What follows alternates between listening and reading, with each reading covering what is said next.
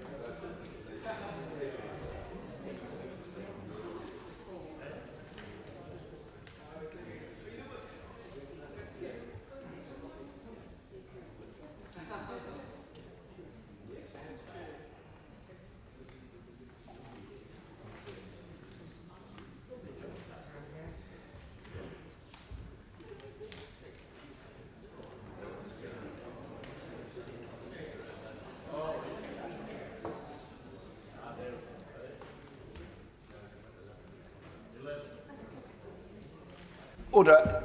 Would the Sergeant please investigate the delay in the no lobby? Thank you.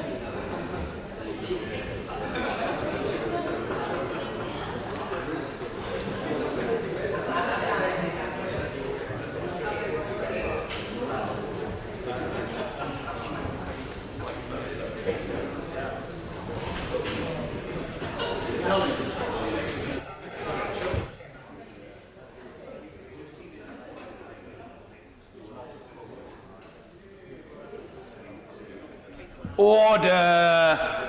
Order! The ayes to the right, 0. The noes to the left, 84.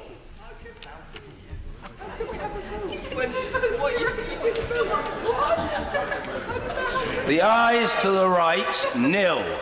The noes to the left, 84. So the noes have it. The noes have it. Unlock. Thank you. Order. As I imagine most honourable and right honourable members present are aware, there will be a service in memory of and tribute to our departed colleague Paul Flynn. That service is due to take place in the Chapel of St Mary, Undercroft, and will begin at 10:30. However, I want to reassure the House, and I do so on the authority of my chaplain, the Right Reverend Rose Hudson Wilkin, who will lead the service, that it will conclude well in time for colleagues to return to the chamber for the 1-minute silence at 11 o'clock. That 1-minute silence, of course, is to mark the second anniversary of the terrible events of the 22nd of March 2017, when lives were lost. After the 1-minute silence at 11 o'clock, we will have urgent questions, and when those have been disposed of, I use that parliamentary term, disposed of, we will resume the debate on the bill. I hope that's helpful to colleagues as a roadmap to how we are going to proceed today. The clerk will now proceed to read the orders of the day. Overseas Electors Bill, not amended in Public Bill Committee, to be considered. No. Thank you. We begin with new clause 1, with which it will be convenient to consider the new clauses and amendments listed on the selection paper. To move new clause 1, I call Mr. Philip Davis. Thank you very much, Mr. Speaker, and I'm obviously sorry that my duties here will prevent me from attending the memorial service for Paul Flynn, but I'm sure we all remember him with a great deal of affection and fondness. I also hope, Mr. Speaker, that you and members of the House will forgive me if I come across at any point during these proceedings of being a bit disorganised. I only got the selection of amendments at just after 8:30 this morning, and given that there were so many down, it's been a bit difficult to get them all marshalled into the right groupings. So if there's a delay or anything like that, it's simply because I'm trying to find out which amendment is in the right grouping, and I hope you'll be patient with me in that regard. Beginning with new clause 1, Mr. Speaker, I should just start, before I get into the nitty-gritty, by congratulating my honourable friend for Montgomeryshire on his success in the private members' bill ballot and getting his bill to this stage. And we all know it's not an easy task to even get a bill to this stage, Mr. Speaker, and my honourable friend has done it with his customary charm and panache, and I congratulate him on doing that. And also in securing the support of the government in his bill up to press. Unfortunately, it's not been a total triumph, as far as I can see, as whilst I'm not opposed to the principle of the bill, which I think is laudable in many parts, I do have concerns about the way it's drafted in particular areas. And in the committee stage, the Honourable Member for Nottingham North said something with which I entirely agree, and I think it's worth repeating, therefore. We should always be very sure about the changes we make to our democracy. Anybody who knows anything about the rules of political parties knows that the little amendments that are made for whatever reason at some point have a habit of creating all sorts of different conclusions later down the line. We ought to ensure that we play out the scenarios that they might present, but also ensure that the changes we make are proportionate to achieving the goal. If we can achieve the same goal by being more surgical, we should seek to do so. And I agree with those sentiments entirely. Not just regarding this bill, Mr. Speaker, but many other bills as well that come to the House on a Friday, I might add. I looked through the amendments tabled by others in this bill in its earlier stages, and some of them seemed worth exploring again, as far as I could see, to see if the whole House shared the view of the committee. Some of my amendments, I believe, are absolutely critical to making this bill supportable, and some that affect issues that I believe should be examined more closely. Now, I accept, Mr. Speaker, that it was a manifesto commitment of the Conservative Party to change the overseas voting rules, but this bill does not just extend the existing setup to remove the 15-year time limit and give votes for life. It also extends those eligible for votes for life, and I think there is a problem in that, and which it goes beyond what people were saying in our manifesto. But I'm moving on to the new clauses and amendments in a bit more detail. New clause 1 is something that was actually discussed in the committee stage, and the Honourable Member for Chester, who I'm delighted to see in his place, who, if I might say so, did an excellent job at the committee stage of the bill, Mr. Speaker, tabling some amendments that I think were very worthy of debate, and I think are worthy of further consideration today. And this is one that I've really one of his greatest hits, so to speak, Mr. Speaker. And as he says from a sedentarist position, there are many, and I'm certainly not going to disagree with it. We probably shouldn't have a division on that, Mr. Speaker, but I'm certainly not going to disagree with it. And in all seriousness, I think he made some very good points in it. And when he suggested this change, new clause 1 in committee, the Honourable Member for Chester was saying that the purpose behind it was to ensure that people register at the outset, so that we avoid spikes in registration in the immediate lead up to an election period, when, given everything else that is going on, electoral registration officers are at their busiest, their work is at their most hectic, and they are under the most careful of examinations. And as he pointed out, we saw that very much in constituencies across the UK at the previous general election. There was not just a flurry of late registrations, but in certain areas there were complaints afterwards that people hadn't been allowed to vote, even though they'd been registered in time.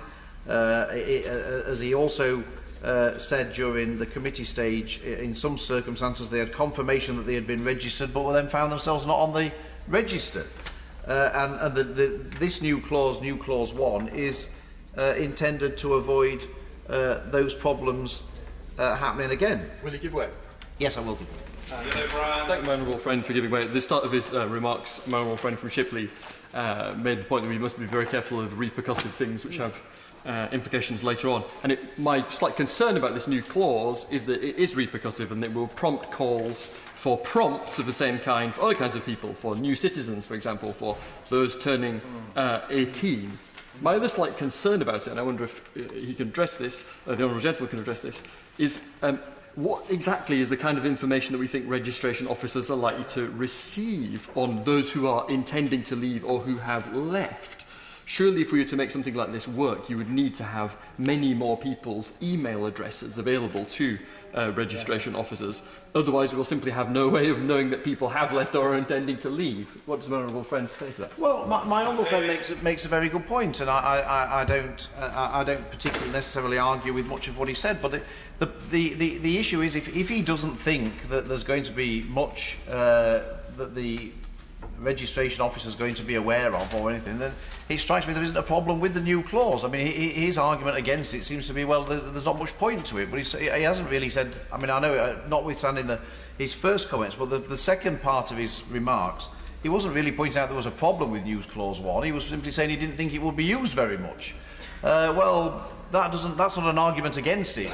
He might not know. He might be surprised. He might be surprised at what the registration officer finds out, and surely the fact that it might not be, I will in a second, the fact that it might not be used very often doesn't mean to say that it's a bad thing to slot into the bill. It just means it might not be used very often, but I'll happily give way to him again.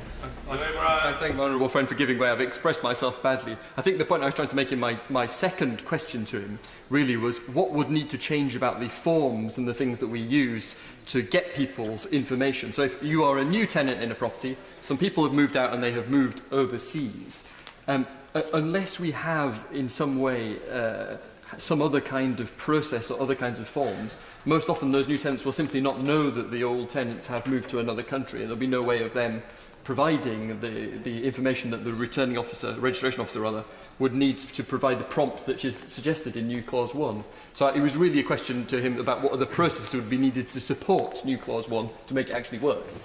Well, I've avoided in this new clause, as I think the honourable member for Chester did at the committee stage, being so prescriptive about what should be involved. It's simply a point to say if somebody becomes aware, it might be something that we can't envisage at this particular moment in time. It's a principle, really, that the new clause 1 is advocating. It's a principle that should they become aware of something, how, I don't necessarily know. In what form? I don't necessarily know that. I can't be prescriptive about those things, but if it happens, there should be a mechanism to try and make it easier, so to avoid the problems that I think we all accept happened at the previous general election when people were turned away, and it was a shambles, quite frankly, in many constituencies. So it may not be the most important piece of legislation that this House would ever have passed. It may not be used a great deal, but it can't do any harm. And if it even if it does a little bit to alleviate some of the problems that we had before with these late registrations, then it can't be a bad thing. That's the contention I will give way against my honourable friend. I thank my honourable friend. He's been very generous with his time. But I wonder if he could address my first point about the repercussiveness of this. If this new clause 1 is passed, he says it can't do any harm, but it will surely prompt other people to say, we now need similar prompts for those who turn 18. We need similar prompts for those who are new citizens of this country.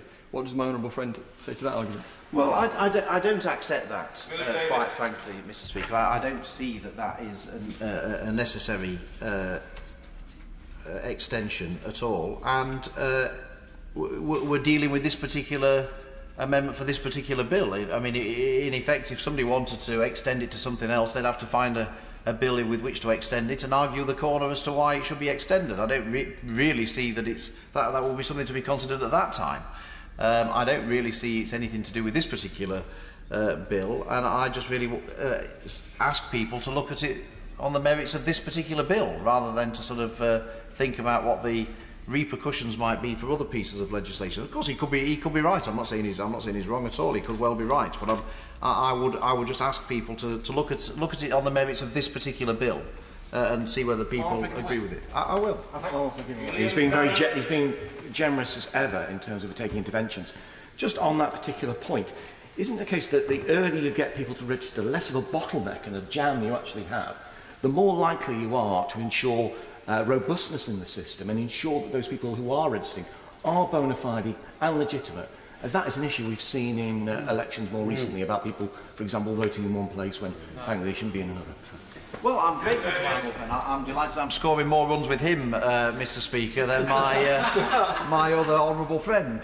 So I very much welcome his intervention. I agree. He also appears to have prompted a stampede from across the across the House. I'll give way to the honourable lady. Grateful to the honourable member for giving way. One way around this problem would be to have automatic voter registration on issue of national insurance number at 16, and I have a private member's bill here at the moment, which I hope the honourable member will support, and the honourable member there. Mr. Speaker, I'm accused of many things on private members' bills on a Friday, but I think it's best if I stick to one at a time. If the honourable lady will allow, and then if we do happen to get onto her bill, I'm sure we can go through the merits of that one, or the merits or otherwise of that bill. We can get onto that at the time. I shall look forward to it, but I hope she'll forgive me if I resist the temptation to start that debate prematurely. I'm sure Mr. Speaker would probably rule me out of order if I started debating her bill with her when we're debating this one. I'll give way to the honourable gentleman. I thank the honourable gentleman again. Could I just probe him slightly on the wording of his amendment, because he talks about those who are going to move and those who have moved, which are actually two very different groups of people, and I could foresee quite simply a way of being amended into the annual canvass that every local authority has to. Those people who may be likely to move within the next 12 months to be prompted to register as an overseas elector if they're leaving the UK. But those people who have already moved are a different group of people for whom the local authority may not have the information to where they have moved to.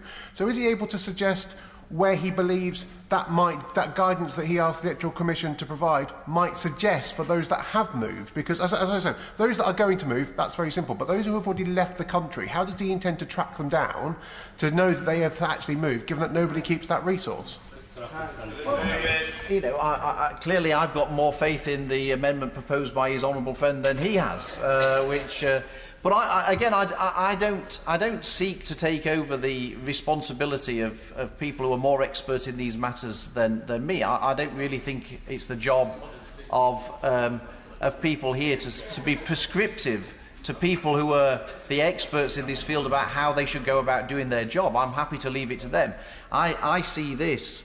And his honourable friend, the member for Chester, can correct me if I'm wrong in terms of where he sees it. But I see this as being just a matter of principle, not really about getting into the nitty-gritties of the practicalities, which I'm happy to leave to the experts. And he may be right. It may not be something that will make a massive difference. I don't know. It may or may not be. He could be right. But I don't see that's a reason not to do it at all, because it may help. And I think any help it provides. And he acknowledged in his intervention that it will certainly help with one group of people. And so that to me is an argument for making a step forward rather than saying, well, let's just not bother because I don't know how many people it's going to benefit or how it might be used. I will give way to my honourable friend. I thank him very much for giving way. He's being very generous. I want to pick up on those who he's indicated are going to move.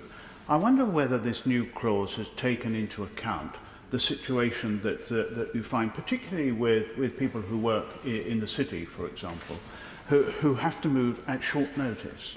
What he has described here admirably describes those that are planning to move quite a long time ahead, but it doesn't take into account those who are going to move at short notice. How is he going to deal with that?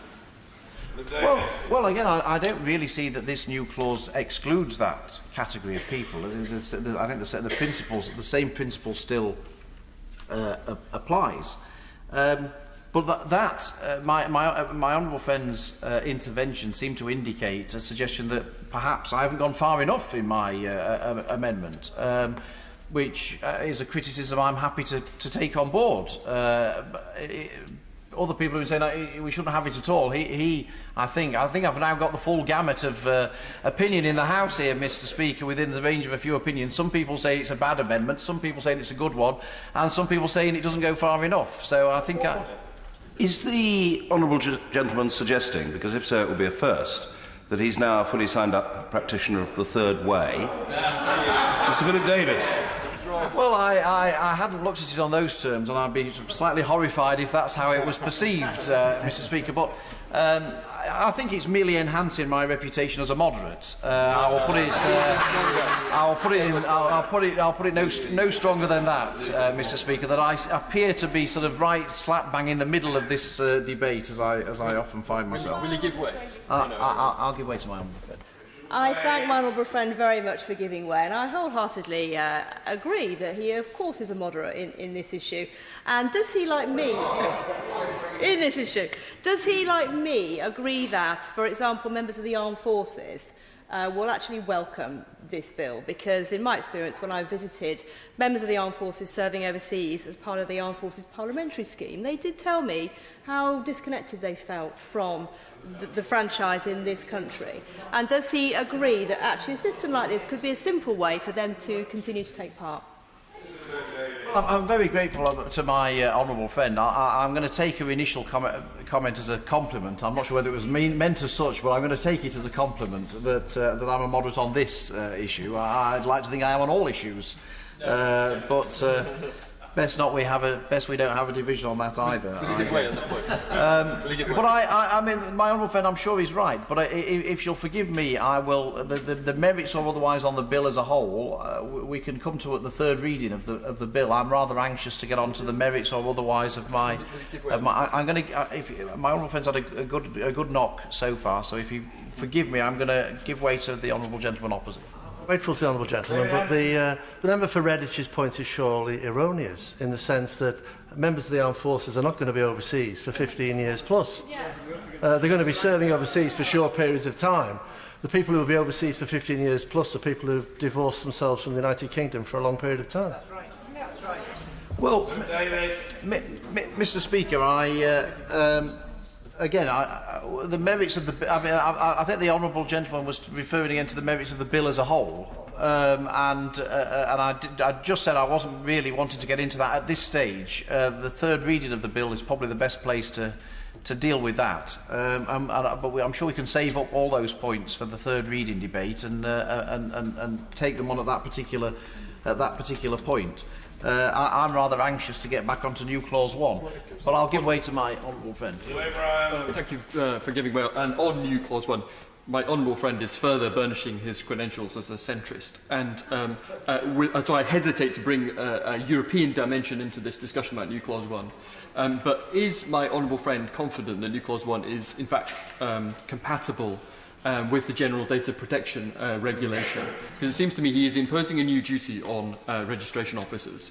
Let us suppose that someone comes to such a registration officer and says, my next door neighbour is planning to move to another country. You should contact them and send them the forms to register overseas. Now, can such information, not gleaned by that registration officer for any particular purpose, be used? Can that be turned into a list within GDPR and then used for a different purpose, perhaps, in order to send these prompts that he is proposing? Is this in fact compatible with European law? Well, my honourable friend makes a very good point, and I'm not a lawyer, and so we tend not to be short of them in this place, Mr. Speaker. So, if there are any who wish to offer up their opinion as to what, I think my honourable friend makes a very, very valid point. I don't know the answer to that, but I'm sure we have plenty of qualifications in this place who may be able to offer an opinion. But of course, this new clause is not limited to the registration officer finding out from a third party. It actually will apply if they find out from the person themselves, and they're just that so he may be right in the circumstance he brings in. He may be wrong. I don't know. That may be something that needs to be tested by the courts. But this new clause is not limited to that group of people. I'll give way. Way. I appreciate the sentiment and the way that you've put this new clause down, but I've moved house on numerous occasions. I've never found a way, or would I have wanted to tell anybody in authority about where I was moving to. Could you perhaps explain a bit more about how it would work in practice? My honourable friend, I'm sure many other people are like her in that regard. It's not really a question of how it will work in practice. It's because it's a question of I mean, I will in a second. It seems to me that the new clause is self-explanatory in the sense that it says if the registration officer receives information that leads him or her to believe that a registered elector has moved or is going to move outside the United Kingdom, the registration officer will contact that elector to prompt him or her to register as an overseas elector. So, in terms of how it works in practice, it seems to me that that's self-explanatory. If the registration officer finds something out, that's what he's going to contact them and say, "Will you register as an overseas elector?" I'm not really sure there's much else I can add to what's stated in the new clause. I'll give way to my honourable friend. I did actually think earlier in his speech about the GDPR issue, which my honourable friend for Market Harbour raised. But I think the truth of the matter is that, you know, throughout government you find ways in which you comply with GDPR. And I don't think it's beyond the wit of registration officers to find a way in which that something like my honourable gentleman's new clause 1 actually would be able to be operable within the confines of GDPR. We should not fear GDPR in that respect. We should always try and find ways to work within it, but at the same time it shouldn't stop us from making law. Well, I'm grateful to my honourable friend, and I think he's right. And of course, the other point I would make in addition to that is that, of course, if we find that this is a useful new clause that's been brought into law and it's been stymied by the data protection regulations, there'd be nothing to stop this House from amending those regulations in order to make it easier to do. So I agree with him. I don't think we should sort of fear doing anything because there may or may not be a problem further down the line. If there is a problem, we can deal with that problem when it appears. Now, I will give way to the honourable gentleman. Give way and acknowledge the very important point that he's making on this. It is important that we give proper scrutiny to legislation coming through, but it does appear from the interventions that have been taken that there's not a lot of explanation as to why some of these new clauses have been put forward, or really any thinking about the real implications that they're going to have. Within this group, for instance, I refer to number 50. I just wonder if on number 50, if he's actually thought through the practical implications of that and what it might mean for returning officers. If I could actually get on to explaining my new clauses, Mr. Speaker, the honourable gentleman might actually find that he's had them. So far, I haven't had a chance to get going yet, to be perfectly honest, on what my explanations are. So it's a bit curious to be accused early on before I've even started as to not giving my explanations for my new clauses. Well, so that's a new one. But I am delighted to hear at least one member of the party opposite who now has stated clearly on the public record that it's very important to scrutinise bills that come before us on a Friday. I'm sure that's welcome. I hope that view will spread like wildfire across the opposition benches, because usually we're told that we shouldn't be scrutinising them at all. So it's a step in the right direction there, Mr. Speaker. If we keep going, we'll be onto a winner here. I'm also surprised, really, that it is what I consider to be a criticism of his honourable friend on the front bench. The honourable gentleman for Chester says from a central position it's his best friend. With friends like that, Mr. Speaker, you don't need many enemies in this place. He's basically just stood up and said that his amendments were a load of old cobblers, basically, and then he says he's his best friend. I mean, goodness, I knew things were bad in the Labour Party. I didn't know they were that bad, Mr. Speaker, infighting amongst friends even. I'll give way. Maybe he can explain himself a bit better this time, Mr. I'm very happy to explain myself in more detail on that point, but I can say that the member for Chester has many friends in this place. But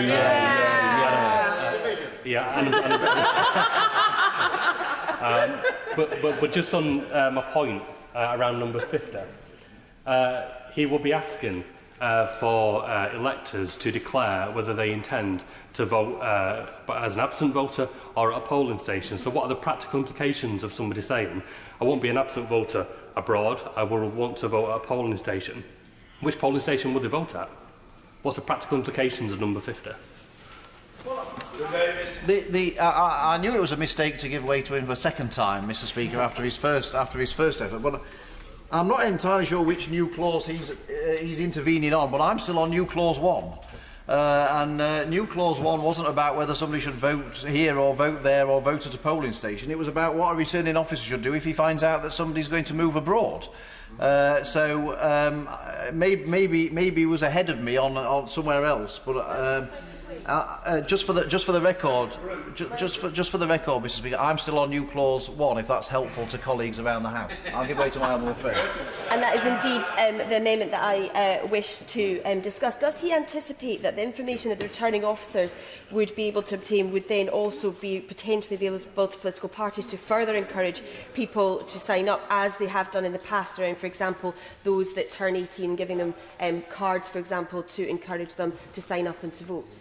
Well, I'm grateful to my honourable friend, and particularly for getting us back on track with the relevant part of the what we're considering. Yes, I do think that would be the consequence, because, of course, what we're trying to do here is encourage people to register as an overseas elector and register as early as possible. And, of course, the earlier that they register, the earlier that information is then available more widely for people to campaign with those people. So I think yes, it will not only will it save the problems that we've had with late registrations, as the Honourable Member for Chester made clear in committee, but I think it will also help their engagement with the political process. The sooner they're registered, the sooner everybody can engage with them. So I'm grateful to my honourable friend for highlighting that point, which I must confess I hadn't really considered. I will indeed, as long as I'm going to be sticking to New Clause 1. He hasn't been affected by the. He hasn't been affected by the person he's. We can't both have both honourable gentlemen on the feet at the same time. Miss Davies is giving way and Mr. Rodda's going to quit. Are you giving way? I will give way to the honourable gentleman. I'm very grateful to the honourable gentleman for giving way, and I appreciate that he's got a great deal of interest in a wide range of potential amendments. Would he agree with me that there's a certain rich irony here that whilst he's spending a great deal of effort looking at the issues relating to overseas electors, and as my honourable friend mentioned earlier, there are deep technical problems for local returning officers trying to take ballot boxes to a wide range of overseas locations, these may be missing the much more pressing need of local British residents who move house regularly, such as young people who move regularly in my Reading constituency? Well, Mr. Deputy Speaker, I'm not entirely sure what's up with that particular part of the benches opposite, but they seem determined to talk about anything other than the bill that we're on and the new clause that we're on. I mean, the honourable gentleman's intervention seemed to be to say that it's all very well talking about his new clause 1, which I took it from what he said he agreed with, because not least because it's actually the new clause that his honourable friend introduced in committee, so I'd like to think even on that basis he's got a bit of trust. But he basically seems to be saying that because of the merits or otherwise of New Clause 1, I should be talking about something completely unrelated to the bill about domestic voters. Well, Mr. Deputy Speaker, I'm sure if I started launching into a speech about how we should deal with UK voters who happen to move to another UK location, it wouldn't be long before you said to me, you're out of scope of the bill and you're deviating from the subject. And I'm surprised the honourable gentleman's encouraging me to do so. So I will give that bench one last go to see if there's any problem with it. I'll give the honourable gentleman one last go. Thank him for giving way. I mean, I think the clear point is the amount of effort and money dealing with overseas voters and yet ignoring a large number of people in this country that could be registered a lot easier, but just totally ignoring them. There are thousands of people who have actually completed part of the forms and perhaps haven't filled in their national insurance numbers, but little effort is actually gone to actually making sure that they get on the register. It was clearly a forlorn hope, Mr. Speaker, to expect the honourable gentleman to actually stick to the bill. I mean, all I can say to the honourable gentleman to try and clear this up, I didn't bring forward this bill. This is not my bill. Whether he thinks, whether he thinks that we should be concentrating on this bill or some other bill would have been a better use of the House of time, that is out of my control. I did not table this bill. I found that this bill was the top of the pops for today's. And I decided to try, which I think is the duty of this. This is what we do here. Explanations are usually for people outside the House, but it seems that today we're having to have them for people inside the House. That the purpose of this point, the report stage of the bill, is to scrutinise the merits or otherwise of this particular bill and to see if in some way it can be improved. Not to decide whether or not this bill should be the one that's first on the agenda, of which I have no control. So I will say just if and so what I'm trying to do to the honourable gentleman, whether or not this is the most important bill that should come before the House, is a matter of debate which is not particularly relevant at the report stage of a bill. It's not my bill. I didn't choose for this bill to be debated. I'm simply picking up a bill and trying to make the best of it and try and improve it. And these improvements that I'm suggesting have largely been suggested by members of his own party. So I would have thought that he'd be encouraging me to try and improve it in the way that his own party wants to see it encouraged. But I'm certainly not giving way to the honourable gentleman again. I'll give the honourable gentleman another go. I thank the honourable gentleman from Shipley for giving way. As pertaining to new clause 1, could he say a few words, perhaps, about his intention at which those people whom have been prompted to register as an overseas elector would appear on the register? We currently have in this country a position where 17-year-olds can register as an attainer, so that they are on the register at the point at which they turn 18.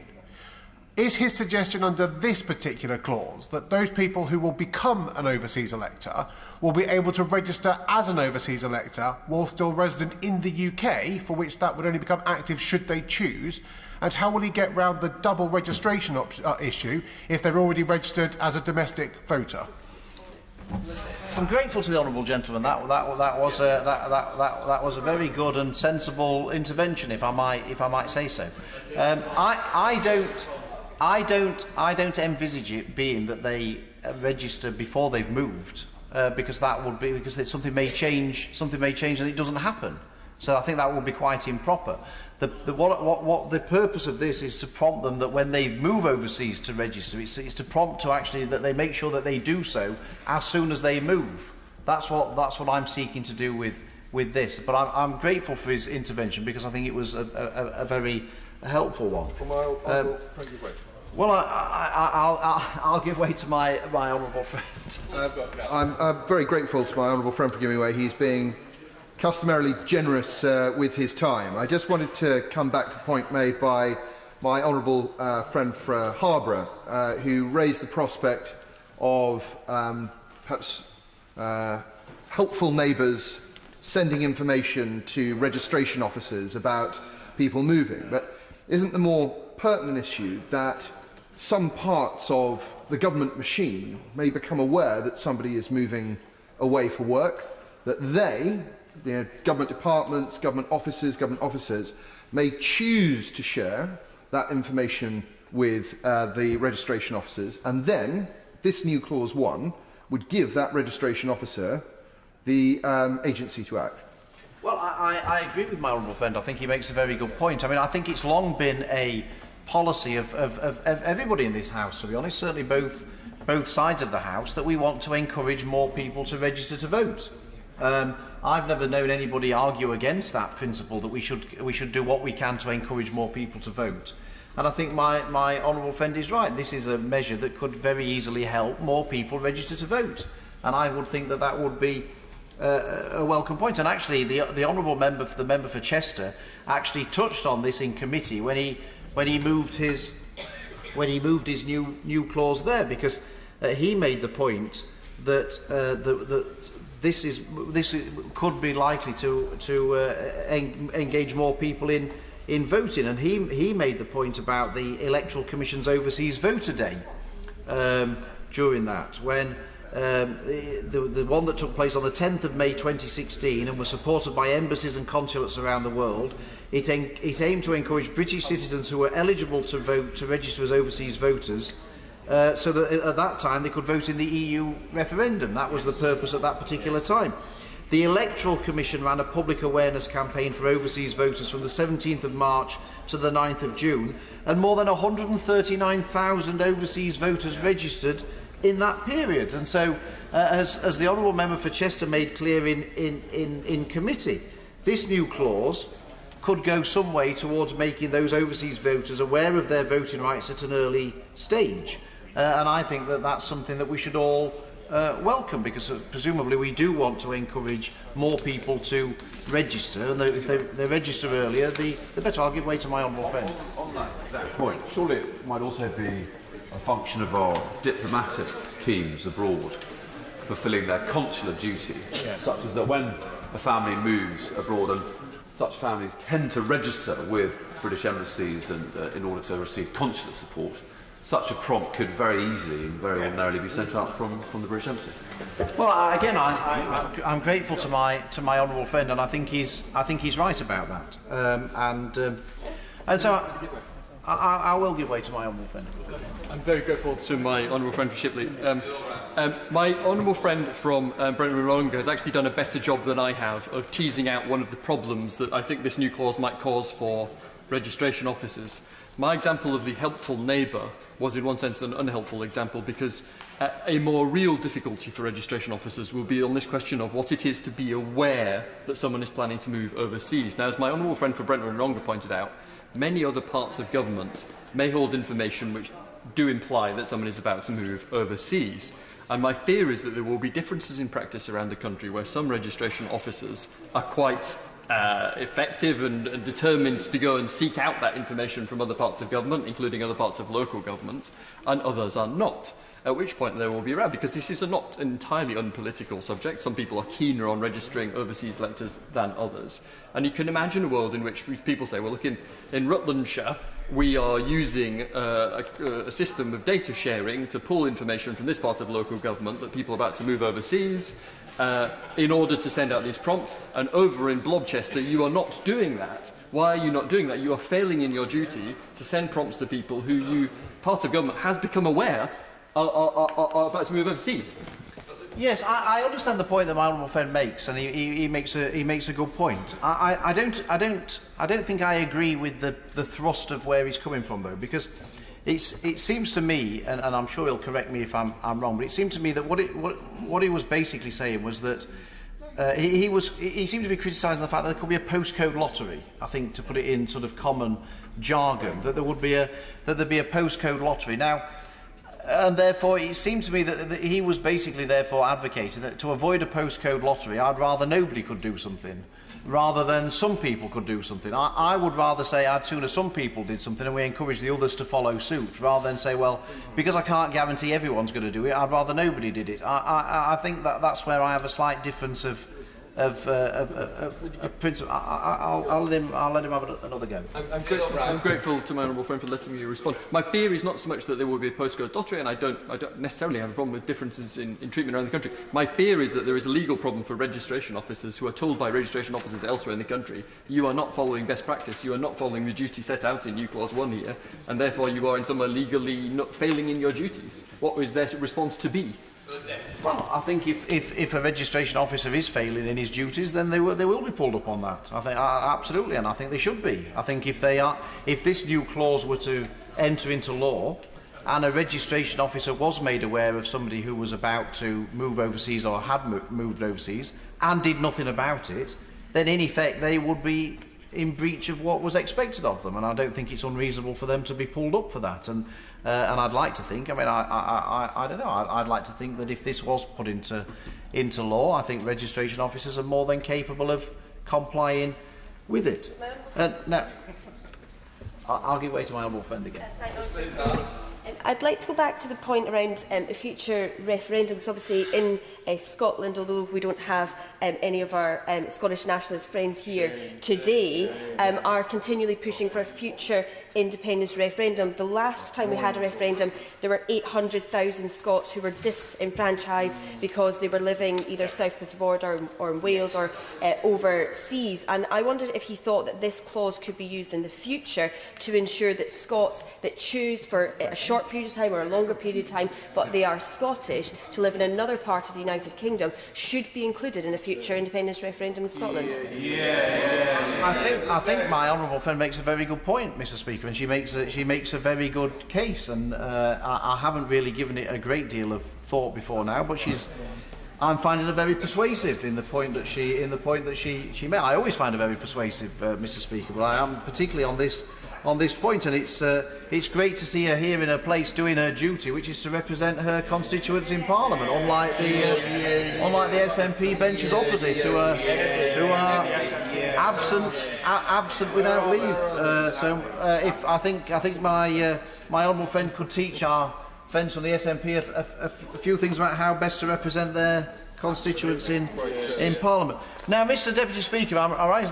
We could be in for a long morning here, because I've just done new clause 1 there, and I've barely got going. To be perfectly honest, and we still have quite a few new clauses to go, as people will see from this particular group, and we've got 3 groups of amendments to go through. So, if people, notwithstanding the urgent questions and what have you, so I think if people will allow me, I will. Well, I did mention the honourable gentleman opposite at the beginning of my remarks. I think it's only fair that I do give him a go. I'm very grateful. I'm conscious the honourable gentleman from Shipley has been very generous with his time, and I'm very grateful for him quoting what I said in committee. He's mentioned on a couple of occasions his confidence, which I share, in electoral administrators' abilities to fulfil what he says in new clause 1. I wonder if he has any concerns around their resourcing to do so. There's only £8.8 million in this for implementation and 10 years of operating. Would new clause 1 bring any other financial burdens? The honourable gentleman raises a fair point, and clearly, if we are making requirements on anybody, particularly public bodies, it's only reasonable that they're given the resources to implement those. I personally, he may have a different view, and his honourable friend may have a different view. I'm not entirely sure that this would be an onerous burden on registration officers, and that's my view, and I'm pretty sure that they could do it quite readily. But I think I take the point that if my new clause was brought into law and it proved to be more effective and more popular than even I had anticipated, then it would be right in those circumstances for the government to follow that up with the resources that they need in order to make sure it's done effectively. There's no point having good ways to help people to register, and then it's not being the registration officers just not having the wherewithal to do it. So I'd sooner do it that way. I think we'd see how it went. But I think he's right that if it did prove to be effective, they should get those. I am anxious to move on, Mr. Deputy Speaker, but I'm very grateful for the honourable member for Shipley for giving way. Like him, I share his confidence with regard to new clause 1 that returning officers and administrators in local government are fully capable of doing implementing new clause 1 if it were put into law. I have great confidence in Andrew Culver in Rushmore, who's given an OBE for his services to democratic services in Rushmore. But would you agree with me that equally it's the burden of this new clause would be on not just the point of departure but on the point of arrival, and if this is going to be done effectively, it needs to be a job of consular officials and our diplomatic teams having a sort of public awareness campaign, so that when people arrive at their new place of residence, they are encouraged to register. Yes, my honourable friend's absolutely right, and I certainly wouldn't see this particular new clause as an excuse for embassies or people abroad to sort of say, "Oh, we don't need to do anything now." Far from it. I think this would complement the work that they already do, and hopefully assist them in the work that they do. Because he's absolutely right. That is just as if not much more important. Now, I was going to move on, but as my honourable friend went to the same school as me, Mr. Deputy Speaker, I must. He's a far better example of it than I am. I'm sure you would agree. So I will give way to my honourable friend. Thank you, Mr. Deputy Speaker. And as my honourable friend says, yes, we did go to the same school, and I was at the prize giving last summer, where I was reminded by the Chairman of Governors that in my final year I had won the Philip Davis Prize for debating. So very big shoes to fill, I'm afraid. But whilst I have no doubt that my honourable friend's new clause would be both effective and popular, in the third line it does say that registration officer shall contact that elector. It doesn't say may contact, nor, as our right honourable friend the Attorney General may put it, to use best endeavours to contact. This clearly creates a legal duty, and I wonder whether my honourable friend has given any thought as to what might count as reasonable steps that one would expect registration officers to use, and what remedies might be available should they fail to use those steps?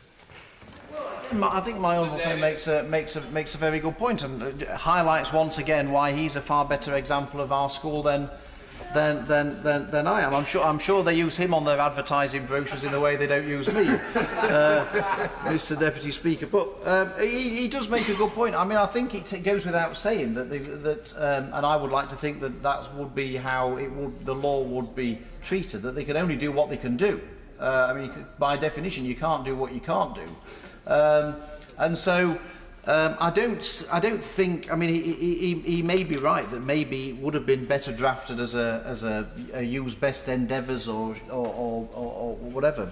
Maybe that. But I personally, I see as it's written as meaning that anyway. To be perfectly honest, because by definition, somebody can't do something that they're not physically able to do. But my honourable friend is as eagle-eyed as ever, and I'm grateful to him for highlighting that point.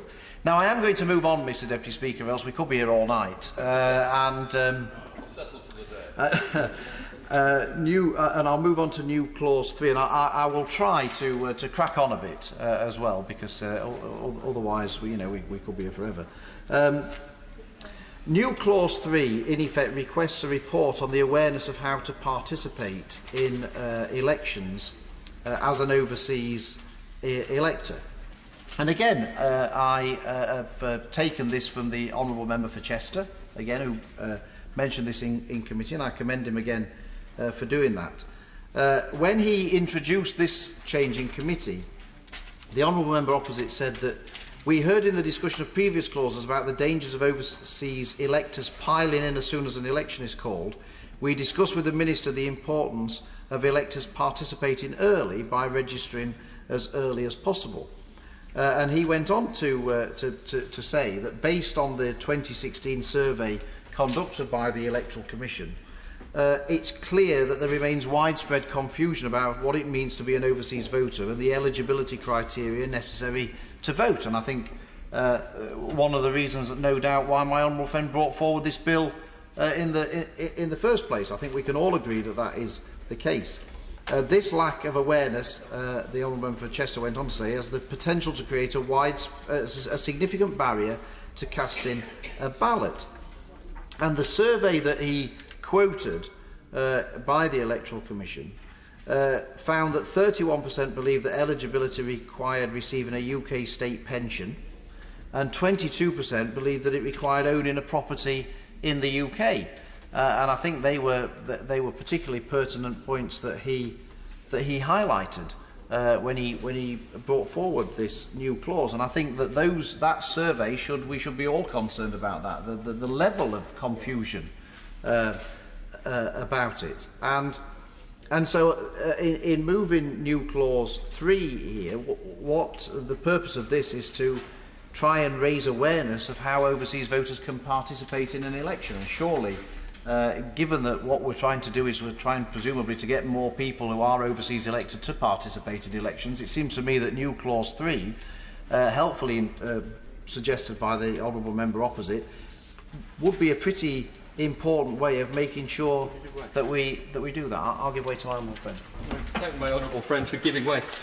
A question I have, I agree with everything he said so far about new clause 3, but one question I have is, in his new clause 5, which we will come on to later, he specifies that the report in that section must be produced within 12 months of that section coming into force. And yet in new clause 3, there is no timetable guiding when the Minister for Cabinet Office or the Secretary of State must publish the report that he is talking about. Now, that report could come 10 years later, which would be absolutely of no use. Is there a particular reason why the Honourable Member has not suggested a timetable for this new clause? Well, I'm grateful to my honourable friend, and I think again he highlights the importance of scrutiny of bills, particularly on a Friday, and I'm grateful to him for doing that. I think he makes a very good point that I'm sure a date would have been beneficial to this. As it happened, I'm not trying to pass on responsibility, because that's not the purpose. But I merely took what the honourable member for Chester had tabled because I thought it was a good amendment. But obviously, I take full responsibility for the new clause that I've tabled, and I think he's right. I think it would have been better. But I hope that if new Clause 3 is passed, pressure could be brought to bear on the Minister in the usual way that we do in this House to speed things up. I'll give way to him again. Give way to, thank you to my own friend for giving way. I don't regard the absence of a date as in any way fatal to this clause or an argument against it, but for the benefit of those who have to then implement this new clause in future, I wonder if you could guide them by specifying now in this debate, which they will in future read, whether he expects that this will be done prior to commencement or a progress report sometime later, and indeed whether he expects that it could be a regular report that perhaps happened every year or every couple of years. I wonder what his view on what should happen Yes, is. I mean, I think it should be done as soon as is practical, and I think he's right. I think it shouldn't be just a one-off. I think it should be done something that the Cabinet Office do on an ongoing, regular basis. So I hope that helps my honourable friend. But I think he's right, and I'm grateful to him for picking up that particular flaw. I'll give way to the honourable gentleman opposite. Again, I thank the honourable gentleman for Shipley for giving way. He is being remarkably generous with his time this morning. I appreciate that we will not be debating this amendment until later, but it is part of this grouping. So, under the amendment the gentleman has laid, number 50, he talks about declarants wanting to vote at a polling station. Now, new Clause 3 talks about assessing ways in which overseas electors could participate in elections. In French presidential elections, overseas electors from France and the UK can physically turn up and vote and cast their ballot in a ballot box. Is it his intention, or is it his understanding that as part of the assessment that he is seeking that the Cabinet Office do, that they consider whether or not physical polling stations in overseas areas for overseas electors is something we should be moving towards? I think you know, the honourable gentleman raises an interesting point, and it's obviously I will come on to my amendment 50 when I get to it. But I think he makes an interesting point. I don't really have a particularly strong opinion, as it happens, about whether or not polling stations would be useful or not. It may well be that in areas where there's a large concentration of overseas voters, that might be more convenient for everybody and would encourage turnout. I don't have a strong opinion. I'm certainly not necessarily disagreeing with the honourable gentleman, but I wouldn't want him to take it that I'm necessarily agreeing with him either, if he'll accept that. New Clause 4, Mr Deputy Speaker, is again one of the honourable member for Chester's greatest hits. He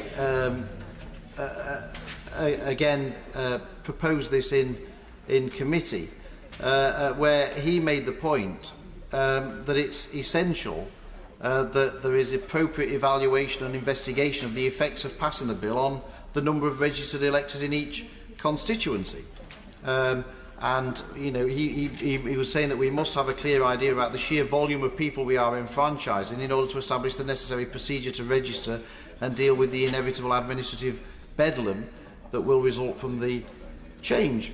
And I want to quote some of the figures that he gave during that debate, because I think it was very interesting. He said that under the 15-year rule, the number of registered overseas voters in the June 27 general election reached just over 285,000, surpassing the December 2016 record. The government estimated that it's about 20% of eligible expats under the current 15-year limit, giving a potential electorate of around 1.4 million. And that figure, he said, has the potential to increase fivefold with the passing of the bill. The number of overseas voters registering to vote has risen largely over the last 10 years and continues to rise, which he said could be attributed to the increase in awareness by overseas voters about voter registration. But he made the point that until 2015, the number of overseas voters registered to vote had never risen above 35,000. And I thought that was actually quite telling in terms of the difference. And of course, what made the seismic difference was the EU referendum in June 2016. And I mentioned that earlier in terms of the work that was done in embassies around the world to try and encourage people to register and all the rest of it. But I thought, therefore, that New Clause 4 had merit just simply in dealing with the scale of the numbers that we are talking about, the increase that we are talking about. And I'm not saying, Mr Deputy Speaker, that I would ask to press it to a vote, but I certainly thought it had merit for certainly further consideration today, because I thought the points that he made in that debate were striking and something that we should all consider. I'll give way to my A very interesting point, and I have to say I'm quite staggered at the potential of 7 million people overseas potentially being able to be enfranchised long term if the 15-year rule falls in that respect. I think that is very, very telling. Isn't it true in his reflection there in terms of the EU referendum that, frankly, when the establishment wants to do something, it will put its shoulder to the wheel and get this done? And isn't it the case that with this piece of legislation, that should this come about, we will find a way, in order, frankly, to overcome any logistical issues? Yes, I think my honourable friend is I think he's absolutely right about that. And yes, it is amazing what can be achieved when the government and the powers that be set their stall out. And so yes, I mean, but I think we shouldn't. I mean, I think that, you see, the point that the honourable member for Chester was making, as I see it from that intervention, was actually this could make a big difference to elections in this country, and ultimately elections could and may well be decided in future by people who don't live here. And is that something that we want to see happen? Now, it may well be that people do want to see that happen. That may well be the case, that they're quite happy for that to happen.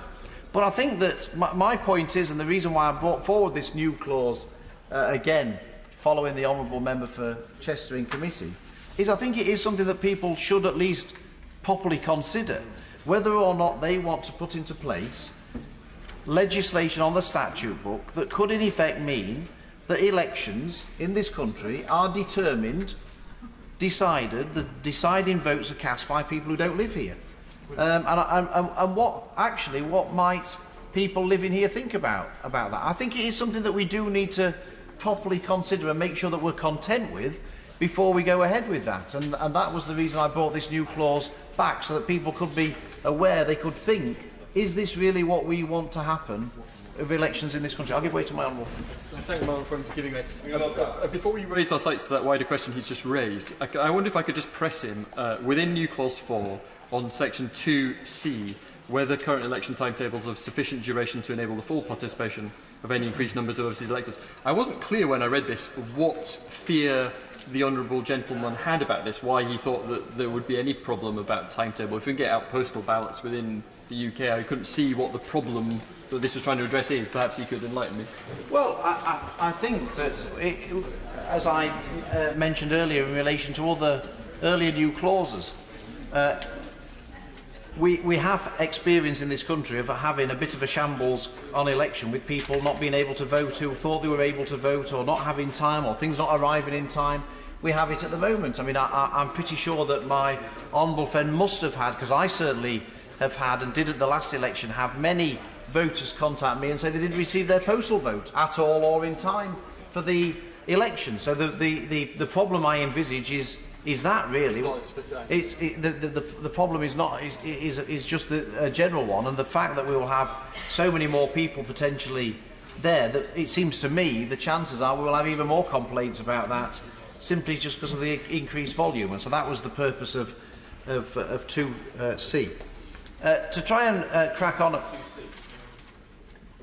I'll give way to the A significant point around 2C is that the anxieties around tables is what the electoral administrators themselves have said to us. And that actually I was very enthused to see that in there, because we weren't able to get that in during the committee. But we really ought to listen to the experts and make sure that the system is workable. Yes, I'm grateful. I'm grateful to the honourable gentleman, and I don't disagree with that, and that was a helpful point to make. So new clause 5, Mr Deputy Speaker, I'm on a bit of a roll now. New clause 5. Again, I've got to thank the honourable member, the member for Chester, for prompting me to table this particular new clause 2. When he did so, he said that the new clause requested a detailed report on the representation of overseas voters, including how they might be represented by their MPs, and any additional demands that may be placed on MPs and their resources as a consequence of the provisions of this Act. Now, the current guidance provided to MPs regarding constituency correspondence with expatriates is vague, probably because there aren't that many of them at the moment. The bill doesn't define the responsibilities of members of Parliament towards their overseas voters, and the assumption, I will in a second, the assumption therefore is that the current position and precedents will be maintained. The Code of Conduct says that members of Parliament have a special duty to their constituents, and the Honourable Member for Chester also went on to say that given the Minister's insistence on treating overseas voters with the same importance as UK-based domestic voters, there needs to be a discussion about how best to achieve democratic representation before we open it up to many more people. And so he asked what assessment the government have made of the representation of overseas voters by members of this House. Of course, I'll get way to mine. To my honourable friend, would he just accept the fact that there are some of us in this House who do represent the views of overseas voters and their interests, irrespective, in some cases, of whether they're constituents or not, and find that it does not place an intolerable burden upon us? I'm quite sure that my honourable friend and his staff could manage. Well, I'm grateful to my honourable friend for that, and what he said at the start of that is absolutely right. I don't think anybody does more in this House to champion overseas voters than my honourable friend, and I pay tribute for what he's done over a sustained period of time. And I'll take his second point as a vote of confidence in me, and so I'm grateful to him for that too. I think my honourable friend. My honourable friend for giving way. I was just worried that he might be setting a dangerous precedent with regard to the idea of measuring how well MPs represent any of their electorate. The idea of perhaps a scorecard for the future is one he might consider. Certainly not, Mr. Speaker. I certainly wouldn't consider a scorecard. I think the best measure of our ability to represent our constituents is done at an election, and whether or not our electorate wishes to continue representing them or whether they don't. That's the best scorecard I can think of, quite frankly. I'll give way to the honourable gentleman. Thank you, Mr. Speaker. I again thank the honourable gentleman for giving way. He's being exceptionally generous with his time. The way in which members of Parliament represent overseas electors he's touched on as being quite important, but does he share my concern, frankly, that if we have constituencies where there is an increased number of overseas electors that do put additional burdens and strains on members of Parliament time, their office and their staff, the ability of IPSA to recognise those unique circumstances will be zero, and we will spend most of our time battling with IPSA for the resources that we need to do our job rather than doing our job. Well, the honourable gentleman might be right. I mean, I'm not one of those people who bashes IPSA. They've got their job to do. They make their decisions, and our job is, frankly, just to get on with whatever they determine. But he may be right, and I think the point is, I think my honourable friend for Thanet North is right. I think that largely this wouldn't be a problem. I accept that. But there may well be examples where there is a certain group where it affects particular constituencies a lot. I don't know if that will be the case. I don't think it would affect mine, frankly. Well, there may be some constituencies where it does have a disproportionate effect, and I think in those circumstances the honourable gentleman makes a fair point, because I think one thing that IPSA probably find it difficult to do is deal with things where there's different pressures in different areas, and it's usually done on a more across-the-board basis, understandably, but it can create some problems. So I think on that basis the honourable gentleman has a fair point. I'll give way to Mel. Further to the point made by my friend from Walsall North, it seems to me that in 2A we are asking for something which is impossible, because it is simply a radically subjective measure. Is the Minister supposed to measure the turnaround time of correspondence? Is the Minister supposed to look at your contributions in the Chamber or measure your eloquence? We seem to be asking simply for something impossible in 2A here, I'm afraid.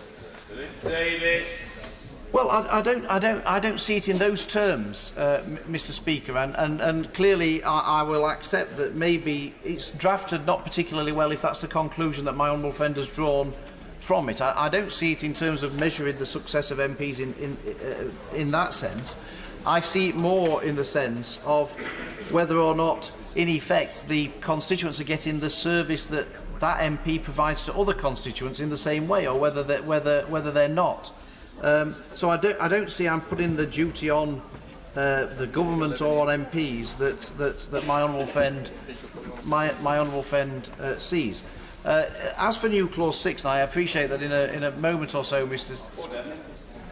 Well, I'm extremely grateful to the honourable gentleman for his characteristic courtesy. How fitting it is, colleagues, that the Chamber is as well attended as it is at this time on this very significant day.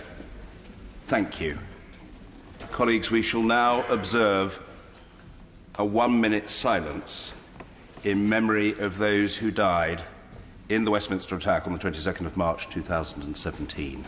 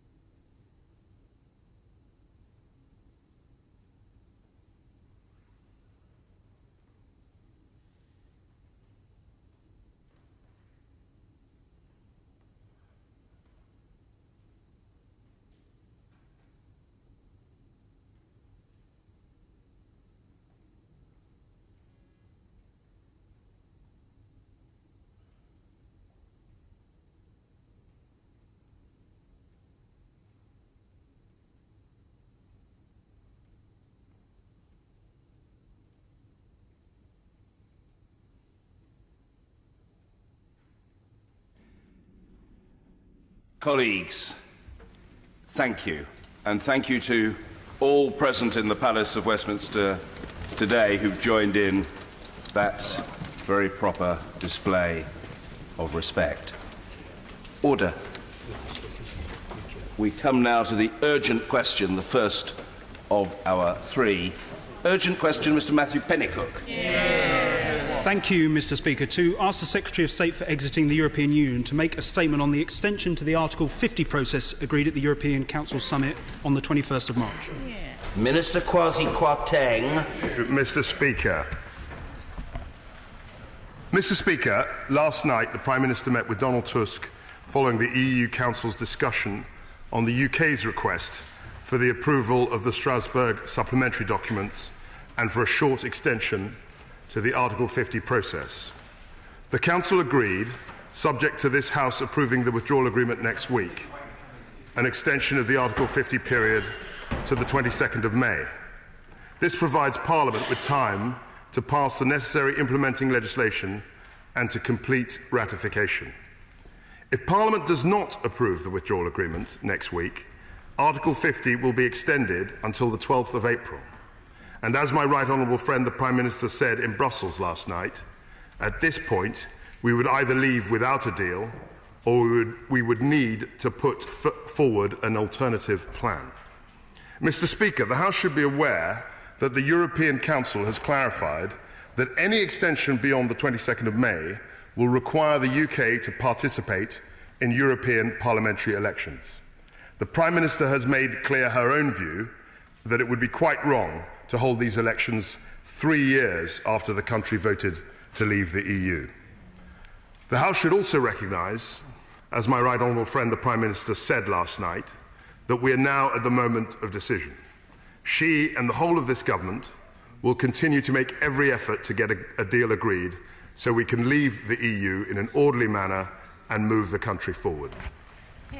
Matthew Pennycook. Mr. Speaker, can I thank you for granting this urgent question?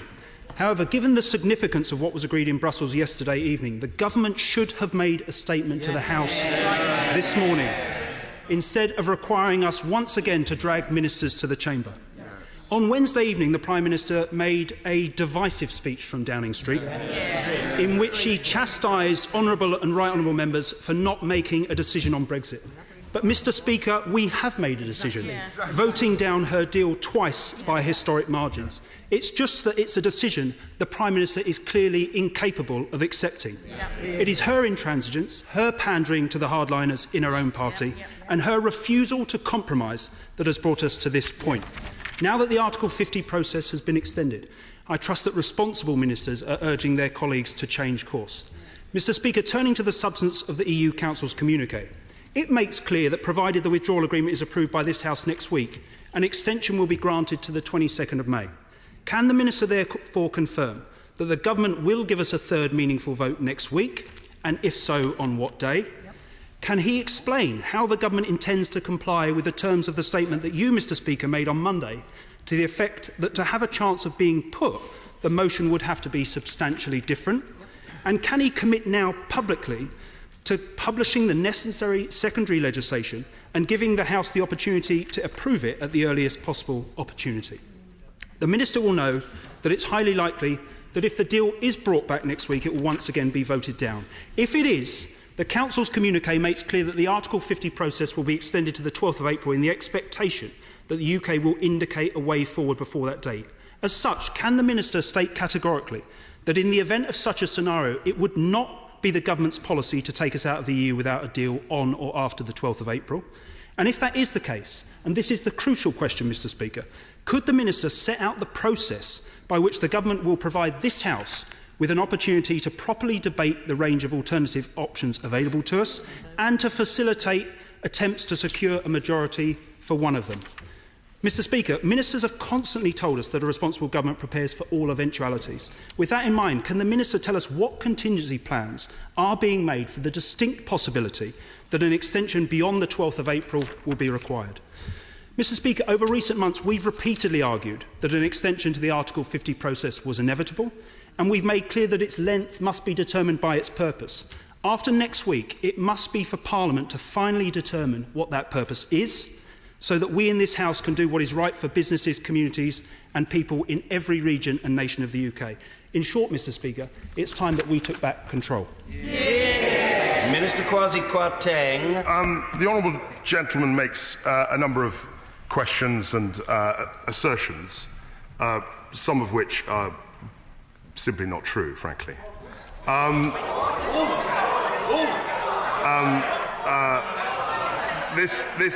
The idea that my right honourable friend, the Prime Minister, has refused to compromise, I think is an exaggeration. I don't think that's an accurate reflection of what has happened.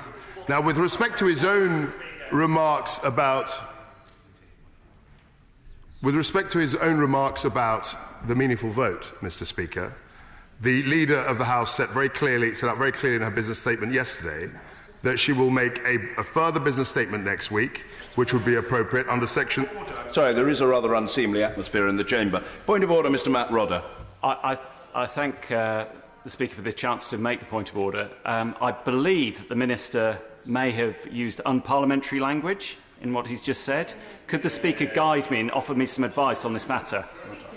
I don't think it was unparliamentary language. Whether it was altogether tactful, is a matter for speculation and conjecture, and people will have their own view. I think in saying what he did, I'm inclined charitably to interpret what the Minister said from the bench when he said that the opposition spokesman had made statements which were not true. I have to assume that he was asserting that the Shadow Minister was incorrect, that he was erroneous. I can't believe for one moment that he was accusing the Shadow Minister of lying, because that would be disorderly. And the shake of the head from the Minister on the Treasury bench, which will be recorded in the official report, testifies to the correctness of my interpretation. But can I very gently suggest to the Minister, who's had a difficult time at the box this week, that a felicitous use of phrase would probably be to his own advantage. Minister. Thank you very much, Mr. Speaker, for your guidance. And I would also like to stress once again, I wasn't making any assertions as to the honourable gentleman's moral character. I was just making a statement about certain things about what he said, in my view. So in respect to his question about In respect to his question about the meaningful vote, it is the government's full intention, I think, to bring this meaningful vote to the House. We have to have a decision, and the House has to decide. The House has to decide whether it will vote for a deal and commit to an orderly exit out of the EU, or whether, on the contrary, it seeks to maintain a stance of indecision and continue the uncertainty. Sir Edward Leigh. I'm not sure the Minister's answered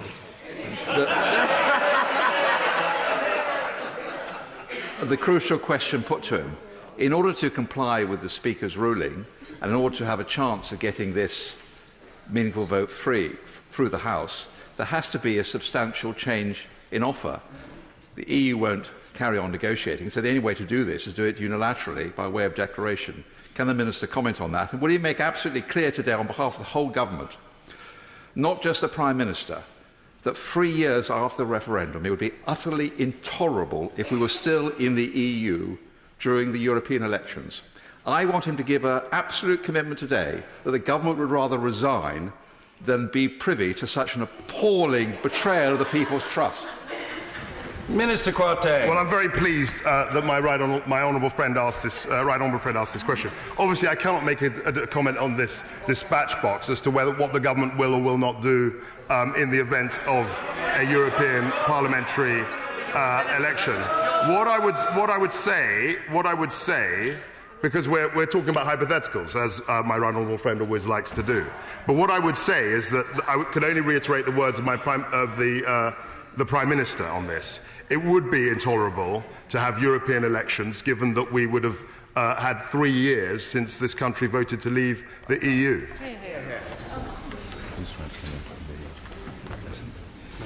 Hon Hilary Benn. Thank you very much indeed, Mr. Speaker. We will not now be leaving the European Union on the 29th of March, but this is crisis delayed and not crisis avoided.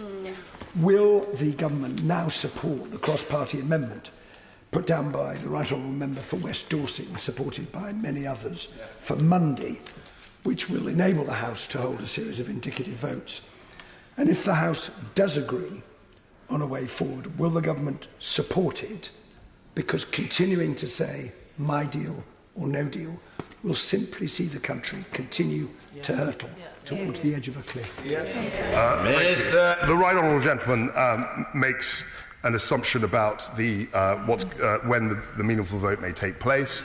I think the government's focus at the moment is to make sure that we can potentially get a meaningful vote and actually secure the deal on the table. That's what I've always maintained since I've been in office, and actually before I took this office. We want to pass the meaningful vote, and then we want to be able to introduce a withdrawal bill. Now, if the meaningful vote doesn't get through, we will have to look at alternatives. Mark Francois. Thank you very much, Mr. Speaker. Can I remind the Minister of Dennis Healey's first rule of politics? When you're in a hole, stop digging. Whenever the meaningful vote is tabled, if you, Mr. Speaker, allow it, I believe this House will vote it down, not least because of the rather hubristic speech the Prime Minister made when she effectively attacked members of this House for having the temerity to vote with their consciences. So I think it won't go through. If that is the case, which I very much hope and believe, will the Minister confirm that we cannot extend again beyond the 12th of April, even if the EU Council want us to, unless the United Kingdom agrees? Minister. Of course, that is absolutely the case. If he is right, and if the meaningful vote comes to the House, and if it's voted down, then they will not be able to impose necessarily on this House any exit terms. I mean, we would have to have some consent in this House on the way forward. Stella Creasy. Thank you, Mr Speaker. The Minister says that this House is in a state of indecision. It isn't. This House has repeatedly decided. It decided on the 15th of January, it decided on the 12th of March, it's decided on the 13th of March. In fact, it has decided repeatedly every single week for the last couple of weeks to say no to the Prime Minister. Yep. Now, this House also wants to get on and make decisions. The member from Leeds and West has talked about the cross-party amendment. So my question to the Minister is very, very simple. If the House votes for that amendment and gets the opportunity to move things on, will the government honour the will of the House? Yes or no? Minister. So the honourable lady suggests that the House has actually decided. The House has decided to say no many times. But what the House hasn't decided to do is to have an actual course of action or a plan which will take us out of the EU. And all I would ask members of this House is a degree of patience. Let's see what happens in the meaningful. Let's see what happens in the meaningful vote. And let's see what happens in the meaningful vote. And then we will have to take forward the necessary actions that we need. But let's see. I don't want to prejudge that now. Kevin Foster. Thank you, Mr Speaker. It was interesting to see the outcomes of the Council last night. But would the Minister reassure me one still remain committed to delivering the result of the referendum in 2016? And that actually what faces this House next week is there are only three choices unilaterally we can take.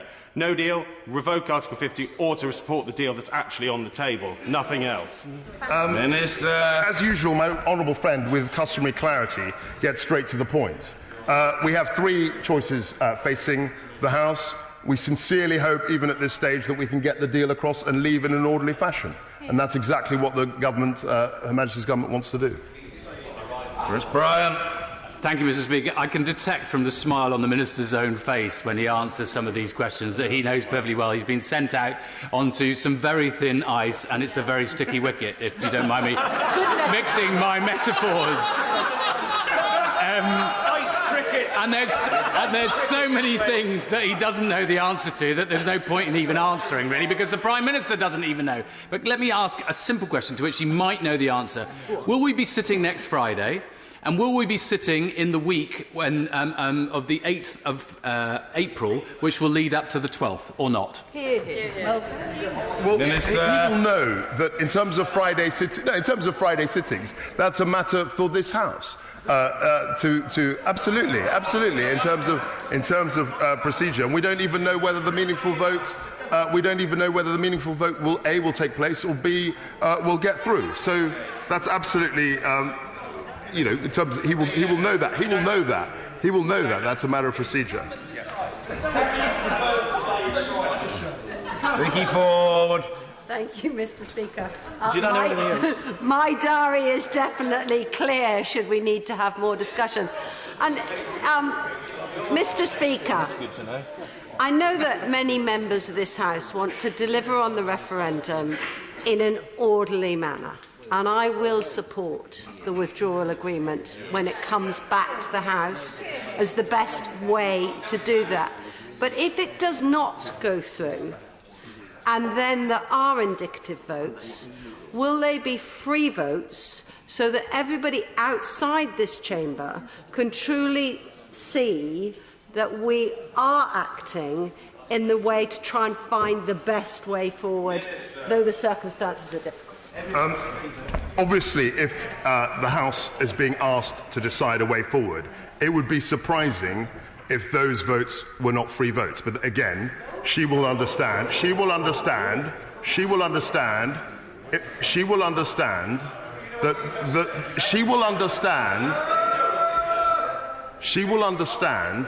that that ultimate decision is a matter for the business managers and will be taken as and when the debate would take place. I said it would be a matter of surprise to me, but that's where I would. Roger Gale. The honourable gentleman's pardon. I should have gone to the other side. Owen Smith. Very grateful to you, Mr. Speaker. The reports that yesterday evening the Prime Minister left European leaders deeply unimpressed with her performance. It's a familiar situation for those of us in this House used to questioning the government. Did the Minister really say a moment ago from the dispatch box that he anticipates the government will have a free vote on the withdrawal agreement when it comes back? With respect, I have to say he utterly misheard, or certainly misunderstood, what I was saying. I was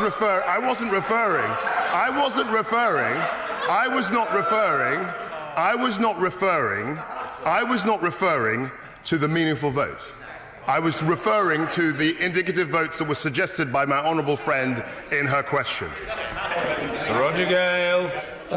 Mr. Speaker, the extension agreed by the European Union last night was clearly a significant alteration in the circumstances, and I hope that that will mean that you will feel able to allow the meaningful vote to be put to the House again at some point next week. Mr. Speaker, I'm saddened that the opposition front bench found it necessary to criticise the Downing Street speech. It wasn't a statement of It wasn't a statement of opinion, it was a statement of fact. The fact is that honourable members on both sides of this House have been very good at finding things that they can't agree with and not very good at finding things and a particular solution that they can agree with. Would my honourable friend agree that the Prime Minister is offering not a grievance but a solution, and it's one that we should now support? I couldn't agree with my right honourable friend strongly enough. The Prime Minister has set forward her deal. I have strongly believed that the deal is the best way out of the EU, and I will continue to make that case along with other members of the government. Thangam Debbonaire. Thank you, Mr. Speaker. Mr. Speaker, I'm heartily sick of being told by ministers and other members that the House doesn't say what it wants. We keep having that option ruled out. So will the government, will the minister now commit, if he's cross with us for not saying what we want, will he agree now that we will get the amendment passed, the government will support the amendment for us to have a series of indicative votes on what we do want, which some of us would really like to do? I'd like to reassure the honourable lady, I'm not cross at all. I'm perfectly happy to take questions and to engage with the House. Let's get the meaningful vote. If the meaningful vote is voted down, then we will then proceed to face the question that the EU has set us in terms of April the 12th.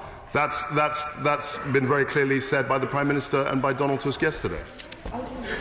Dr Julian Lewis. If indicative votes take place, whether whipped votes or free votes, and if they then contradict the outcome of the referendum of 2016, which will the government feel obliged to obey? Minister. As my right honourable friend knows, we have always committed as a government to honouring the result of the referendum. We fully intend to leave the EU in an orderly manner, and that is why I continue at this late stage to urge members to back the deal. Mr Richard Burden. The Minister has urged the House to move beyond his words indecision in favour, and again his words, of a course of action or a plan. Does he not accept that the amendment put forward by the Right Honourable Member for West Dorset achieves precisely that? And why does he have such difficulty saying that the government would support that and honour it if passed? He will know that that particular amendment has been rejected on 2 occasions. He will also know that it's unclear to me whether has been accepted or not. And there is no reason to suggest why the government should decide to back the amendment which is already rejected on 2 occasions. John Howell. Thank you, Mr. Speaker. I say to the House gently, I am less and less interested in hypothetical solutions to this problem. I voted for the deal, and I will do so again. The voting a no deal is not about trading on WTO terms. It's about ending the enormous uncertainty that will continue for companies if we go out on under a no-deal scenario. Minister. I think my honourable friend put it extremely well. These hypothetical discussions do not actually alleviate the uncertainty, do not actually address the problem. And he put that very well. There's a huge amount of uncertainty, and the sooner we end the uncertainty by backing a deal, the better for this country. Here. Mr. Andrew Slaughter. Thank you, Mr. Speaker. I'm tempted to ask the Minister what he had for breakfast this morning, as it might be a question he can answer. His performance today is just emblematic of the shambolic lack of preparedness over this whole issue. Let me try a very simple question again, which is the meaningful vote coming forward this week? If so, on which day? And if it, as it seems almost inevitable, it is voted down again, what happens then? Minister. As my honourable friend said in an earlier question, I am not getting into hypotheticals. I fully said that we hope to have a meaningful vote. Let's see if, Mr. Speaker, if you decide that this is in order, and then we can see what happens. We can test the will of the House in that meaningful vote. Mike Wood. Can the Minister confirm that, notwithstanding last night's agreement, the Article 50 period will only be extended if this House votes for a statutory instrument to give effect to such an extension? My honourable friend is quite right. The process which would be initiated would be this government would have to lay a statutory instrument, and the House would have to debate and vote on it. Joe Stevens. Thank you, Mr. Speaker. Does the Minister not accept the irony, some would say hypocrisy, of the government saying that neither the public can have a vote on whether to take the Prime Minister's deal or remain, neither, it appears, can they have a vote in the European elections, but this House can vote 3 times on the Prime Minister's deal? And the House members of the party opposite are urging the Cooper-Bowles amendment, which has been rejected twice, and yet they still seek to bring it back to the House. That's how the House of Commons is operating these days. Greg Hands. Mr. Speaker, thank you. Since last night's European Council meeting, would he say that his department's preparations for no deal have been stepped up or stepped down?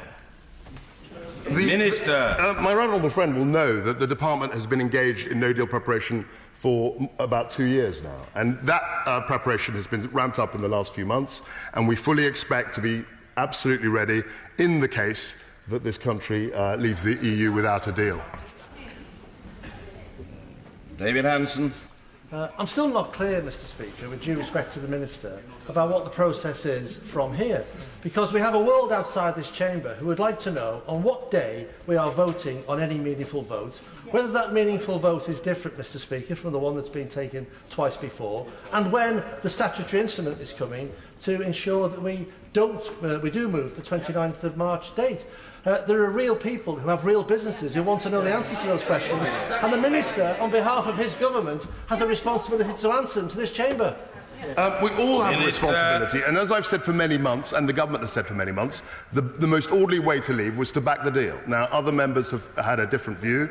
There will be, the government fully intends to have a meaningful vote next week, and as a consequence of the vote, either way, I am sure that a statutory instrument will be introduced into this House in the early part of this week. That's the time frame that I have been led to believe. I think that's where we are. Sir Christopher Chope. So, Mr. Speaker, so the statutory instrument will be issued on Monday or Tuesday? It's taken a long time to get even that information out of my honourable friend. Can he expand upon whether the statutory instrument will be issued in draft before or after the next and likely to be failed attempt by the government to get this ludicrous deal through? Minister, I'm on this Friday. I'm not going to say the exact hour and time of when the meaningful vote will take place, or the SI. I've set out the path, the process very clearly, and all I can say is that he should refer to my earlier remarks. Paul Sweeney. Mr. Speaker, this isn't so much a crisis of constitution, it's a crisis of leadership on the part of the government. This is not a problem of Parliament. Parliament has had the opportunity to actually drive a way forward and to establish a majority for anything because the government has prevented Parliament from doing it. That is the reality of the situation. I don't think the Minister will be able to bring forward the meaningful vote unless he's substantially changed it next week, because if you, Mr Speaker, have ruled that it would be out of order. So will the Minister confirm that he's not intending to substantially change the withdrawal agreement and the political declaration prior to subjecting it to another meaningful vote? And if that is then subsequently ruled out of order, will he accept the need to establish a majority for an amendment to it in order for it to proceed? Yeah. I'm not going to second-guess, Mr Speaker, your decision about the meaningful vote. All I would say is that there is a body of opinion, which I happen to share, that the circumstances will have changed. We will have had EU input in terms of what the timetable is, and I think those different circumstances, it may well be argued, could allow for another meaningful vote. Tom Pursglove. Mr Speaker, I'm afraid that I fundamentally disagree with this business of extension in the first place. But could my honourable friend confirm if there are any additional financial commitments associated with this proposed extension? We haven't, as far as I'm aware, discussed any more financial commitments which are outside those detailed in Part 5 of the withdrawal agreement. Danielle Rowley. Thank you. Mr Speaker, I absolutely despair at what this whole charade is doing to public trust in this place. And that was, not helped by the Prime Minister pitting the people against Parliament in an absolutely shocking speech. But my constituents who have been contacting me in their hundreds, they don't want a no deal, they don't want the Prime Minister's deal, and that is what Parliament has also ruled. Yep.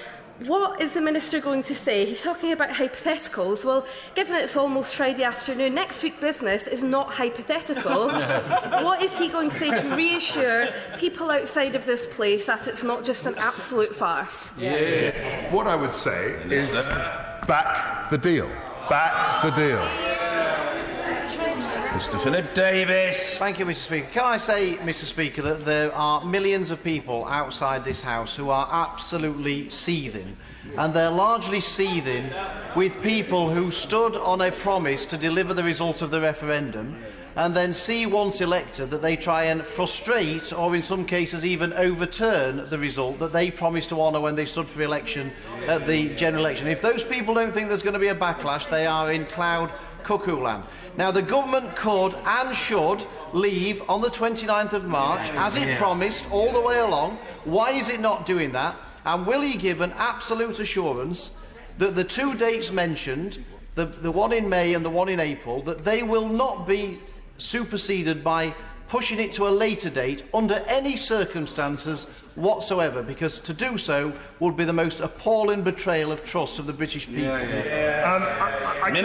cannot recommend the words of my honourable friend enough. We all stood on manifestos in this place that were committed to honour the 2016 referendum result. Now, some members of this House have sought to essentially to flout that and turn their backs on the solemn commitments they've made, and they will have to answer for that. The government is still committed to honouring the referendum and leaving the EU in an orderly way. Anna McMorrin. Thank you, Mr Speaker. The country is facing a national emergency, taking us to the brink of this government. And we've seen a petition to revoke has reached nearly 3 million signatures in an unprecedented less than 48 hours. That is unprecedented. So, can we see the government seeking another way forward, asking the Parliament for that, and then put that back to the people, or revoke Article 50? It is not government policy, and never has been, to flout the 2016 referendum result, to go back on what the people voted for, or to revoke Article 50. Hugh Gaffney. Mr Speaker, can the Minister suggest to the Prime Minister that her deal is dead? MV3 is dead. And may I suggest you watch a Monty Python sketch on the dead parrot to see her deal is dead? If she's not willing to listen, then maybe she's willing to watch and bring back a statement that will unite us, not divide us. Minister. We will see. As has happened, I would be very surprised again if the Prime Minister does not make a statement on Monday. I think Downing Street is committed to that. And what I would say is that I think that a deal is the best way forward. That is the best way to leave the EU in an orderly way. Tanmanjeet Singh Dhesi. Thank you, Mr. Speaker. Mr. Speaker, I found the statement by the Prime Minister sickening and revolting because she pitted our constituents, the British public, directly against us. It has made our job a lot harder simply because she is trying to place her complacency and her ineptitude and inabilities to strike a deal onto us. So can the Minister respond that, along with bringing a meaningful vote next week, will the Prime Minister also be coming to the dispatch box to offer a full and unreserved apology to all of us as parliamentarians? I'm sure the Prime Minister will be coming to the dispatch box to give an account of what happened in the various conversations that she's had with EU27 leaders. And I think that in her remarks, she essentially reflected a feeling amongst certainly my constituents that the House of Commons needs to get round a decision and move this thing forward.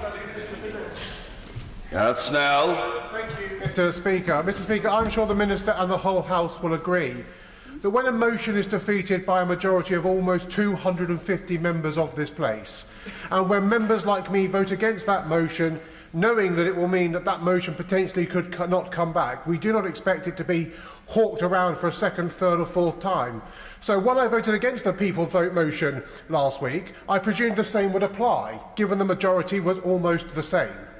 So could I suggest to the Minister that one way through this would be to bring forward parts of the withdrawal amendment bill and place in it, on statute, the role that this House will play in the next phase of negotiations, because we are in this mess, frankly, because the Prime Minister went to Europe and cut a deal she supported without checking with us first, and if she repeats that mistake, this process will go on for far longer than the European elections.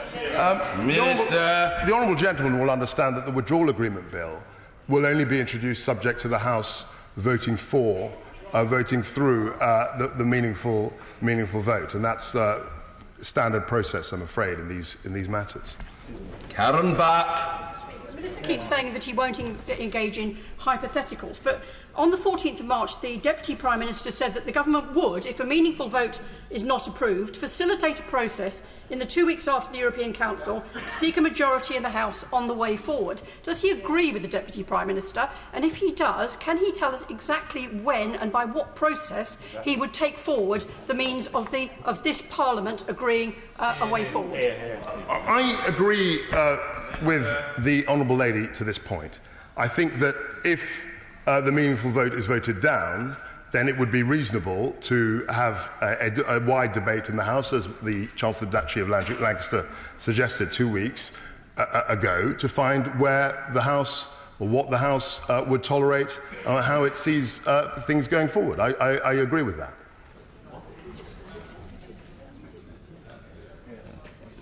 Glyn Davies. Thank you, Mr. Speaker. I voted leave in 1975, and I voted leave again in 2016, and I think it's crucially important that we should respect the vote of the referendum. But does my honourable friend, the Minister, agree that the best way to achieve that, and indeed to retain good, solid working relationships with our current European partners, is by voting through the withdrawal, supporting the withdrawal agreement and voting in the meaningful vote for that? Absolutely right. Minister. In all of this noise and debate, the course outlined by my honourable friend is the most secure one. It's the best one in terms of delivering for certainty for our businesses, and I, along with him, will continue my support for the deal. Mike Kane. Thanks, Mr. Speaker. In an age of polemics, I like to think myself as a meek politician, but in the biblical sense of meekness is from a continuum from outright rage to outright apathy. As I listened to the Prime Minister's statement on Wednesday night, I was filled with nothing but wrath for it. This is a person who holds an office that technically has an immense power and has promised to leave the European Union on 108 occasions in this House, yet has failed to deliver. Does the Minister think that the Prime Minister helped her cause in any way whatsoever with that statement on Wednesday night? Minister. My right honourable friend, the Prime Minister, expressed the frustration that millions of people across this country feel at the inability of this House to move the debate forward and to honour its commitments to leave the EU and to honour the referendum of 2016. Bill Esterson. At her press conference last night, the Prime Minister said that she would honour the commitments made by the Minister of the Cabinet Office to hold indicative votes if the withdrawal agreement was defeated again. I think the Minister just confirmed that he agrees with her on that point. So when he confirms again in answer to this question, that is what he's just said, can he also confirm that the government will be bound by the results of those indicative votes as the way forward, the way out of the crisis that the country is currently in? All I said, and I want to repeat it, is that in the event of the House voting down the meaningful vote, it would not be unreasonable to have subsequent votes to find out what the House actually supported. Cat Smith. Thank you, Mr. Speaker. The Minister has said an awful lot about what he thinks, but not so much about what he knows. So I'd like to ask him whether or not he thinks the Prime Minister even wants to get her deal through, given that she has to convince members of this House to vote for it, and her speech in Downing Street on Wednesday evening has seen an increased hostility, threats, including death threats, to members of this House from members of the public who were pitted against us by the Prime Minister in her irresponsible speech. What I can confirm that I know is that the Prime Minister has worked tirelessly to get the deal across the line, as have other members of her government, and we still maintain that this deal is the best way to leave the EU in an orderly and timely fashion. Chris Elmore. Thank you, Mr. Speaker. Before I ask my question, the Minister should join with his Chief Whip and say that he is appalled by the Prime Minister's language. I've been standing up to bullies all my adult life, Mr. Speaker. I will not be bullied by the Prime Minister. I don't think any member on this side of the House will be bullied either. But I ask him very specifically, when the SI is tabled, what will be the new exit date, the 12th of April, the 22nd of May? Minister. He very ably set out the alternative, which the EU has suggested.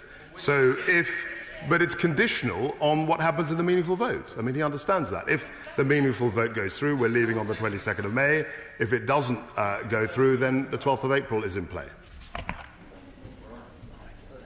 Ruth Smeeth. Thank you very much, Mr. Speaker. I just want to confirm what we've heard from the Minister today. We don't know when the meaningful vote will be. We don't know what will be in it. We don't know whether the government will whip it.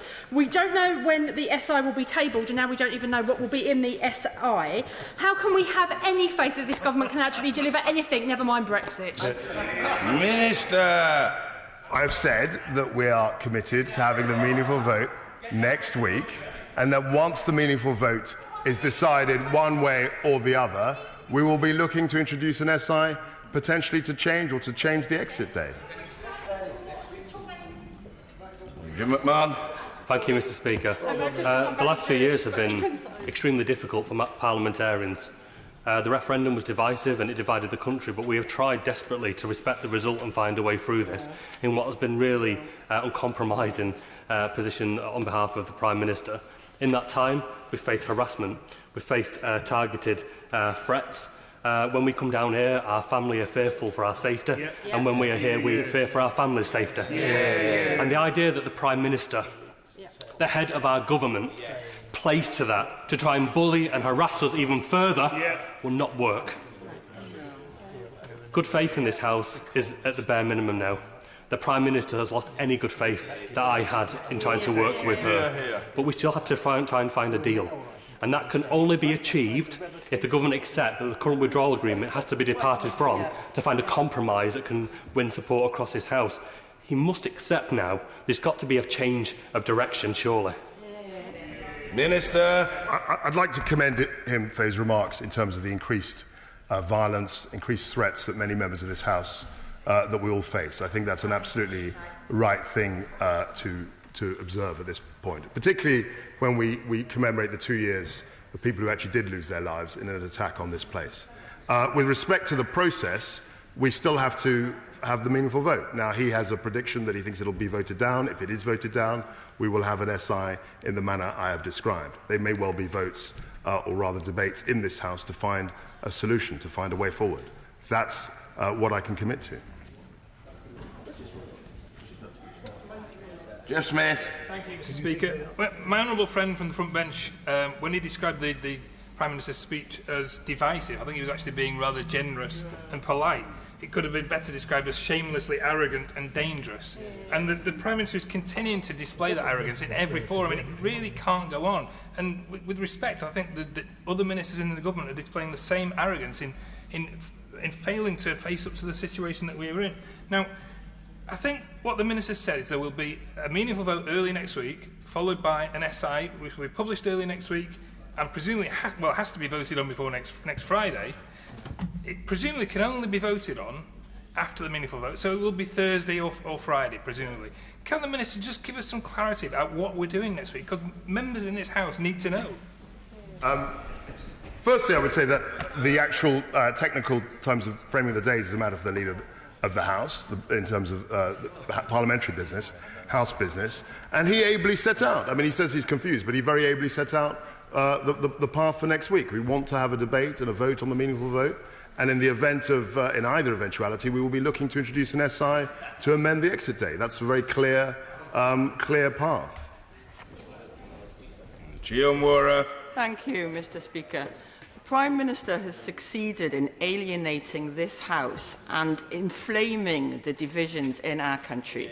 She is bringing this House into disrepute by her inability to recognise that the House and the country might hold an opinion different from her own. She's like a child who won't share her Brexit toy, but this is all our futures. So will the Minister set out how the government will give the House or the people of this country the opportunity to find a different way? Because the Prime Minister is not going to get her own way on Brexit. Minister. The Prime Minister, what I can assure the House is that the Prime Minister has been absolutely committed to delivering on the referendum, to delivering on the fact that we have to leave the EU. Now, I believe, as does the Prime Minister, that the best way to do that is to do so with a deal, and I will continue to argue for that passionately. Matt Rodda. Thank you, Mr. Speaker. Mr. Speaker, the Minister has come here and given a series of confused and indeed contradictory replies to colleagues this morning. I believe this shows once again the state of complete and utter disarray which ministers find themselves. When will the government finally, at this late hour, look again at the whole issue of Brexit and find an alternative way forward? So, where I would say that there is confusion and contradiction is on this front bench, on the front bench opposite. They don't know whether they want to revoke Article 50, they don't know whether they want to honour their referendum or their commitment to leave, they don't know whether they want to be in a customs union or not. There's total contradictory and confused answers from that side. On our side, I would say we've been incredibly consistent that the withdrawal agreement, marks the best way, the most orderly way to leave the EU. Christian Matheson. Mr. Speaker, further to the question from my honourable friend from Manchester Withington, can I tell the Minister that while he's been on his feet, the Times journalist Francis Elliott has tweeted out his information that the SI will be tabled and undebated on either Monday or Tuesday, which does rather throw further confusion, as my honourable friend suggested, because that would then suggest that the meaningful vote has to be taken before Monday or Tuesday. So can we have some clarity, or is it simply the case that the Minister is having to take one for the team? I'm very pleased that the tweet confirms what I've been saying. I've said consistently that the SI would be introduced early next week, and Monday and Tuesday, if that is the case, does conform with what I said earlier at this dispatch point. Very well, if the point of order relates to these matters, let's hear it now. Point of order, Mr. Chris Bryant. It does. The Minister said that whether we sit next Friday or when we sit is entirely up to the House. Well, the House can only make those decisions if the government has tabled something to that effect. It seems to me perfectly likely that we will be sitting next Friday for the reasons that several honourable members have already mentioned. But the Easter recess dates have already been announced. I don't think we've voted on them. There's not been a motion yet to the House. But people are making, I may be wrong on that, but people are making plans. The Easter recess at the moment would mean that we would not be sitting on the 12th of April, which is one of the next dates that is meant to be important. So would it not be really helpful if the Leader of the House were to make a statement before the end of today as to what the future plans are for when we're going to be sitting? It would.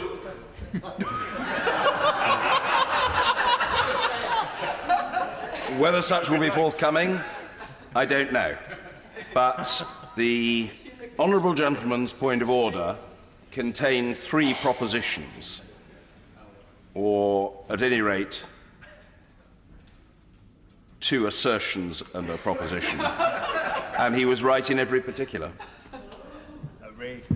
And we'll leave it there for now. I can't add anything at this hour, but I not being able to add anything at this hour does not put me in a markedly different position to the Minister on the Treasury bench. And we leave it there. Urgent question, Emily Thornberry. Thank you very much, Mr. Speaker. Thank you for granting this urgent question. A few days ago, Dr Tarek Loubani came to see me. He's a Canadian who last year was volunteering in Gaza. And when the protests began on the border last spring... The Shadow Foreign Secretary simply asked for a statement from the Minister. It's really a sentence. Everything is so topsy-turvy at the moment. I seem to have lost myself. Well, just blurt it out. Ask the question. One sentence. Go on. Deliver it for the record. To ask the Minister of State to give a statement on the vote at the United Nations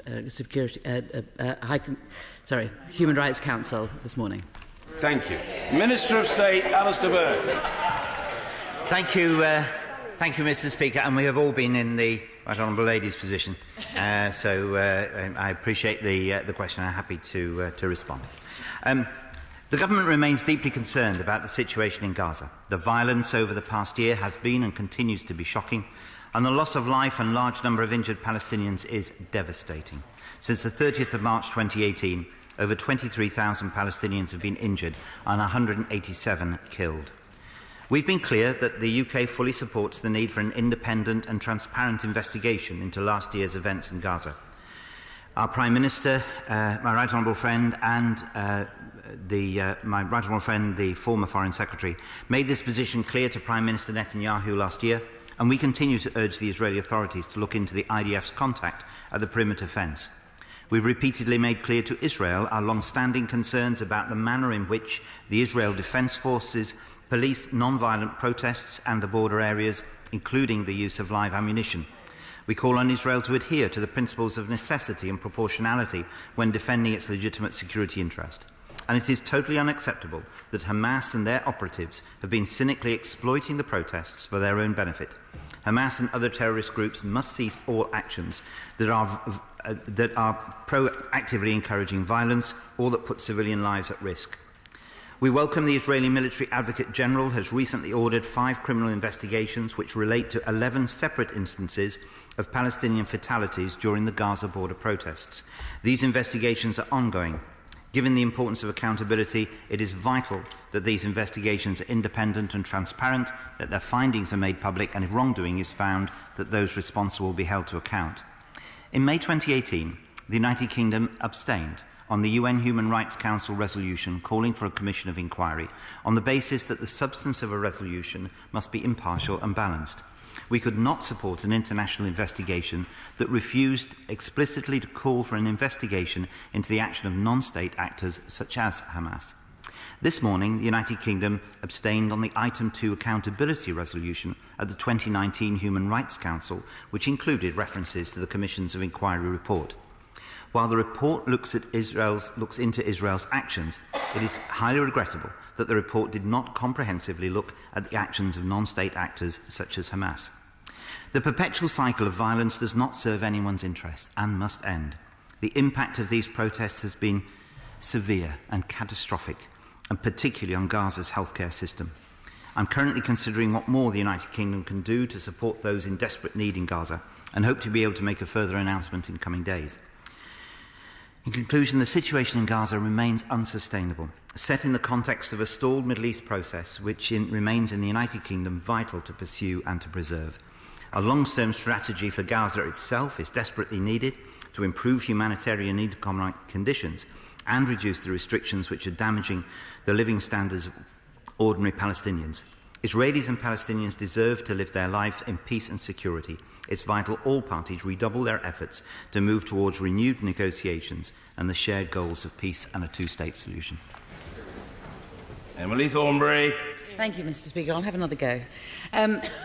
So a few days ago, as I was saying, Dr Tarek Loubani came to see me, and he's a Canadian who last year was volunteering in Gaza.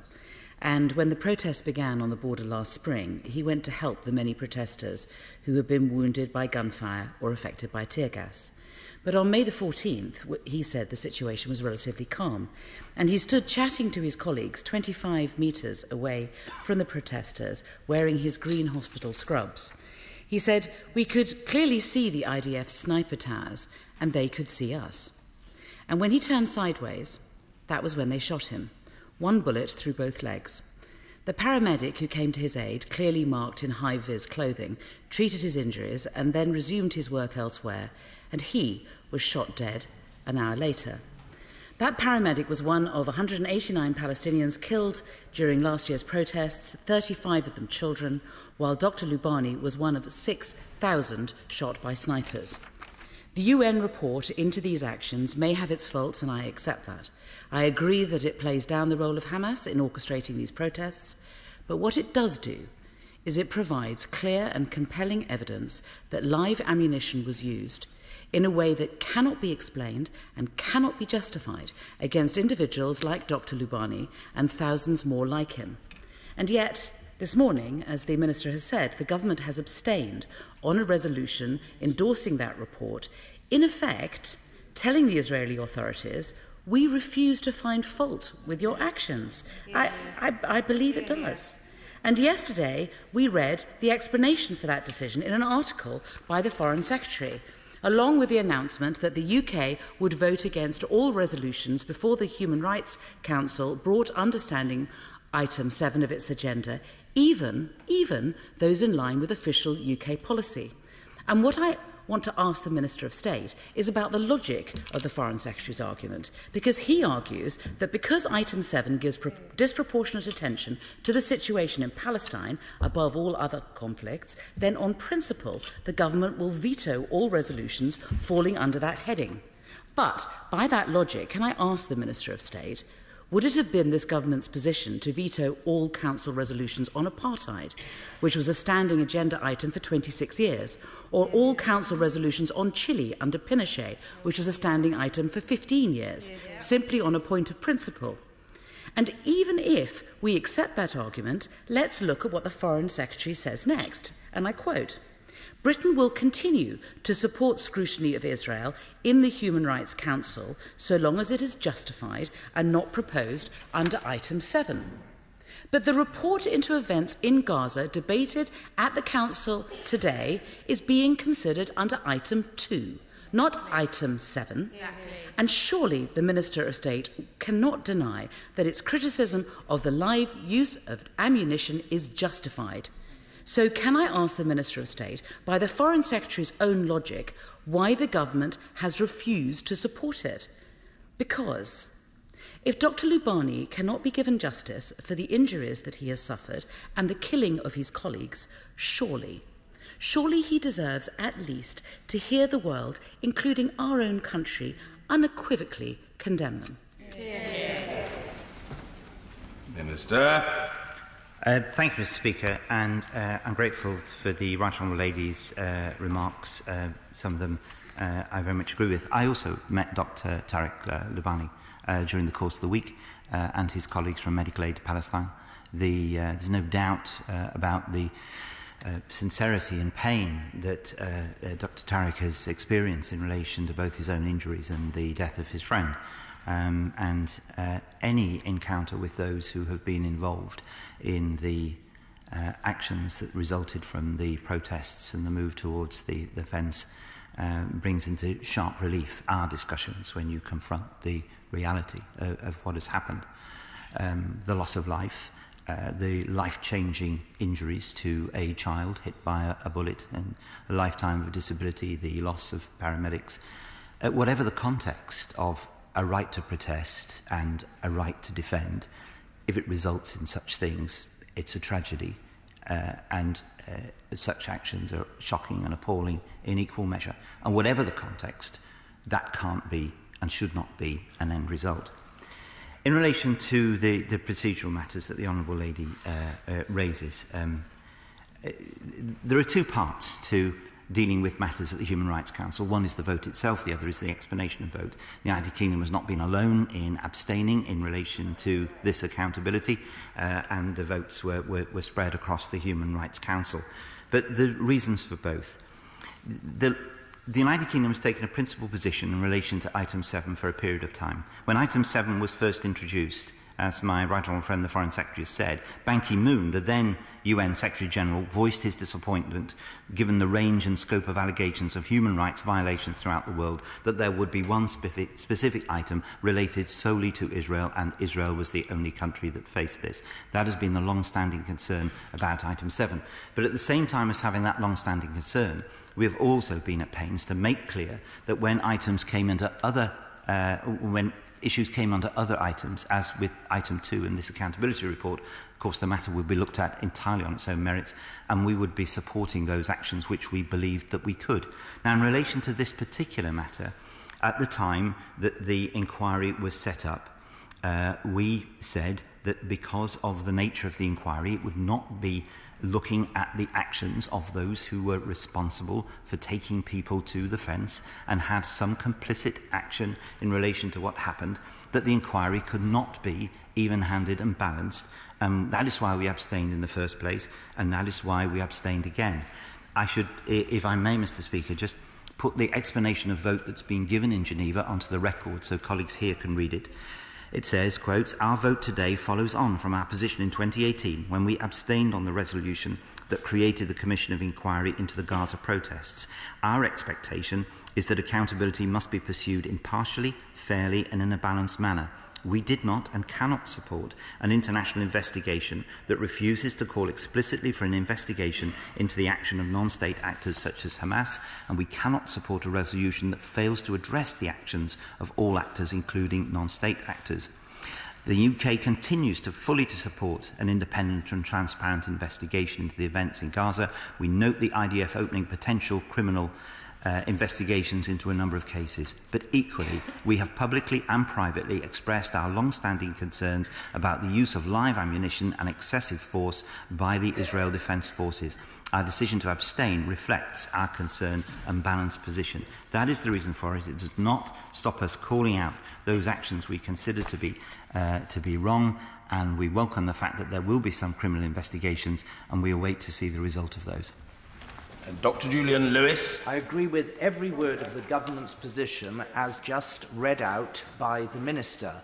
What I don't understand, therefore, is why we just abstained instead of voting against the proposal if we felt that this particular organisation would only do a partial and unbalanced report, and if we want to get an impartial and a balanced report, wouldn't it have made more sense to vote against the proposal? Minister. No, we maintained the position of abstention because that reaffirmed our position in relation to the nature of the inquiry itself, but that the inquiry produced matters of concern to the United Kingdom in relation to what it did and the listing of those who were killed and wounded, and the nature of the account led us to the belief that our concern can properly be expressed by not voting against this, but maintaining our previous position. Stella Creasy. Thank you, Mr. Speaker. The Minister is right to call for accounts for the conduct of Hamas in this situation, but this report also gives us clear evidence about the consequences for the people in Gaza of what happened last summer, and also evidence of what is happening now, in particular that we see the healthcare system in Gaza still not able to cope with the consequences. 8,000 elective surgeries being cancelled because medical staff had to deal with the aftermath of the violence. Can we press the Minister that he may not agree with the report, but we can all agree we should take practical action in the light of what it shows us? And will he do more to help those struggling with healthcare in Gaza as a result? Thank you, Mr. Speaker. Yes, the Honourable Lady is absolutely right, and that is what we've sought to do. When I was last in Gaza, I went to one of the hospitals that has been involved. I met two of the patients who were still being treated there for bullet wound injuries. We have provided £1.5 million to support the ICRC appeal in 2018, which targeted several of the most urgent needs in Gaza, including drug supplies, emergency fuel and physical rehabilitation. And I've taken a particular interest in the physical rehabilitation side, because it is one thing to treat the injuries, it's quite another to recognise, particularly for growing children, they're going to need support over a lengthy period of time. So we can indeed separate the two. We are doing what we can in relation to support for Gaza, but we must remember the context. These injuries shouldn't be occurring, and there is widespread reasons why these protests should be handled in a different way if they're not going to risk people's lives in future. Rachel McLean.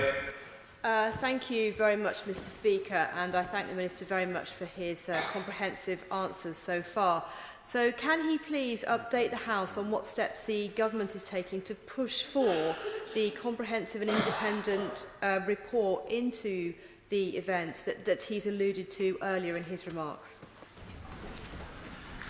Thank you, Mr. Speaker. I'm grateful to my honourable friend. We've repeatedly called for an independent and transparent investigation at highest levels and in multiple forums, including here in Parliament and at the UN Security Council.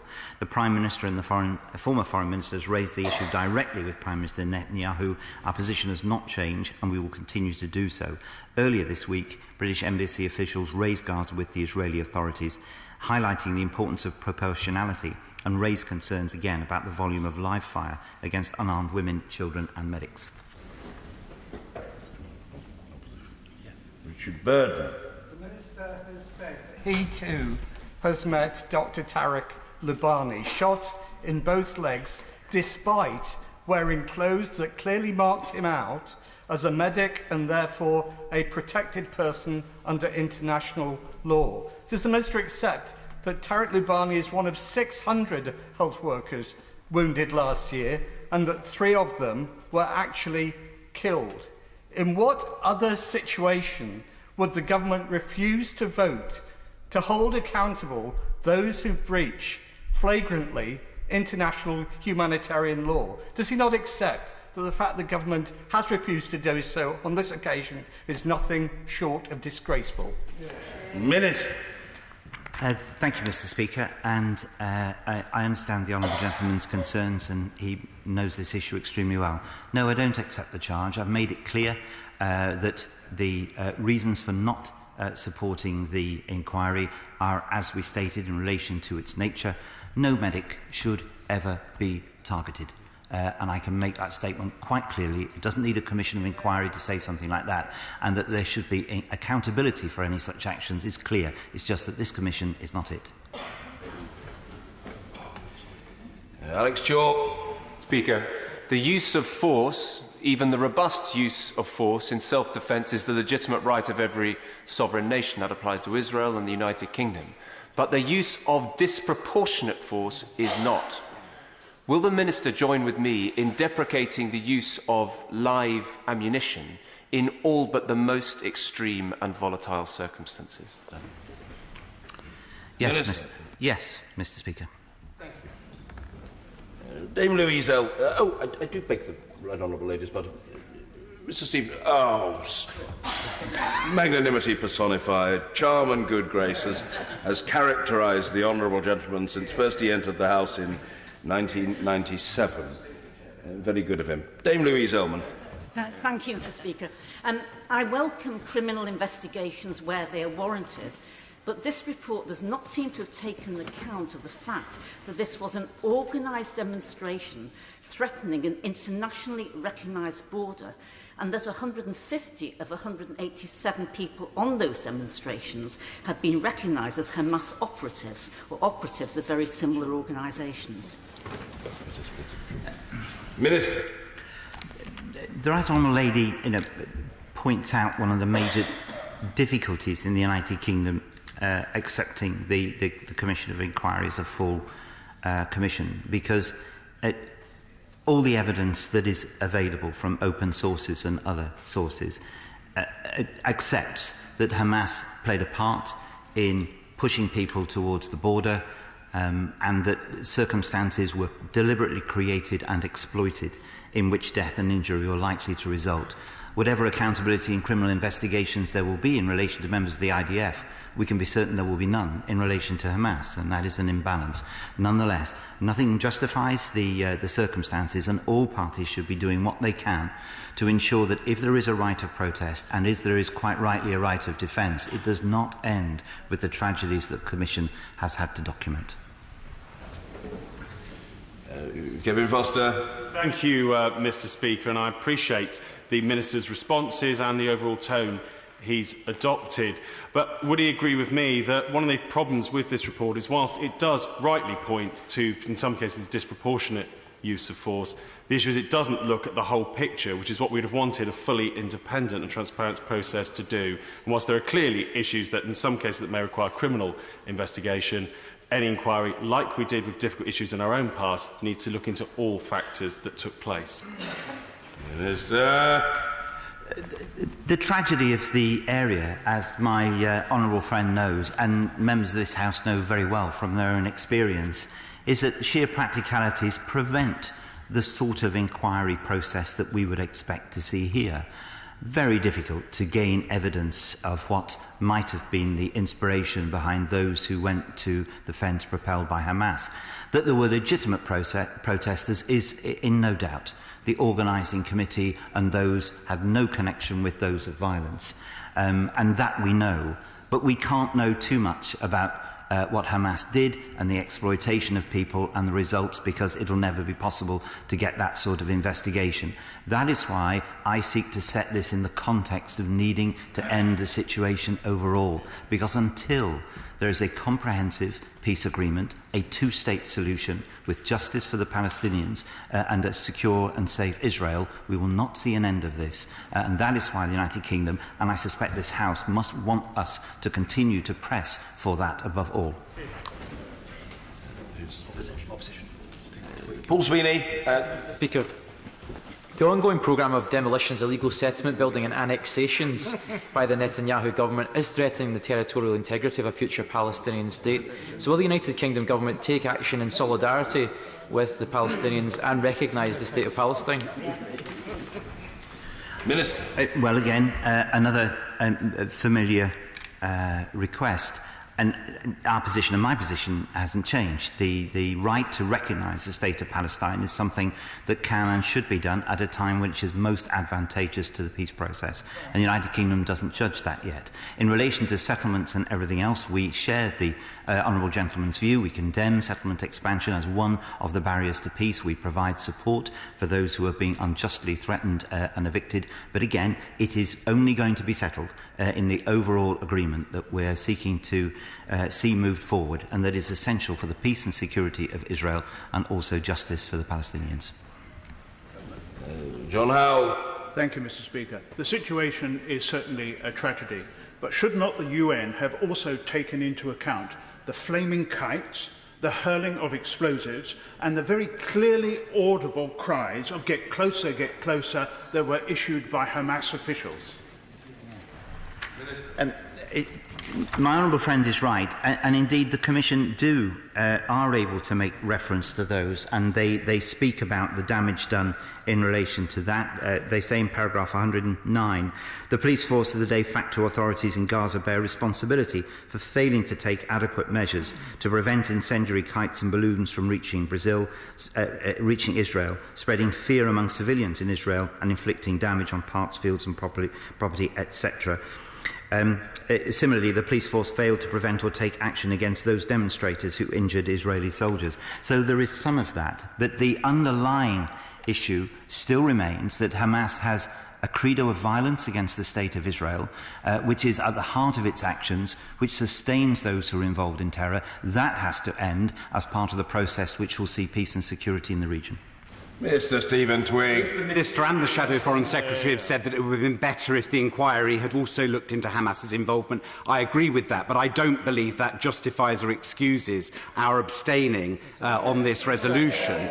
I also met Dr Debbonaire in London last week, as I know the Minister did. What message are we sending to the Palestinians if peaceful diplomatic routes via the United Nations are being closed off to them like we are now? Minister. Well, the Right Honourable Gentleman understands this area extremely well. We're not sending a message that it is all closed off. We sent a very clear message in relation to an inquiry which could only do one side of the job. But we have also made it very clear that in relation to other items, our opposition to item 7 being directed solely at Israel is mitigated if those items come into other parts of the agenda, and that they will be considered by the United Kingdom on their merits, and we will continue to do that. There must be avenues, they're not all going to be closed down, but ones which are from the outset not going to do the job, are a false premise of seeking international observation, and we must do all we can to prevent that, to make sure the scrutiny is proper and proportional if we're to get to the bottom of these issues and, above all, prevent them in future. Sir Edward Leigh. 10 years ago, Mr. Speaker, I visited southern Israel and Gaza to see the Israeli bombing and the Hamas attacks and the effect of the blockade on Gaza. The humanitarian crisis was appalling then, and all the evidence I've seen since then is it's got worse, and that has partly led to the protests. So what is the United Kingdom government doing to put pressure on Israel to lift the blockade of Gaza? Yes. Minister. I think the Right Honourable Gentleman's observations in relation to the nature of Gaza are entirely fair. My own observations would bear that out. From my first visits 2010, 2011 to my last one last year, the sense of a declining feel of hope and an increase of despair was palpable, both in Gaza and on the West Bank. I met with Minister Hanegbi from Israel. I met with the head of COGAT, the organisation which deals with the transfer of goods in and out. And I met, of course, with representatives of the Palestinian Authority, although, of course, they don't have control in Gaza. We continue to put pressure, to make appropriate representations to Israel about what can and should come in and out of Gaza that will assist the economic situation. We continue to support UN envoy Nikolai Mladenov and his long-term plans for reconstruction and support there. But ultimately, it is only the balance of trust which deals with the end of violence which will produce a viable opportunity for Palestinians. In that case, more than the Israeli authorities have a responsibility, and it's important that we put pressure on all to seek to resolve what is an utterly miserable and wretched situation for the average person in Gaza. And Dr Rosanna Allen Khan. Thank you, Mr. Speaker. I too have met the fantastic Dr Leigh, and as an emergency field doctor myself, I cannot fathom what it must be like to listen over the radio waves as your colleagues die in front of you and have to wait until they're dead before you can go and collect their bodies. Quite frankly, I am ashamed that the UK abstained today. Hear, hear. Can the Minister please outline today how the government will protect civilians, how they will protect medics, and how they will ensure that humanitarian law is upheld? Yeah. Well, I'm sorry the Honourable Lady is ashamed, and I commend her for extraordinary work in the field, which we've discussed on a number of occasions. We're not seeking, and the explanation of vote makes it clear, as do our contact with those like Dr Debbonaire and others, the procedural reason not to accept a report which was flawed from the beginning only distracts people from concentrating on finding out what really happened and being able to make some changes. We're very clear international humanitarian law must be upheld. We've commented on the deaths and injuries of medical workers. I say again from the dispatch box, no medical worker should be a target, and where they are, there has to be independent accountability of what has happened. We will wait and see what occurs from the investigations that have been started on the other side. But again, those who bear some responsibility for putting people in a position of risk also have to be considered. But no medic should ever be shot, and something somehow went wrong in relation to that, and it's not conscionable in any terms. Cat Smith. Mr. Speaker.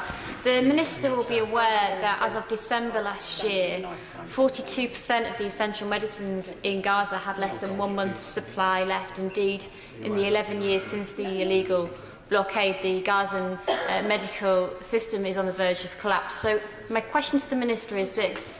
If the government won't vote for the recommendations in the report, what concrete actions will his government commit to doing?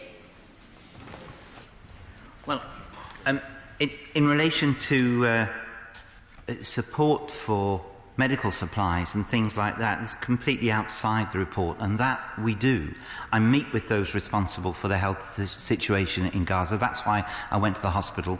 We make sure some of our aid goes directly to supporting ICRC and others who are providing that assistance as necessary. We've made it clear we're looking to see if we can do more in order to counter any shortages which have occurred because of the intense pressure on the system, and we continue to make all the political representations the House would expect us to make to those that we have influence over to bring the situation to an end.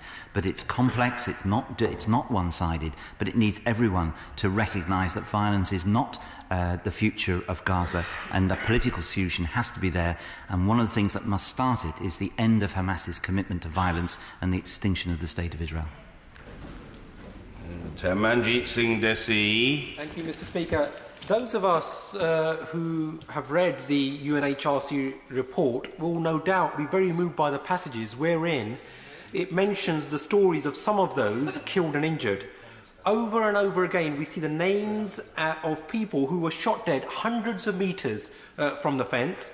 An issue I raised last year in the House to the Minister, doing activities as mundane as smoking a cigarette and rescuing friends. Was the Minister disturbed by these reports, as I was, and if so, why didn't the government vote in favour of this report? The short answer to the honourable gentleman's questions are, was I disturbed? Yes, of course. You look at a large section, Section 6, protected groups that go through the children who were shot and who were either killed or injured. The medical personnel, those with disabilities, no one in human terms could be unaffected by this. But the reasons for why we made the abstention I've made clear earlier in my remarks, but it doesn't stop the concern about what happened, the need for accountability, and our calling out of those who have been responsible. Nasha. Thank you, Mr. Speaker. Mr. Speaker, Prime Minister Netanyahu recently said that it would be helpful for his chances of re-election if the Bedouin town of Khan al-Ahmar could be destroyed and its residents forcibly displaced before the election in April. Does the Minister agree with me that this is a disgraceful statement, and will he join me in condemning it and accepting that this shows that Netanyahu is no longer fit for office? I've visited Khan al-Ahmar on 2 separate occasions over a number of years. We maintain a presence to support those who are trying to ensure that there is a different solution to that. We have maintained our support for the Bedouin community there and said that people should not be moved or not and not affected. I'm not going to comment on the election comments of a foreign leader. Our stance on Khan al-Ahmar has been clear. Our condemnation of settlement processes in Israel have also been clear, and we stand by those remarks. Afzal Khan. Thank you, Mr. Speaker. The recent resumption of protests in Gaza and the preparation of the Israeli militaries for conflict scenarios inside Gaza are both highly worrying signs. Does the Minister of State agree with me that instead of that descent into conflict, long-term peace talks are urgently needed? And will he update the House on what action the government is taking to achieve this? I'm grateful to the honourable gentleman, and he's right.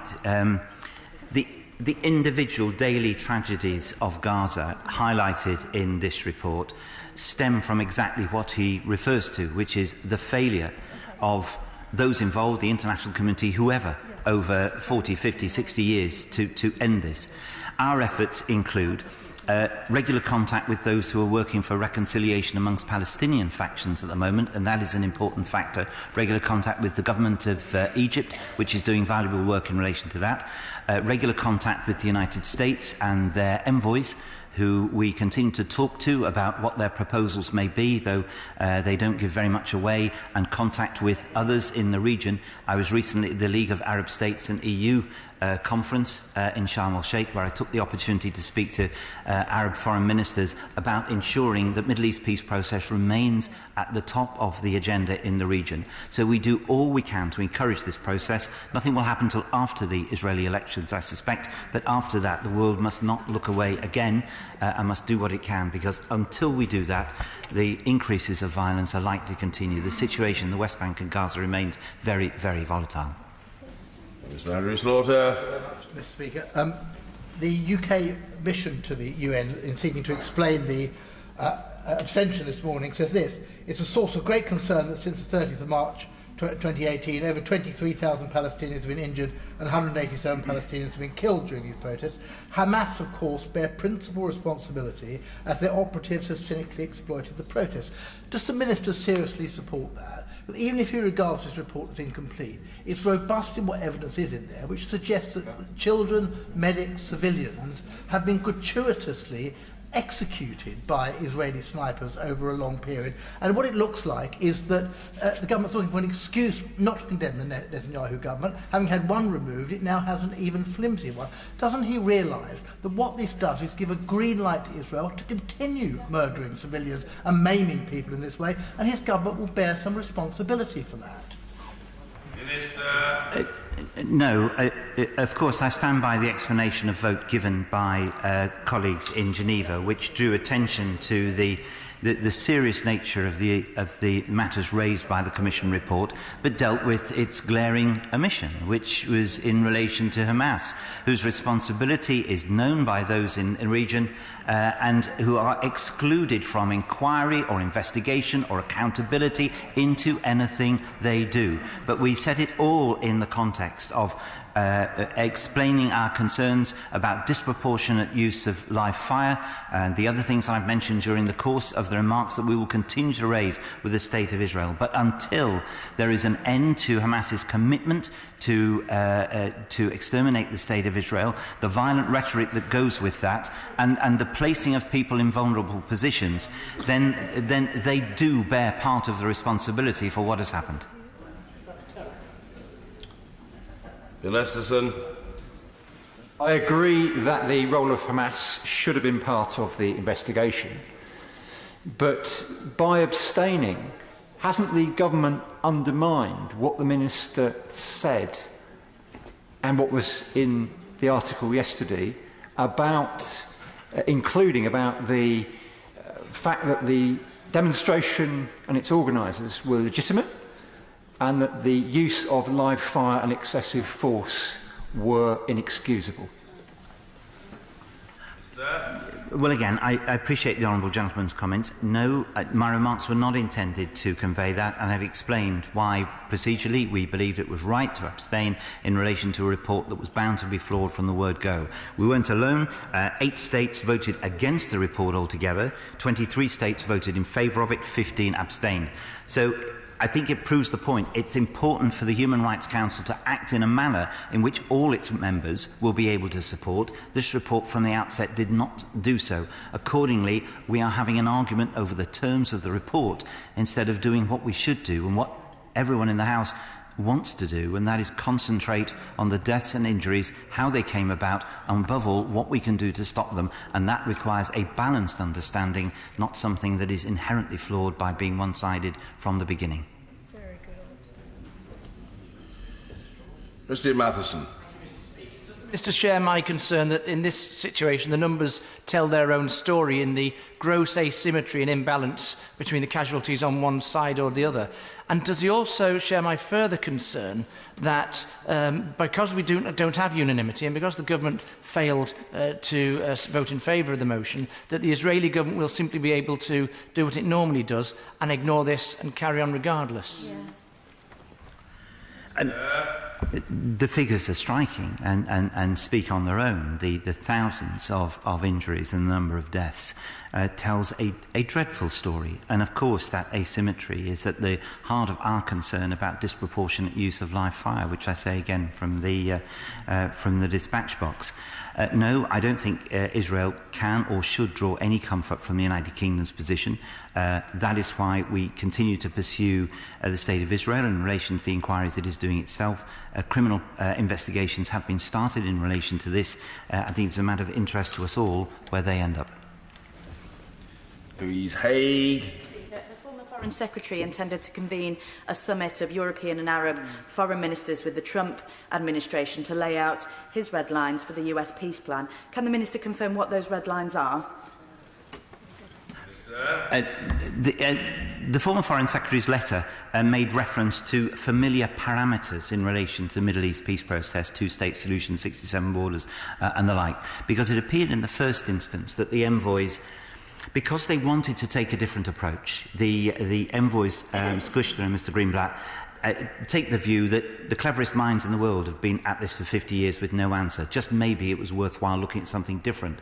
I think they started with that approach to be reminded by everyone in the region that whilst that had an honesty of its own, you couldn't neglect history and you couldn't neglect what had happened over the years. You couldn't neglect Oslo.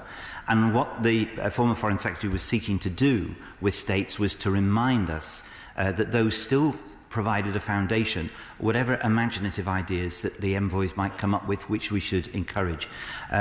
Consequently, those talks have continued. They've not happened in a manner to bring everyone together, because the time is not yet right for that. But the UK, myself and the current Foreign Secretary remain of the view that MEP is something that has to be absolutely at the top of the agenda in the region, and we will continue to do everything we can to work towards that.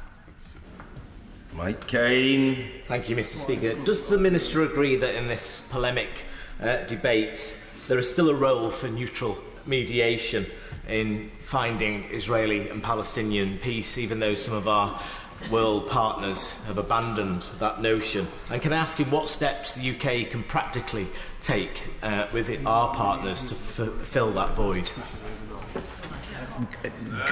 Good question. It might be something I might want to do more of in the future myself. I'm interested in this whole process. Everything in relation to the issue gets pushed into the binary side, and I think that suits those who wish to see the conflict continue, and of course there are people who wish to do that. I suspect what needs to happen is the envoys will come up with a proposal. We should then get behind what elements we can, and I think with the United States no longer being the sole broker in relation to this, there will be a role for others. The EU, the United Kingdom, I hope, will have a role in relation to this. But I do commend the UN envoys that work so hard in relation to this situation. But you need a willingness on both sides to say they want to bring it to an end. I used to say that in relation to almost everything, you can't want peace more than the people involved. But sometimes, actually, you can. And I think we have to keep working on this. And perhaps some of us here will have a role to play in that in the future. Mr. Alex Cunningham. Thank you, Mr. Speaker. I was also one of the people who had the privilege of meeting the doctors from Gaza and hearing the anguish of the one who was unable to save his friend's life because he himself had been shot in the legs. The Minister said the government was deeply concerned. So given what is indiscriminate shooting and killing of doctors by the Israeli military, again I'd ask the Minister, how can you justify the UK government sitting on the sidelines and justify what he said earlier, that it was a privileged position that the government had taken? I wish there was a different answer to those that I'd given before. As I say, the Human Rights Council procedure can look a bit arcane in terms of a vote and then an explanation of vote. As we all know in this House, sometimes abstention is not a sitting on the sidelines, it is making a positive point. The positive point we sought to make was here was a report into something incredibly important that was fatally flawed from the outset, and our abstention maintains that position. But in relation to the deaths and injuries involved, the concerns about disproportionate use of live ammunition, some of the incidents reflected there. We would expect to see that covered by other tribunals, and as I say, we welcome the fact that Israel has opened some criminal investigations into some of its activities, but again I say there are many responsible for the issue here, and we need to never forget those who have been involved in this, and Dr Labani's work and those of others brings that to mind, but to make sure we concentrate on concluding it rather than just debating on these issues. But I appreciate the honourable gentleman's regular concern and interest on these matters. Order. Yes, I think the point of order is apposite because it relates to today, so I'll take it now. Ordinarily it would come after urgent questions, but I'll take it now. Point of order, Cat Smith. Thank you, Mr Speaker. Can I seek your guidance on how much notice a member would expect to get when a Secretary of State is visiting their constituency? I've just had an email gone midday from the Department for Work and Pensions informing me that the Secretary of State is visiting my constituency. Can you advise me as to how much notice Secretaries of State should give members of this House when they visit places in their own constituencies? Well, it is a convention rather than a rule of the House, and the requirement is to notify a member before the visit. It has to be acknowledged that in terms of the courtesies, it should be done in good time. I'm not personally privy to the circumstances of this case, and I'm familiar with it only by virtue of what the Honourable Lady has just said and on the strength of what she shared with me momentarily at the chair. But that does not seem to me, what she has received, to constitute adequate or courteous notice. This is often raised by members on both sides of the House, and really we ought to be able to depend upon colleagues to treat each other with respect. It's not acceptable to visit somebody else's constituency in a public capacity and not to do that person the courtesy of prior notification. So I'm disappointed that the Honourable Lady has had this experience, and I hope it will not be repeated. If there are no further points of order, we move on to the urgent question from Louise Haigh. Thank you very much, Mr Speaker. To ask the Prime Minister if she will make a statement on her emergency summit on knife crime. Thank you. Just before I call the Minister to address the House, I think I'm right in saying that the whole House should join in united expressions of good wishes to the Honourable Lady as she celebrates her birthday. Clearly, this is a minister who knows on her birthday how to enjoy herself. Victoria Atkins. Thank you, Mr Speaker. The UQ, the gift that keeps giving. Before I start, may I please, on behalf of the Home Office, just reflect on the very sad anniversary that we mark today. Of course, the events that occurred in this place 2 years ago and the terrible loss of PC Keith Palmer. Our thoughts are with his family and loved ones, and of course our thoughts are also with the wider policing family. Mr Speaker, we all want our children and young people to be safe on our streets. And as the Home Secretary has said, there is no one single solution. We must unite and fight on all fronts to end this senseless violence. We're listening to what the police need, and that is why we're introducing knife crime prevention orders at their request in the Offensive Weapons Bill. We've increased police funding by up to £970 million next year, including council tax. And in the spring statement, we announced that there will be £100 million more additional funding in 2019-2020 to tackle serious violence. This will strengthen police efforts to crack down on knife crime in the areas in the country where it is most rife. The funding will also be invested in violence reduction units, bringing together agencies to develop a multi-agency approach. But it is important that we recognise that greater law enforcement alone will not reduce serious violence. We've already announced a multi-agency public health approach and will be consulting very soon on a new statutory duty of care to ensure all agencies play their part. We're investing more than £220 million in early intervention projects to stop the most vulnerable being sucked into a life of violence, and we're addressing the drivers of crime, including the drugs trade, with the launch of our independent drugs review.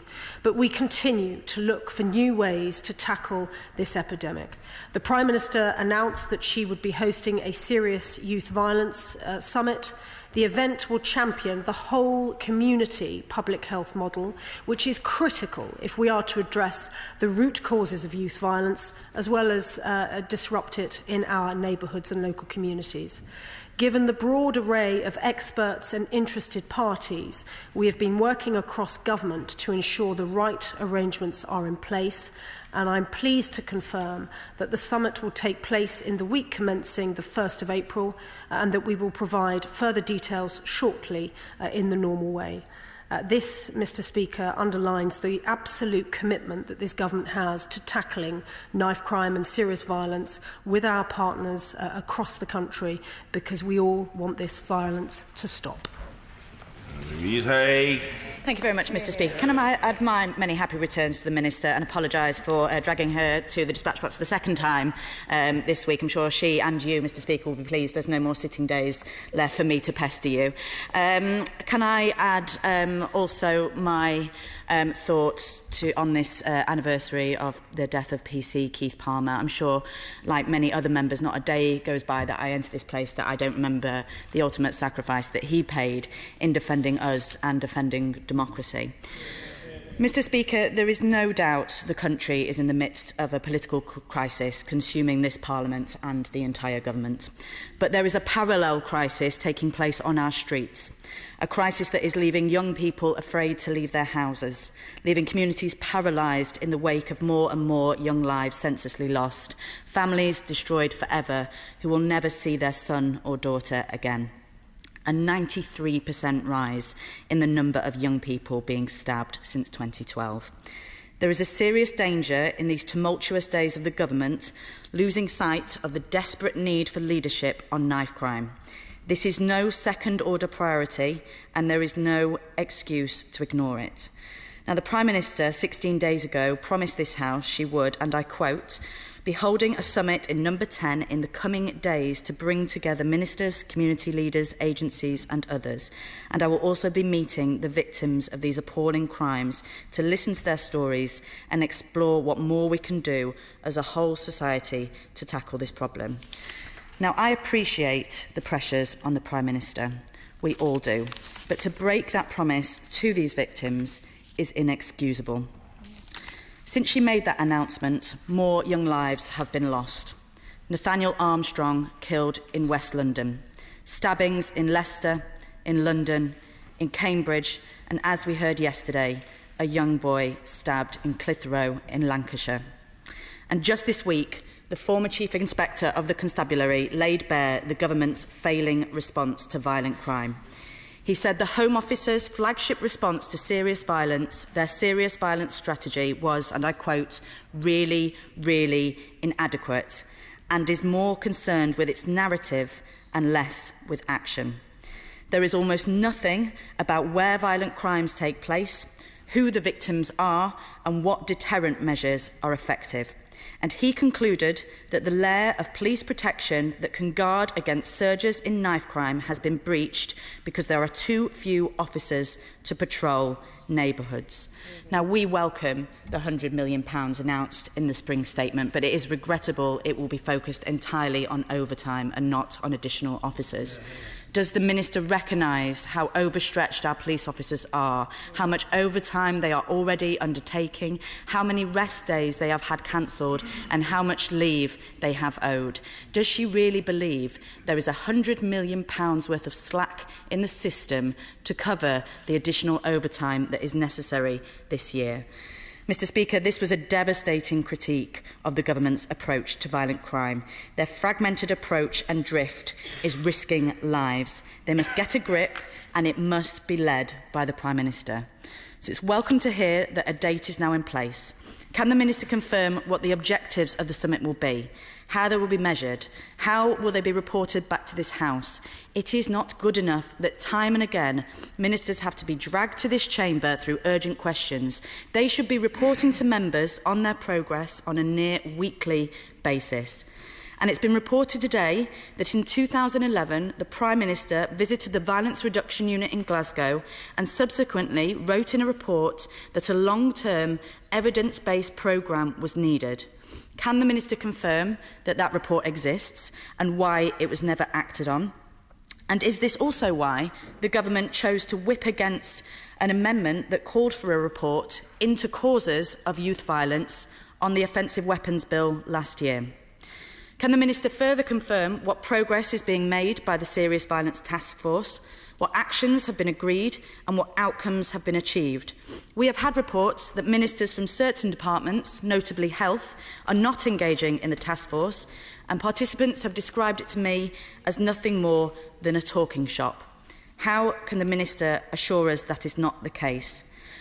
When will the government open consultation on the public health duty?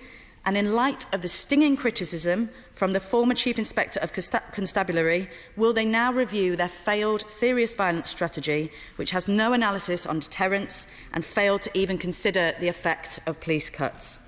I'm afraid, Mr Speaker, that all the evidence points to a government which simply does not have a grip on this crisis. A government in name only. Fundamentally, this is down to a complete vacuum in leadership. And I'm sorry to say, political crisis or not, that is simply unforgivable. Well, it's interesting, isn't it, Mr Speaker? This UQ is essentially a UQ about process. If we focus on what the Honourable Member has just said, she's listed this UQ because she wanted to know the date of the Knife Crime Summit hosted by the Prime Minister. I can confirm, as I say, that it's going to be held in the first week of April. I wish she had just asked me quietly in the corridors of this place. I'm always very happy to speak to any colleagues about tackling serious violence. We didn't need to have an urgent question about setting a date for a meeting. And the reason I say that... And I'm sorry, the Honourable Lady is saying I don't like speaking to this House. Again, come on, let's not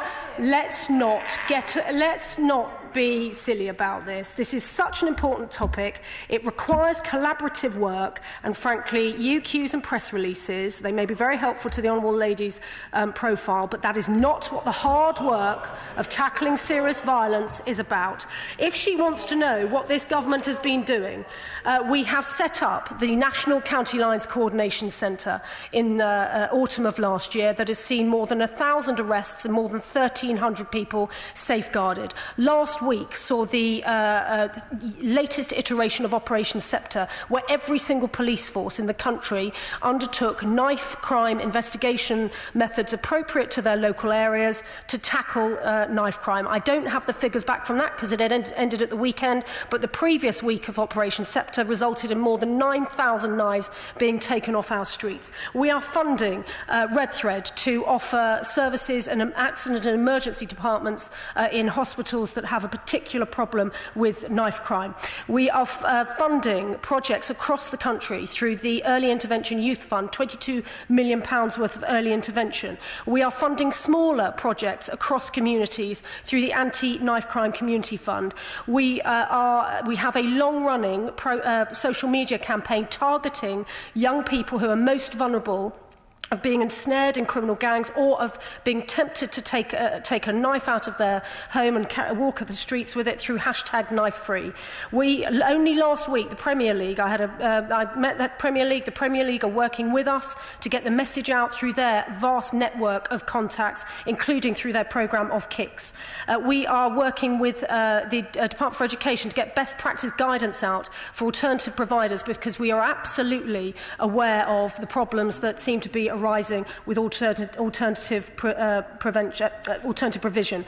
We are about to consult on a new legal duty to require multi-agency approach to tackle public health and to tackle serious violence in that way. We have launched an independent review into drugs misuse because we know that the drugs market is the major driver of serious violence, and we are launching the Youth Endowment Fund, which is £200 million worth over over 10 years to intervene on young people at various stages of their lives to try and get them, move them away from these gangs so that they are not ensnared into these criminal gangs. We have also, last week, announced in the spring statement a further £100 million. That came about because Chief Constables said to the Home Secretary, we need help with surge policing. They needed it. We have delivered it. We are also, I remind the House, about to welcome back the Offensive Weapons Bill next week from the House of Lords. I implore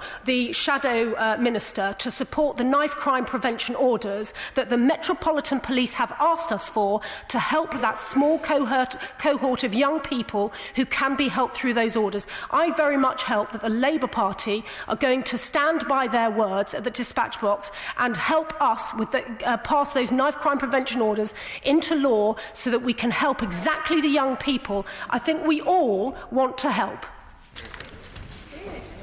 Neil O'Brien. I welcome the plan the Minister set out and the important and vital work she's doing. In 2015, we legislated for a minimum jail sentence for repeat offenders who carry a knife, and yet more than a third of offenders are still being spared jail, more than 500 last year. Why is this? What can we do to review the situation so that we can enforce the law? And does my honourable friend agree that we need to more generally review things so that we have clarity and honesty in sentencing and end the soft sentencing culture? Yeah. Well, I thank my honourable friend for raising mandatory minimum sentences. I note that they're not universally accepted. Indeed, the Leader of the Opposition voted against them, I think I'm right in saying, when they were first introduced. The point of mandatory minimum sentences is to send the very clear public message out there that if you're caught twice with carrying a knife, then you will go to prison. Now, we have importantly ensured that the judiciary, who of course are independent and must be able to sentence on a case-by-case basis, that they have flexibility if the facts of the particular case require it. But I do note that since since mandatory minimum sentences have been introduced, the number of people going to prison on the second occasion of carrying a knife has increased, despite, as I say, the statistic he's just cited. But the message must be consistent. We do not want young people going out of their homes with a knife, because if they carry a knife, it's more likely to be used against them than against others. Vicky Foxcroft. Thank you, Mr. Speaker. We absolutely needed this urgent question today because we didn't know the date of the Knife Crime Summit. And it's all well and good saying that we can have informal conversations, but actually this House needs to know when things are happening at different times. But in terms of taking the Minister's points around collaboration, it's welcomed that she's gone and said that it will be having a public health approach to this. Now, one of the things we went and said in the Youth Violence Commission's report is too many times people say a public health approach, and actually they don't understand it. One of the people that I do know very much understands this is the Shadow Minister. So when this Knife Crime Summit is happening in the week commencing the 1st of April, will you ensure that the Shadow Minister is also invited to be part of it? I'm not going to comment on attendees at this stage. We are, as I say, this is the ultimate in process questions. We are in the process of arranging it. Look, we work on a collaborative basis across the House. I'm delighted that members from the parties opposite join us at the Serious Violence Task Force.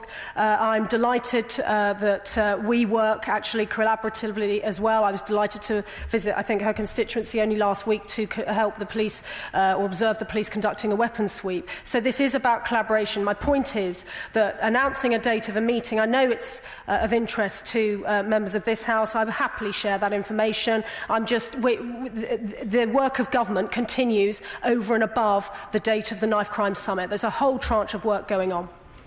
Tom Pursglove. Well, Mr. Speaker, understandably, we've heard much about immediate measures that are being taken. But will this summit focus a little bit more on longer-term measures to help tackle this dreadful scourge? Very much so. I'm grateful to my honourable friend for his question.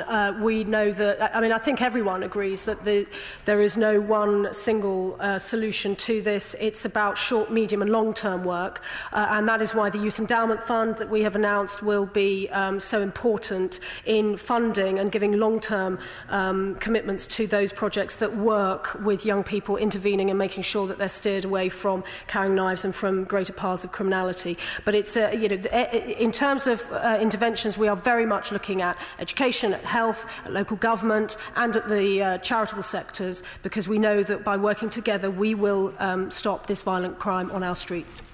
Eat Green.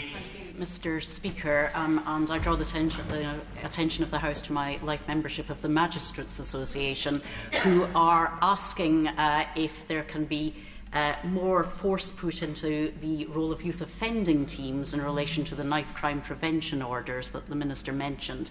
Can she say something about how the yacht's expertise and knowledge of very vulnerable young people will be right in the centre of the way in which courts make those decisions? To the Honourable Lady, and her experience in the magistrates' courts, of course, will help, I hope, give her comfort as to the way in which these orders are drafted. These are civil orders, deliberately so, because we do not want to criminalise these young people, and they're being intervened on when there is intelligence or information from, could be anyone in the community, as to the worry that they're involved in these gangs. They're civil orders, and it's putting in place a structure around these children to help steer them away from criminality.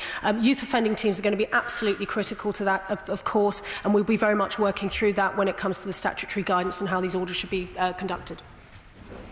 Mr. Philip Davis. The official figures show that there's been a collapse in the number of stop and searches in recent years, and it can't be a coincidence that that has coincided with a huge surge in knife crimes and people who have been killed through knife crime. So can the Minister give me some assurance that we will go back to trusting the police officers to get on and do their job in the way that they know best, without them fearing some kind of politically correct witch hunt if they decide to stop and search somebody that they think is worth stopping and searching? We must trust police officers to do the job to keep us safe, because they know better than anybody in this House what needs to be done. I thank my honourable gentleman. And stop and search is a vital tool in the police's armoury in keeping people safe on our streets. We absolutely want to give confidence to our officers that they have this power and that they can use it in accordance with the law. Interestingly, actually, the rate of arrests arising out of stop and searches has increased in recent years with this intelligence-focused approach, but it remains a vital tool, and the police have our absolute confidence should they choose to use it within the law. Sir Edward Leigh. In the past debate about antisocial behaviour, many of us found that a tool called acceptable behaviour contracts were actually far more effective than ASBOs, because they dealt by preventing problems in the first place and getting people side by side, the young people. Could I urge the Minister to look at that evidence from the past and see whether acceptable behaviour contracts can be a way of designing the orders that she's talking about, because I think they'll be far more effective with the public health approach. I'm grateful to the honourable gentleman. I mean, I'll happily take that away and look at it. But only last week, the Policing Minister and I held a round table with police and crime commissioners from across the country, and it was a really useful opportunity for police and crime commissioners cross-party to share their thoughts and ideas on what's working in their local areas, and I'll certainly follow that up with them to see if police and crime commissioners are doing something similar. Julian Knight. Speaker, the West Midlands is gripped by a gun and knife crime epidemic, while the Police and Crime Commissioner sits on huge reserves and closes police stations such as my own in Solihull. Isn't it time, in this summit, we looked at the structure of West Midlands Police and rolled up the powers of the PCC into that of the regional mayor in order to better tackle knife crime? Well, this is a really interesting idea. I mean, if we look at, for example, the success of rolling up the powers of with the Mayor of Manchester and, of course, the Mayor of London, there's a lot of evidence that it can work. But he's absolutely right. Decisions as to reserves are decisions made by police and crimes commissioners. How they spend their money is their decision. They're accountable to the public, and I'm delighted that police and crime commissioners are committed to recruiting more officers with the increased funding they will receive this year, because if that's what the public wants, then that's what police and crime commissioners should deliver. David Hanson. Could the Minister confirm that police overtime is already £1.7 billion in the last 5 years, and that the £100 million is only allocated for overtime and only to 7 forces? Could she also agree to confirm that when the summit occurs, who is chairing it, how long it will last, and whether she will publish the outcomes? Mr Speaker, in terms of the £100 million, we are working through the details of how that is to be sent out, because we have listened to police and crime commissioners. As I say, last week they put forward some interesting suggestions, and it would be only right for us to consider those carefully. In terms of the structure of the allocations, again, that's being worked through, with regards to the summit, I have ideas as to how we will communicate that to the House, but I'm very clear that this is an important topic for the House to hear about, and we will be letting the House know through a variety of channels. Kevin Foster. Thank you. The Minister will know, and it's welcome to see, I think, for the third time at the dispatch box this week for a UQ. Devon and Cornwall Police have been working on a knife amnesty, which has had some success. We'll wait to see the final figures. But will she reassure me that the government will press ahead, working with local forces about the powers in the offensive weapons bill, that once they're on the statute book, she'll look to work closely with police and crime commissioners and chief constables to ensure they are used to their best effect?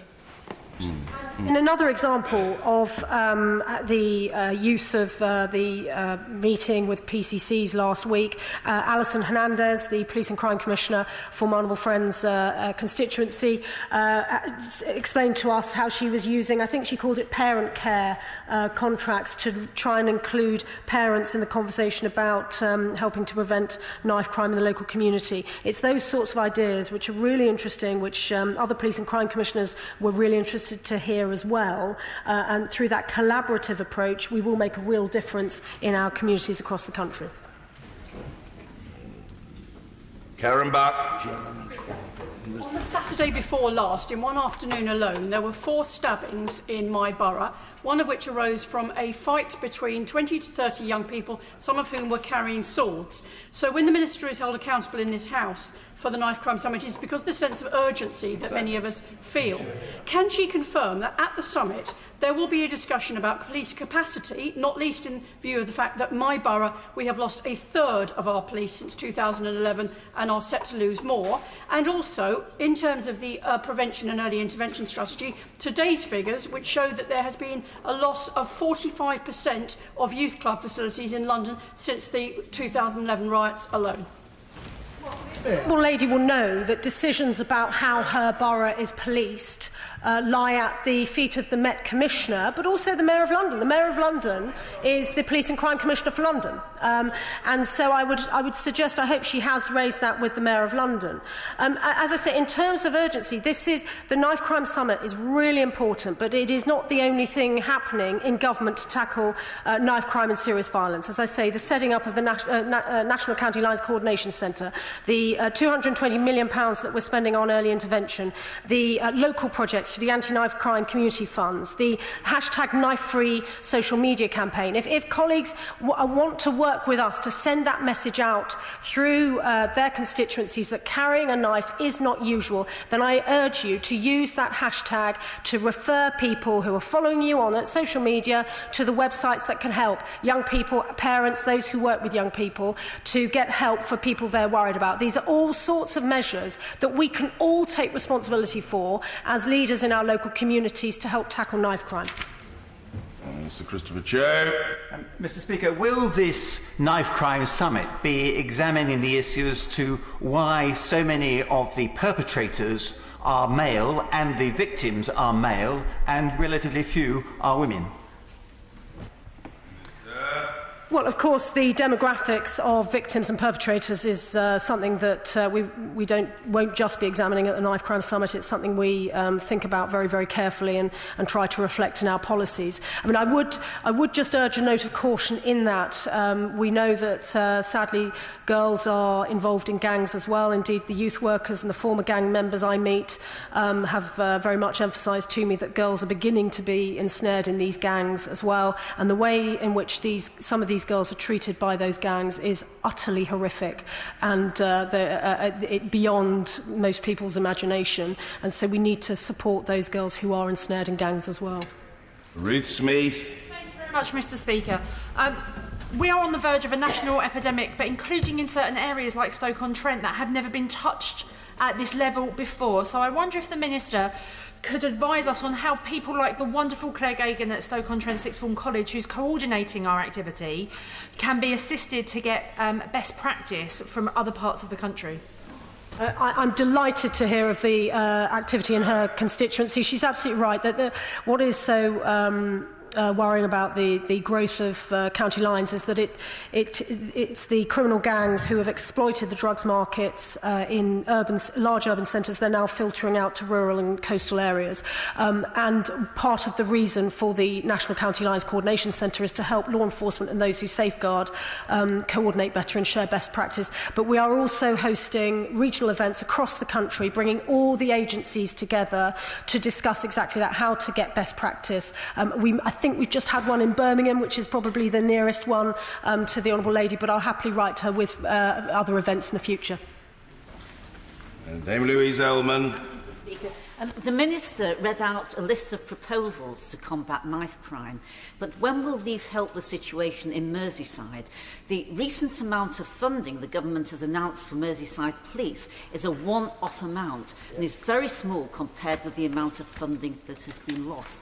And cuts in local services because of savage reductions to Liverpool City Council are continuing remorselessly.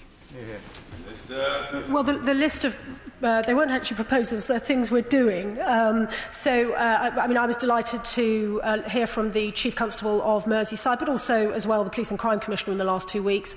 The Chief Constable was urging the Home Secretary, along with others, to assist with surge policing, and I'm delighted that in the spring statement we've secured that extra funding for Merseyside. But as I say, the Police and Crime Commissioner last week for Merseyside gave her views on what can help, and the reason that we're focusing on the sort of the 7 metropolitan forces is because they account for a great deal of the knife crime that we're seeing at the moment. But if we can share their best practice with other forces that are seeing the county lines phenomenon, then of course that will help those forces get up to speed very quickly too. Steve Reid. Mr. Speaker, in my advice surgery last Friday, I met Mr. Glenford Spence, whose son had been savagely knifed to death in a youth club 2 weeks previously. When I asked the Minister in the Chamber what action the government was taking to prevent that kind of tragedy, she placed very particular emphasis on the Troubled Families programme. What she didn't say is that all funding for that programme ends in March next year, and the service heads are currently implementing proposals to wind down and close those services. Given her own recognition of the important part this programme plays in preventing a further escalation of knife crime, can she confirm to the House now that funding for the Troubled Families programme will continue after next March? I can't in that it's not my department, and so it wouldn't be right for me to place financial commitments at the dispatch box. What I do know is I've discussed this with the Secretary of State in the last 48 hours, and we're very clear as to the value that that sort of intervention can and does have on families that need a bit of extra support and so on. So if I may, I'd ask him to perhaps contact the Secretary of State for a precise answer to his question as to the future of that programme. Mr. Andrew Slaughter. Thank you, Mr. Speaker. 2 weeks ago, my constituent Ayub Hassan, 17, was knifed to death in West Kensington, and last week Nathaniel Armstrong, 29, was stabbed to death in Fulham. When I visited Ayub's mum last Friday, Surad, who I've known for some years, and she's a wonderful woman who regarded her son as her best friend, as well as being one of her 3 children. One of the things I promised her was that we would try and ensure there was a full inquiry into what had happened, and that the same thing would not happen to other young people like Ayub. And contrary to what the Minister is implying about this side, I don't seek to pass blame. I think that we are all trying to work to solve this terrible problem. I also think there is the expertise out there to do that, but in return, the government has to accept that there is a lack of resources. And £1 billion gone from the Met Police over a number of years means the Mayor or anybody else cannot cope with it on his own. When we have the Knife Summit, can it not be a talking shop? Can it actually propose real resources that are going to give hope to these communities? Very good. Excellent. As the Honourable, and I'm very, very sorry to hear of the experiences he has witnessed in his own constituency in recent weeks. In terms of the resources, we are putting an extra up to £970 million into policing next year, and the £100 million is in addition to that to help those areas that are seeing the highest surges in violent crime. But the importance of projects such as the Youth Endowment Fund is that that is over a 10-year basis. We want to lock this money in so that it is a funding source for those organisations that can make a real difference in young people's lives. We lock that money in for the next decade. Gareth Snell.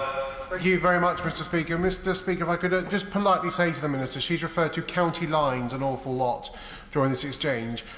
That makes this epidemic sound a bit like some sort of cartographic exercise, and it really isn't. We should be calling it child criminal exploitation, because that is what it is. In the same way we stopped talking about child prostitution and talked about child sex exploitation, these young people are the victims, and calling it out is the first step towards it. But following on from the question from my honourable friend from Stoke-on-Trent North, the Minister talks about coastal and rural communities. We are neither of those. We are a small city that has never had to deal with this, and there are small towns up and down the length of Staffordshire who, for this, is an issue for which they've never had to grapple. Our police force is doing the best it can on a reduction of resource. Our Police and Crime Commissioner is closing police stations, which does not help. But when the Minister writes to my honourable friend, could she talk about what specific help will go to those small communities that are not the Manchesters and the Birminghams, but also how the families in those communities will be involved, because the parents, the grandparents and the aunts and uncles are the people that see these young people day in, day out. They spot the changes in their personalities, and if we can start to identify them early on, we can prevent this from becoming a problem like other places. I accept the point about the phrase county lines. I mean, this is the phrase that has been used over a couple of years now, and it doesn't do justice to the horrors of the exploitation of the children involved in it. But it's the terminology that's used, and it seems to have gained credence amongst the police, law enforcement and charitable sectors. So for the time being, if you'll forgive me, I'm going to use it as a shorthand, but I always acknowledge that it is child exploitation. In terms of the role of parents, this is something I'm very, very concerned about, having met far too many mums and dads, grandparents who have lost loved ones. I think there is much more I want to do to help parents and family members spot the signs of a child that may be beginning to take the wrong path, and there are various ideas that I'm trying to bring to fruition at the moment. I hope you'll forgive me if I hope I'm going to be in a position to say a little bit more perhaps in a few weeks' time, but I'm very conscious of that point, and of course I'll update him when I'm able to. Stella Creasy. Thank you, Mr. Speaker. May I say gently to the Minister, I understand she's frustrated about having to come to the dispatch box on her birthday, but it looks terrible to those of us who are working day in, day out with the families who've lost people in communities where people are utterly terrified to let their children out the front door, who think that this should be the national priority discussed every single day in this place. To hear her attack this as a question about process. It's not, it's about the detail. She knows I've been to see her several times about my concern about the connection between school exclusions and children who are at risk of violence or involved in violence. Can she confirm, we know the Timpson review is massively overdue, so it's not about the Timpson review. Will this summit look at that precise link between exclusions and knife violence?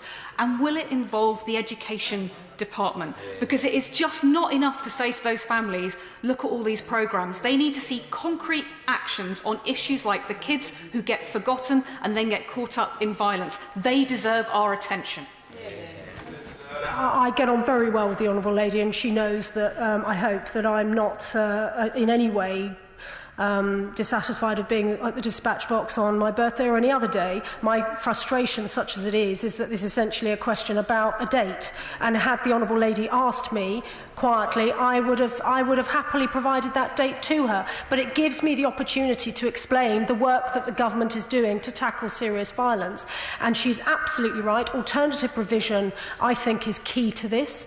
We have our next serious violence task force on Tuesday. We will be looking at this issue in detail. I met the Children's Commissioner yesterday to talk about her recent report and education and the role of education in this problem, but also in providing life chances, which she and I have talked about, for these young people who we are steering away from carrying a knife and from crime. They are absolutely critical to this, and of course that will be an important part of the summit. Bill Esterson. Mr. Speaker, I think the disappointment about the Minister's objection to the UQ isn't about us in here, it's about the impact it will have on the families and the victims who've survived as well.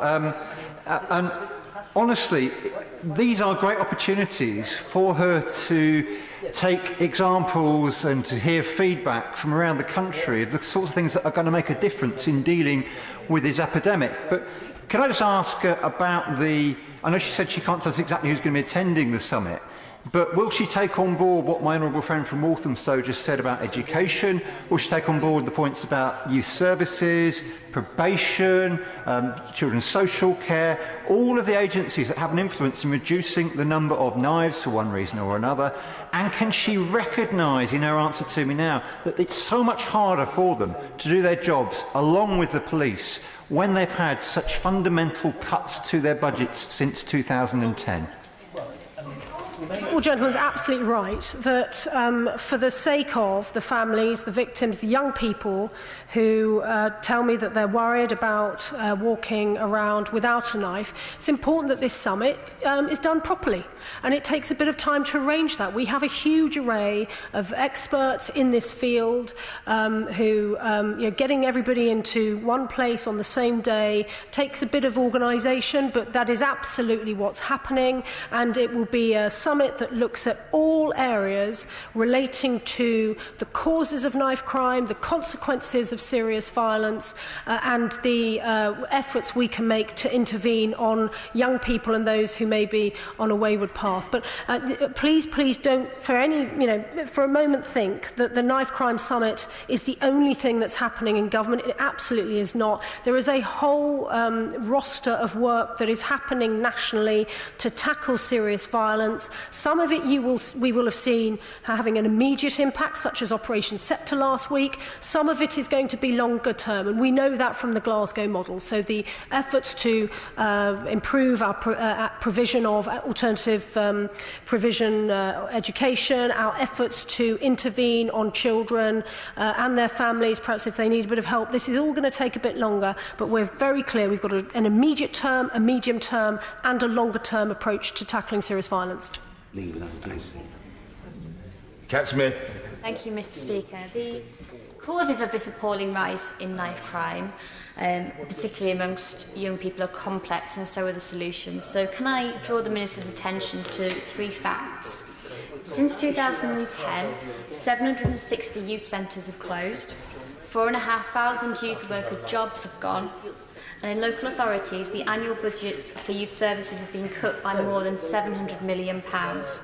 So does the Minister agree with me that government cuts have created the conditions in which crime can thrive, and that by denying young people somewhere to go, something to do and someone to speak to, they're not being given the support they need to avoid finding themselves in these situations? So would the Minister also agree with me that the time has come for proper investment in our youth services and a statutory funded youth service? Well said. Well, I was delighted to visit Morecambe, next door to her constituency, very recently, and to speak to the wonderful local MP, David Morris, on issues pertaining to crime and the causes of crime in his local constituency. I was also delighted on that visit to meet the Chief Constable of Lancashire and have a conversation with him about the range of challenges faced in the county of Lancashire, which I should say perhaps declare an interest, is the county in which I grew up and adore.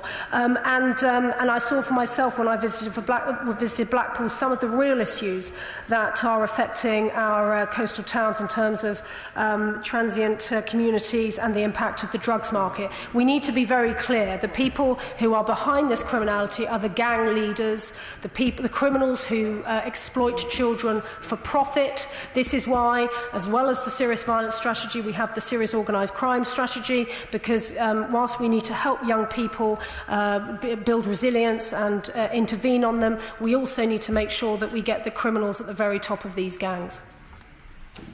Afzal Khan. Thank you, Mr. Speaker. Recently in Manchester, 17-year-old Yusuf Maki was stabbed to death by another teenager. Last week, Greater Manchester Police response time showed it went up from 6 minutes to 12 minutes. GMP have seen over 2,000 cuts in police officers. Whilst the solution to combating the knife crime are complex, facts remain that police are struggling and they need a lot more resources than what government have provided. Will government provide the resources our police need? We are providing up to £970 million next year in terms of policing settlement. We provided a further £500 million last year, and we're providing this extra £100 million through the spring statement to give the police the extra resources they need. But again, please can I ask members opposite to do the right thing next week and support the government's efforts to introduce knife crime prevention orders. These are asked for by the police. They want them. We've looked into them very carefully. We've brought them into the legislation as quickly as we can. We just need the House to pass them. Mike Kane. Thanks, Mr. Speaker. The Minister rightly talks about criminal child exploitation, as pointed out by the member for Stoke-on-Trent Central, and tackling these gang leaders. But the Department of Education, as pointed out by the member from Walthamstow, last year 9,500 children were off-road from our schools where the department has no earthly idea where they are, creating a lost generation that can be exploited by the very people she wants to tackle. You combine that with 20,000 fewer police officers and half of youth clubs and services gone, as pointed out by the member of Lancaster. Will these causal facts be on the agenda for this summit? As I said before, education clearly plays an absolutely vital role in our efforts to tackle serious violence. I know that colleagues across the House are very concerned about off-rolling. I mean, there are good examples of alternative provision providers across the country. My challenge to those in the education sector is that if we've got good examples, if we've got best practice, let's share it and let every child across the country have those same quality of standards that some children do seem to benefit from. Thank you. Order. Point of order, Mr. Afzal Khan. Mr. Speaker, on 12th of March, I asked a written question to the Home Office seeking the time it takes for emergency travel document applications to be secured for a person in immigration detention. I was told that the information could only be obtained at disproportionate cost. However, I asked this question because during a meeting of the Immigration and Social Security Coordination Committee, the Minister for Immigration told us that the average time it takes to get travel documents for people in immigration detention is 30 days. As I'm sure you are aware, Mr. Speaker, my amendment on 28-day detention has signatories from across the House, including from the Tory and DUP MPs, so there is a great interest in the arguments the government is making on this issue. Mr. Speaker, could you advise me how to ensure that the background data the Minister relied on to make this claim during committee is available to MPs seeking to evaluate her claim? Well, I'm grateful to the honourable gentleman for his point of order. Strictly speaking, government makes a judgment about whether it can provide an answer, and it's not a matter of order upon which the chair can adjudicate. That said, what I would say to the honourable gentleman is that if I understood his point of order correctly, and he had previously in a meeting been given an indication of average waiting times, it seems not unreasonable that he should then put a question seeking to ascertain the facts on that matter. Therefore, my advice to the honourable gentleman really is twofold. First of all, my general advice in matters of this kind, which, at the risk of irritating the House, I repeat again: persist, man. Persist. Persist. Keep asking the question. And the honourable gentleman may wish to put it in a different way, or possibly even to a different department, though I doubt it, and to try to persuade the Minister, perhaps privately, of the reasonableness of the inquiry. Beyond that, of course, it is open to the honourable gentleman to seek to use freedom of information legislation to secure the response that hitherto has been denied to him. But I hope that he will profit from my counsels and that it will not be necessary for him to raise the matter again. But if it is necessary, I'm sure he will. A point of order, Mike Kane. Thank you, Mr. Speaker. I seek your advice. This morning, my Manchester staff had to be escorted into their office by a representative of Greater Manchester Police. The last few days, they've had to meet in a local coffee shop in Wythenshawe Town Centre to be escorted to the office by the town centre security guards. Is this time a time to make clear that violence and threats to MPs and their staff are completely unacceptable in a parliamentary democracy? Time to make that clear, and I imagine that that proposition that the honourable gentleman has just put to me in the chair would be endorsed by every single member of this House. We should try to remember, in this matter as in others, the precepts of Erskine May: moderation and good humour in the use of parliamentary language conduce to the best possible debate.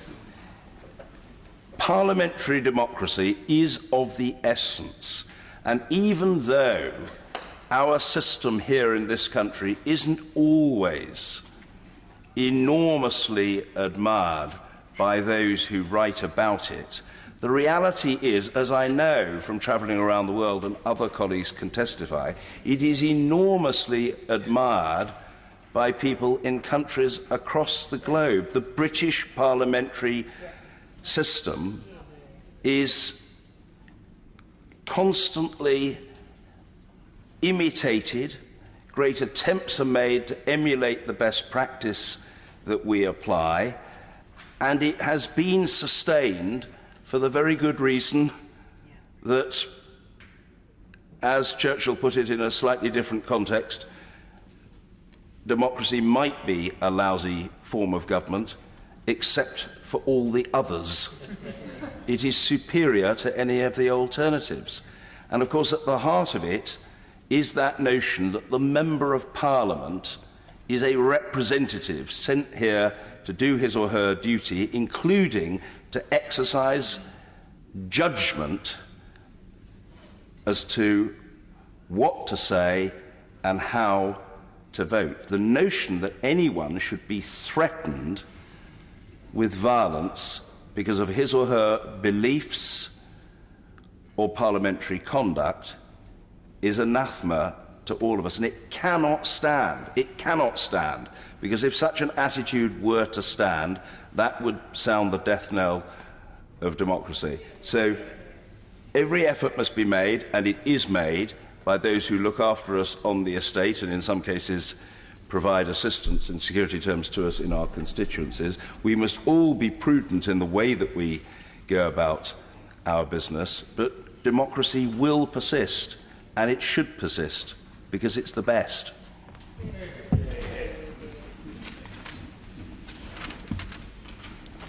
Mr. Philip Davis. Well, thank you, Mr. Speaker. As I was saying, I believe, and I stand to be corrected by your good self or anyone else for that matter, I believe I was just getting on to New Clause 6 when I was stopped in my tracks. New Clause 6, Mr. Speaker, relates to a review of absent vote arrangements.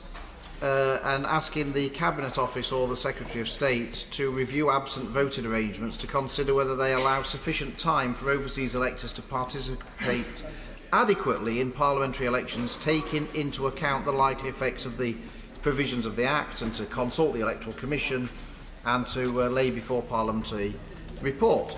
Now again, I pay tribute to the honourable gentleman, the member for Chester, opposite, who I have once again stolen his ideas. And when he introduced this in committee as well, and he did so, I understand, simply, as it says in the new clause, to consider whether or not there is sufficient time for overseas electors to participate adequately in parliamentary elections.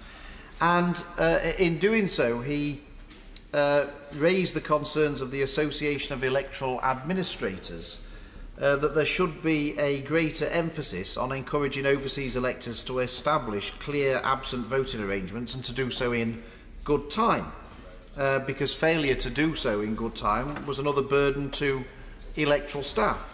And the Association of Electoral Administrators have apparently said that in view of this time limit being removed, consideration needs to be given to the deadline being brought forward for overseas electors to register, so that it allows sufficient time to process and check previous revisions of registers, followed by documentary evidence being provided if necessary. In addition, sufficient time is required to arrange for any absent vote arrangements to be put in place, so that the overseas elector can cast their vote at the election or referendum in time for it to be counted. And that seems to me, Mr. Speaker, to be self-evident that that's absolutely necessary. And I'm going to come on to timings again on another new clause, but in order to try and speed things along, I hope that stands for itself and is self-explanatory. It obviously doesn't, Mr. Speaker. I'll give way to the honourable gentleman. Point at length in committee, and the challenge came back that we'd be in danger of asking overseas electors to register prior to them perhaps knowing who would be on the ballot paper. Now, I actually didn't think that was a valid reason not to have an efficient and effective system, because I didn't think that would preclude people from wanting to take part, waiting to know the candidates were. I wonder what the honourable gentleman's perspective on that is. I would agree with the honourable gentleman. I don't really see that that's relevant, to be perfectly honest. So I would happily endorse what he said. As for new clause 7, new clause 7 is about reporting on postal voting arrangements for overseas electors. And it would require the Minister for the Cabinet Office to publish a report on postal voting arrangements for overseas electors, to set out any barriers to the participation, the availability of prepaid postal services, the financial resources for returning officers, and the capacity in the specialist print and production markets to meet absent vote and ballot paper requirements. And again, we've talked about earlier, Mr. Speaker, about the scale of the number of people that would be affected if this legislation were to take its full course. And so it seems to me that it would be necessary for all of these things to be considered, and for the government to be keeping their eye on whether or not everything is in place to deal with the to deal with the consequences of it. And again, it's fairly self-explanatory. Of course, I'll give way to my honourable friend. Grateful for him for giving way. Now, in clause 3 of new clause 7, it says the report shall in particular consider the effectiveness and cost of the international business response licence for postal votes and any associated implications. I wondered what the particular opportunity or particular concern the honourable gentleman had about the international business response licence. I couldn't really understand what the concern was here. Well, I'm very grateful to my honourable friend. He's quite right to ask me to elaborate. The international business mail response, if he were to look up how they operate, their at-a-glance guide for how they operate says that they receive direct mail responses from overseas customers, only pay for the responses you receive, all fine. The third part of it, though, says responses arrive in 7 to 10 working days. Now, again, I hope that my honourable friend would consider that may cause a difficulty, to be perfectly frank. And I mean, that's That's their at-a-glance guide to their service. And so it seems to me that might not be wholly suitable at an election, particularly when we're dealing with huge volumes and all the rest of it. And so the reason why I put that in there was for that particular purpose, and I'm not sure it does actually fit the bill. And that's why I think the government should have a duty to consider that very carefully, to see whether or not there's a better system that needs to be used. And I'm sure we've all got examples, and certainly in my part of the world, in the Bradford district, Mr. Speaker, we've got some we've had some terrible things happen with postal voting and postal vote fraud over the years, and I think that we've always got to be very careful about, when we're having a huge extension of voting and a huge extension of postal voting. I think we've got to be cautious, to be perfectly honest. And I think this is merely an attempt to show some caution in moving forward with this and making sure that we're not causing problems that may not have been expected at the time. So I will give way. For the benefit of the Minister who will have to implement new Clause 7, I wonder if he could make clear what his expectation is on timing. It seems to me that from the tenor of his remarks, my honourable friend is expecting this review to take place before commencement. Is that the case? Well, I'm grateful again. I would like that to happen. I think we need, before we have an extension, it would be very useful to actually have a review of where we are now, because that may actually highlight some of the areas of concern before there's an extension. So yes, I would like to see that done again sooner rather than later. Will you give way? I will give way. Very grateful to the honourable gentleman who's making some important points. Does he agree with me, picking up the point that he just raised, is that we would need to be satisfied that in the event of an allegation being made about electoral impropriety, that there was the resources and indeed the willingness on behalf of overseas authorities to properly investigate that, because of course it could mean the difference between whether there had been a correct result in an election or an incorrect result? My honourable friend's absolutely right. I agree with that. And of course, the more people that the franchise is extended to, the more chance of a result being affected by it. Yeah. So my honourable friend is right, and that's why I think it's absolutely necessary that we get these things right, and we don't just do it and then find a problem later, and we don't really have a plan for how we're going to deal with any problems that may arise. I'd sooner we got it in place to start with, that we knew how we were going to, A, try and prevent problems, and B, deal with them once they arose. So that's new Clause 7, Mr. Speaker. As for new Clause 9, again, which I hope is self-explanatory, this would require the Cabinet Office or the Secretary of State within 12 months, it's got a date on it for the benefit of my honourable friend, within 12 months of the provision of the Act coming into force, to lay before Parliament a report evaluating the effects of the Act and the extent to which it has met its objectives.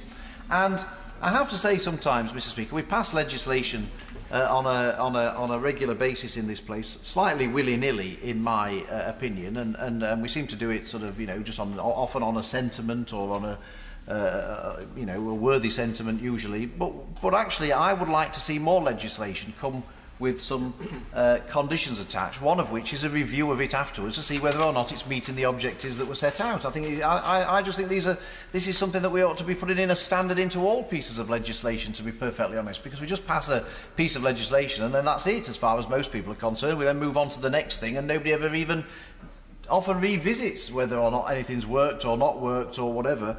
In fact, when anyone's asked to usually justify something, they use the fact that they've passed the piece of legislation as their justification for having done something, as opposed to whether it was effective or not, or whatever. So this really, I think, is an amendment, which a new clause, which I would like to see probably added into much more pieces of legislation. I'll give way. Can I gently suggest that the honourable gentleman is uncharacteristically proposing unnecessary bureaucracy, because the reality is, if something were perceived to have gone wrong, he is well able, and has shown himself to be well able, to draw it to the attention of this House. If it needs to be ventilated in public, no doubt it can be done so fully and robustly. Does he not agree?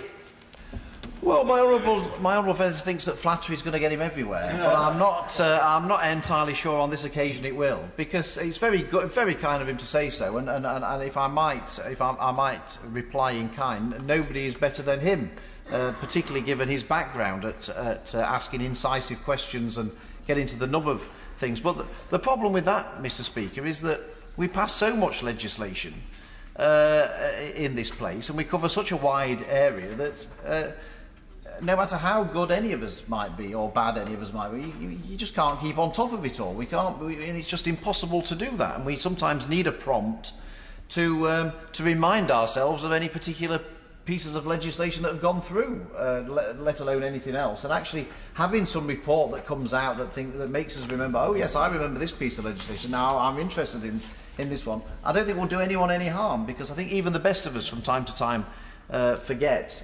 what's been passed through this House. I will.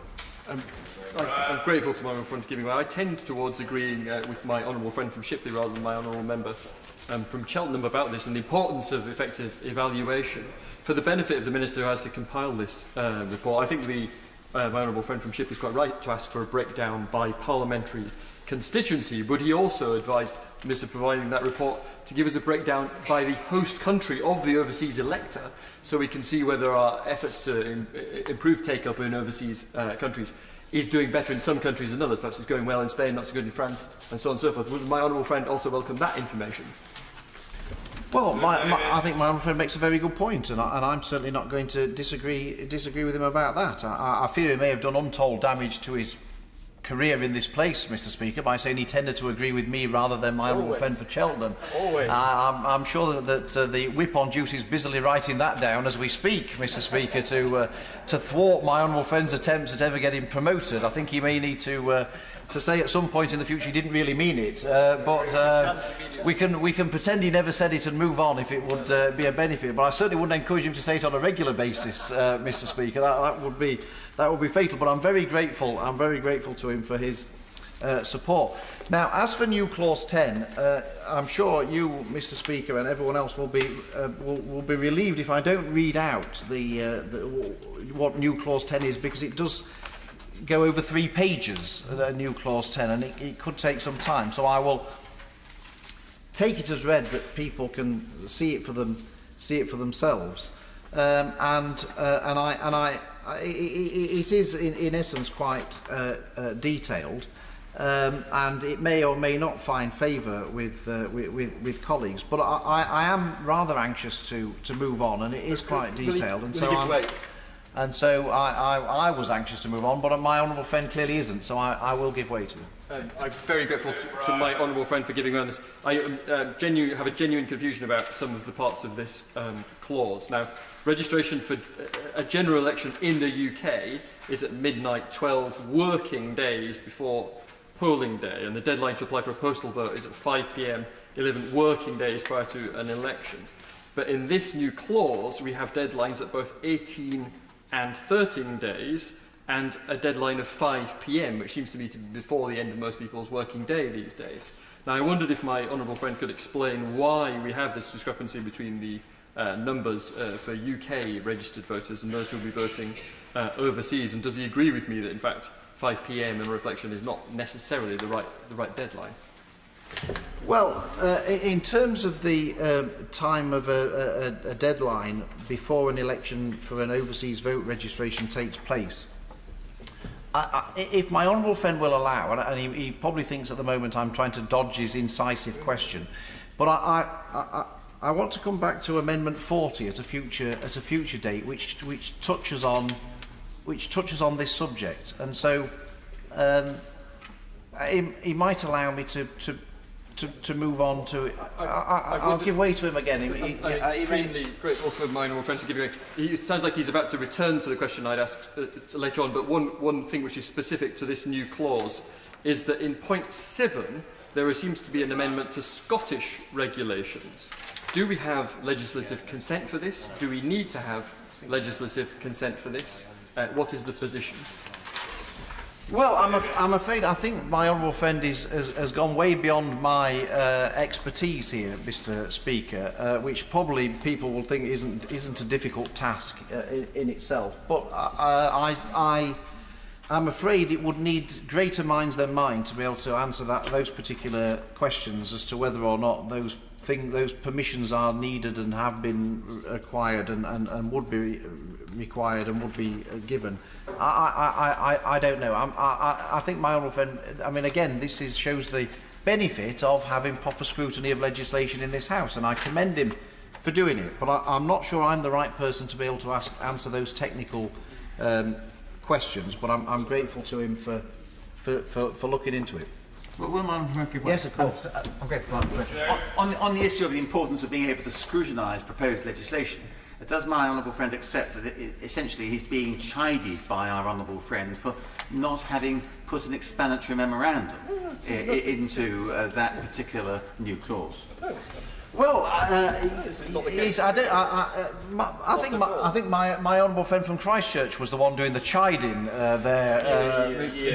Mr. Speaker, and I suspect he was probably right for him to do so, and he's right. I haven't been able to have the time to do just that, and my honourable friend from Christchurch is right to pick me up on it, and I'm sure if I had done, then colleagues in the House would have maybe had some more of their questions answered. And so he's absolutely right. I listened a great deal to my honourable friend for Christchurch, and on most of these issues, particularly pertaining to Fridays, about how things should be done and the importance of them being done, he tends to be right. I think the honourable gentleman opposite was seeking to... Can I thank him for giving way? And I say this advisedly, but can the member confirm that he actually wrote the amendments that he's tabled and is now speaking against? Because with almost every intervention that has taken place, he's not been able to answer a single question that's been put. I'm not... The honourable gentleman hasn't really had a very good record on the intervention so far in this debate. Most of them are wholly inaccurate. I think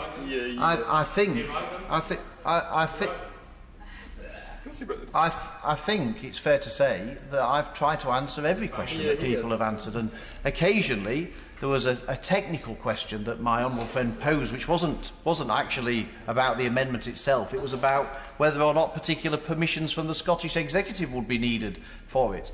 I don't know the answer to that question.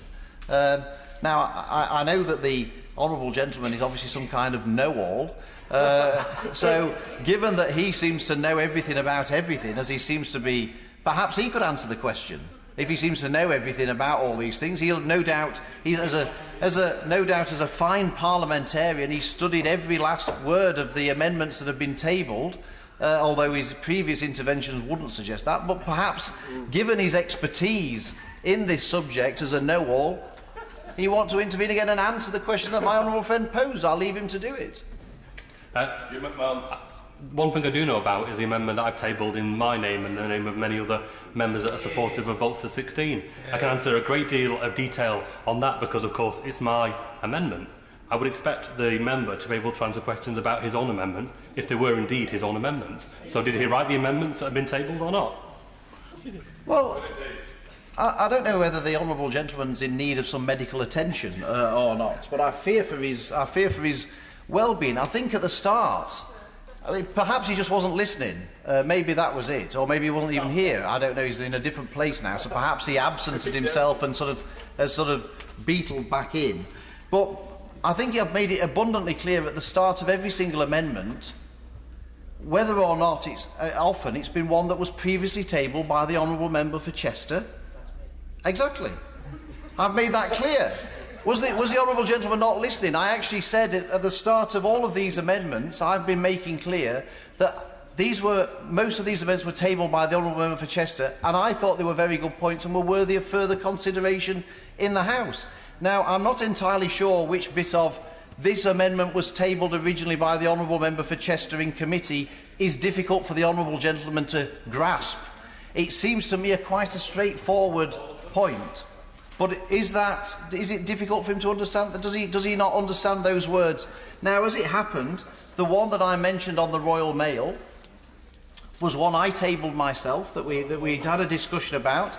My honourable friend asked a detailed question, I think it was, about why I tabled Section 3, and I gave a detailed answer about that particular point.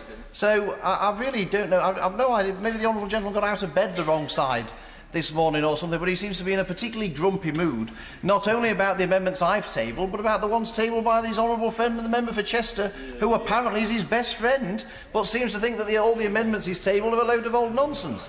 So I will leave him to explain to his honourable friend for Chester why he thinks his amendments are ridiculous. Now, it may be what I think, Mr. Speaker, why the honourable gentleman is getting grumpy is because he's anxious to get onto his own amendment. I think that's really what this is all about. He's in a grouch because he wants to stand up and lecture the world about his own amendments, which he enjoys doing, and that's fair enough. But if he and his colleagues stopped interrupting me during my speech, we might make a bit more progress. So by actually standing up and intervening every 2 minutes, his grumpiness at not getting onto his own amendment is being reinforced because he's intervening all the time. So afterwards, Mr. Speaker, what I'll do is, because I'm a kind of generous kind of chap, I'll have a chat with him afterwards and explain to him how best to get onto his amendments on a Friday if he wants to. And the secret of success is not standing up and trying to intervene with a pointless intervention every 2 minutes. It's a good lesson for him to learn. I'll give way to the honourable gentleman. On the point of pointless interventions, Mr. Speaker, can I just say gently to the honourable gentleman Shipley, the honourable member for Oldham West and Royston is one of the most cheeriest, sunniest dispositions you will find on this side of the House, and never would grumpy apply to him. But on the substantive matter of the amendments in his name on the order paper, each one of them on New Clause 10, he refers to provisions by post and proxy for overseas electors in parliamentary elections. He will know that the practicalities of the system of overseas elections means that almost all of those people will be voting by post. And having an opportunity to vote by proxy, if they wish to appoint someone in this country, is important. But there is no content in here about emergency proxy votes for circumstances where the individual, for instance, overseas, may have been entitled to make a late emergency proxy vote, which under my knowledge is up until the day of polling day itself, if they're incapacitated. Has he given any thought to where that might fit into the amendments that are in his name, and where future legislation may fix that problem? Well, I think the honourable gentleman makes a very good point, and I think wherever possible, and he spoke earlier about the importance of polling stations and things like that, and I've got points further down about that, but I think he raises a good point, and I think wherever possible the rules should be the same as they are for people here. So I think he makes a very good point, and perhaps that is something that we all should consider if we ever manage to get back to it. So I've got every sympathy for the point he raises. I'll give way to the honourable. Thank you. I appreciate the honourable gentleman is making some very thorough and thought-through points. But he just said there he wanted to see a balance between the opportunities for people to vote overseas and hit back here at home. But can he then explain to me why his government is making it much harder for people to vote here in terms of having a greater degree of identification and so on to go into the polling station, when actually what he's talking about, there's potentially more opportunity for fraud in the postal voting system overseas, as he's just explaining? Well, I don't want to get sidetracked from the bill, Mr. Speaker, but the point I would make to the honourable lady is that some of the many of the new clauses I've proposed and will go on to propose are about actually making the system robust so that we have an honest result and that we don't have any problem with the result being disputed in any way. And given the problems that we've faced, certainly in my area, in the Bradford district, at polling stations and on postal votes, I'm very supportive of the government believing that we need identification at polling stations, because in many cases it's caused an absolute nightmare for presiding officers in polling stations being able to properly identify people. It's been an issue for some time. It happened, I believe, in Northern Ireland, and they dealt with it in Northern Ireland because of that. And unfortunately, some of those problems persist in the UK, and it's quite right that the government do something to make sure that the results of elections are robust. And I think it's a. But I mean, I don't want to. I'm getting sidetracked, Mr. Speaker, because we're not really relevant to that. But I don't see a conflict. Is the point I'm trying to make. Now, with regard to new clause 11. And for the benefit of the honourable gentleman for Oldham West, this was something that his honourable friend, the member for Nottingham North, was something raised in committee. So I hope that was clear. I hope that was clear enough for him to understand. This is about the offence of registering to vote as an overseas elector in more than one constituency. And when he introduced this suggested change in committee, the honourable member for Nottingham North said that this was his last stab, I think he said, at laying the concerns that electoral administrators have expressed following the publication of the Votes for Life document and the bill. And he was talking about their concerns relating to double registration. And the principle that when electoral registration officers use address data to verify someone's eligibility to register, they will establish whether someone has lived in that place. But they will not try to establish whether that is the last place where the person lived, or whether they've lived in multiple places and are having the same conversation with multiple electoral officers, and possibly voting, therefore, in 2 or more places. And that he pointed out, and I think rightly, that there was therefore a live danger that this might merit an individual sanction, which this clause does, which in effect is to say that somebody commits an offence by registering to vote in 2 separate parliamentary constituencies as an overseas elector. And I think that's absolutely right. And this comes back to the point I was just making before about making sure that the results are robust and without question and all the rest of it. And I think that there is something lacking in our system at the moment about people voting in more than one constituency at parliamentary elections. I think you know there have been complaints about that. Now, how widespread that issue is, I genuinely don't know, and I'm not sure there's any great evidence one way or the other.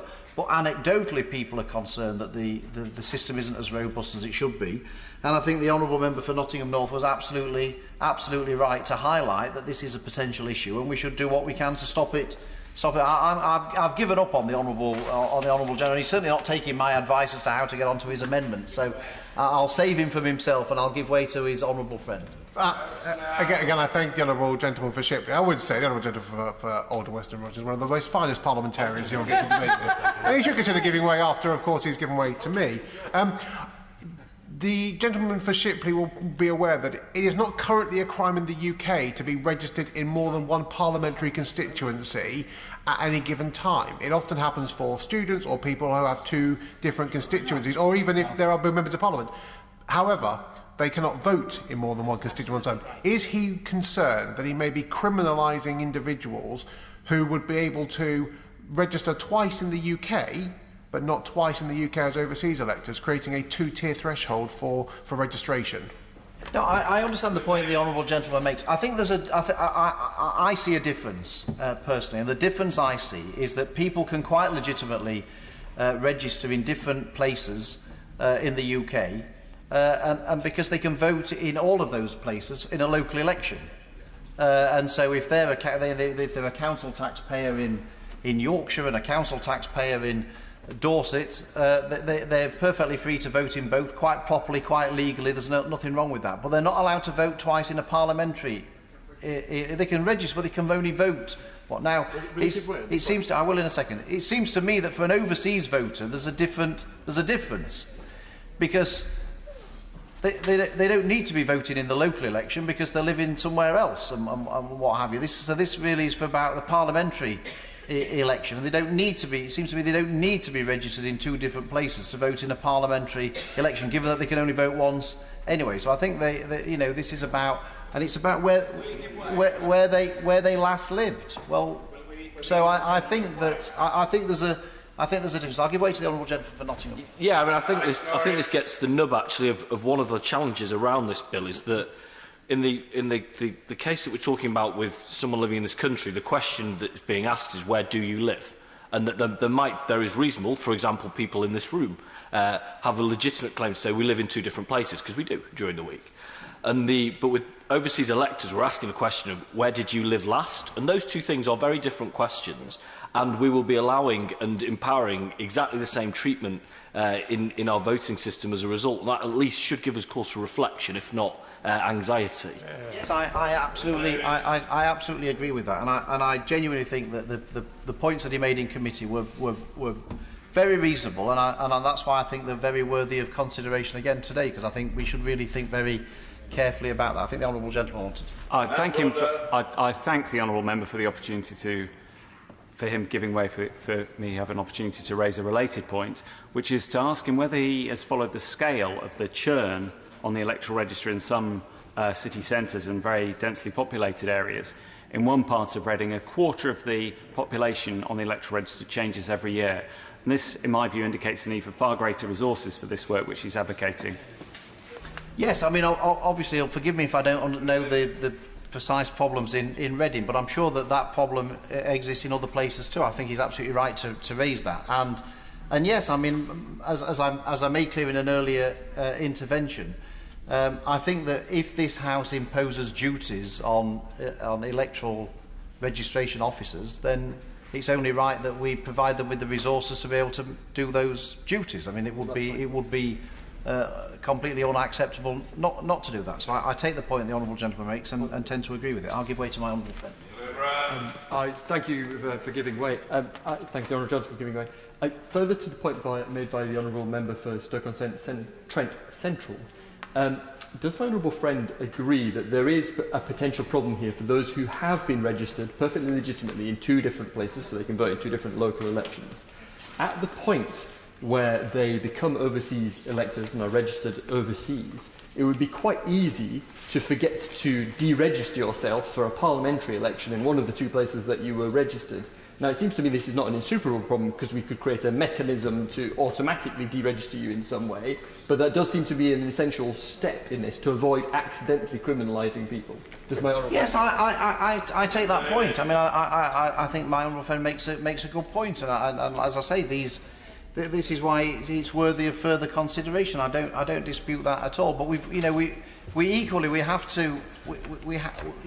Democracy is precious, and when people start calling into question the results because of people voting twice or whatever it might be, then you do a massive damage to our democracy. And a democracy only works when the losing side accept they've lost. And if they don't because of, the result was rigged or there was these problems or people have voted twice, you see this in sort of dictatorships around the world where people say, oh, we're not accepting the result because of this irregularity and that irregularity and the other irregularity, and it's a very slippery slope, and I just think we need to do what we can to try and eliminate those discrepancies and those things that call results into question. So my honourable friend is right. I don't disagree, and I'm certainly not for unnecessarily criminalising decent people just because they've made a mistake. But I thought the issue was so serious it was worthy of further consideration. I'll give way to him again. I thank the honourable gentleman honourable friend for giving way. Now, at the risk of doing further damage to my career, one thing I strongly agree with the honourable gentleman about is the menace of people voting in multiple places. And another is that we have to have strong sentences for people who do these things. Now, looking at his suggestion in this new clause, is that people should be eligible if they register in 2 constituencies for an up to level 5 fine. Now, for other types of offences in the system, for example, false registration information or false registration in relation to postal voting, personification, you can get a level 5 fine and a 6-month sentence. And for things like postal voting fraud, you can get potentially a 2-year sentence and an unlimited fine. Does my honourable friend agree, firstly, that we might want to rationalise the existing system for these different offences, because there seems to be no rhyme or reason to it? And secondly, does he agree that we should, at some point, review this point about there being a maximum level 5 fine, if that does not prove sufficient to defer what is a serious anti-democratic crime? Yes, I would agree with that. I think my honourable friend is absolutely right. I think these are serious offences, and the criminal justice system should see them as such. And I would very much share the sentiment of my honourable friend. Now, new clause. I'm going to press on. I didn't realise at the start this morning, Mr. Speaker, how difficult it was going to prove to get through my modest amendments in the first group. To be perfectly honest, but I'm determined I'm going to do so, even if I have to upset the honourable gentleman for Stoke-on-Trent Central. I think I've been. Point of order. I didn't realise that the right honourable gentleman was proposing to raise his point of order now. I thought he was going to do so later. But nevertheless, he's seized by the moment, and I know that he's in a state of some perturbation about the matter. Point of order, Mr Mark Francois. My sincere apologies to the honourable member for Shipley, but when he hears this, I hope he'll understand, because it affects him too. Mr Speaker, apparently on the Today programme this morning, the BBC presenter Jim Nocti made the following statement. I quote, "The ERG, Jacob Rees-Moggs group, in France would be in the National Front. Shocking. Because that's what they believe, and in Germany they would be in the AfD. It's only because of our system that the carapace of this party keeps them in." Mr Speaker, I believe that is an outrageous comment, and it is a slur on at least 80 members of this House. We feel passionately about Brexit, as do members from all corners of this House, but that does not mean that we belong in the National Front, a despicable organisation that all of us would condemn. So, Mr. Speaker, I would like to take this opportunity in Parliament, as an elected Member of Parliament, which Mr. Nocti is not. He's just a very, very highly paid bigot, to say that his comments are outrageous. If the BBC do not get him to make a full and complete apology by the end of today, he should resign as a presenter of the British Broadcasting Corporation, and if the corporation do not take action against him, then it proves what many in this House have suspected for a long time, that they are irredeemably biased and Europhiliac. Thank you. Well, I'm grateful to the right honourable gentleman for his point of order. I won't seek to arbitrate on the matter of what people regard as the position of the BBC on Brexit, because although the right honourable gentleman has made the suggestion that he has about the corporation's alleged Europhile tendencies, I know there are many people who feel that a lot of the BBC's coverage in recent times has lent in a very different direction. As Speaker, I don't think I want to pronounce on that matter.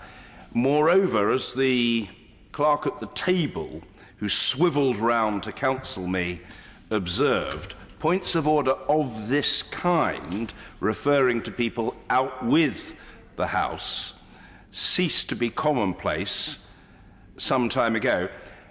It was a true observation and helpful in one respect, but in another, I know the clerk won't take offence when I say at least marginally irrelevant, for the simple reason that commonplace and the right honourable gentleman are not only not nodding acquaintances, they are complete strangers to boot.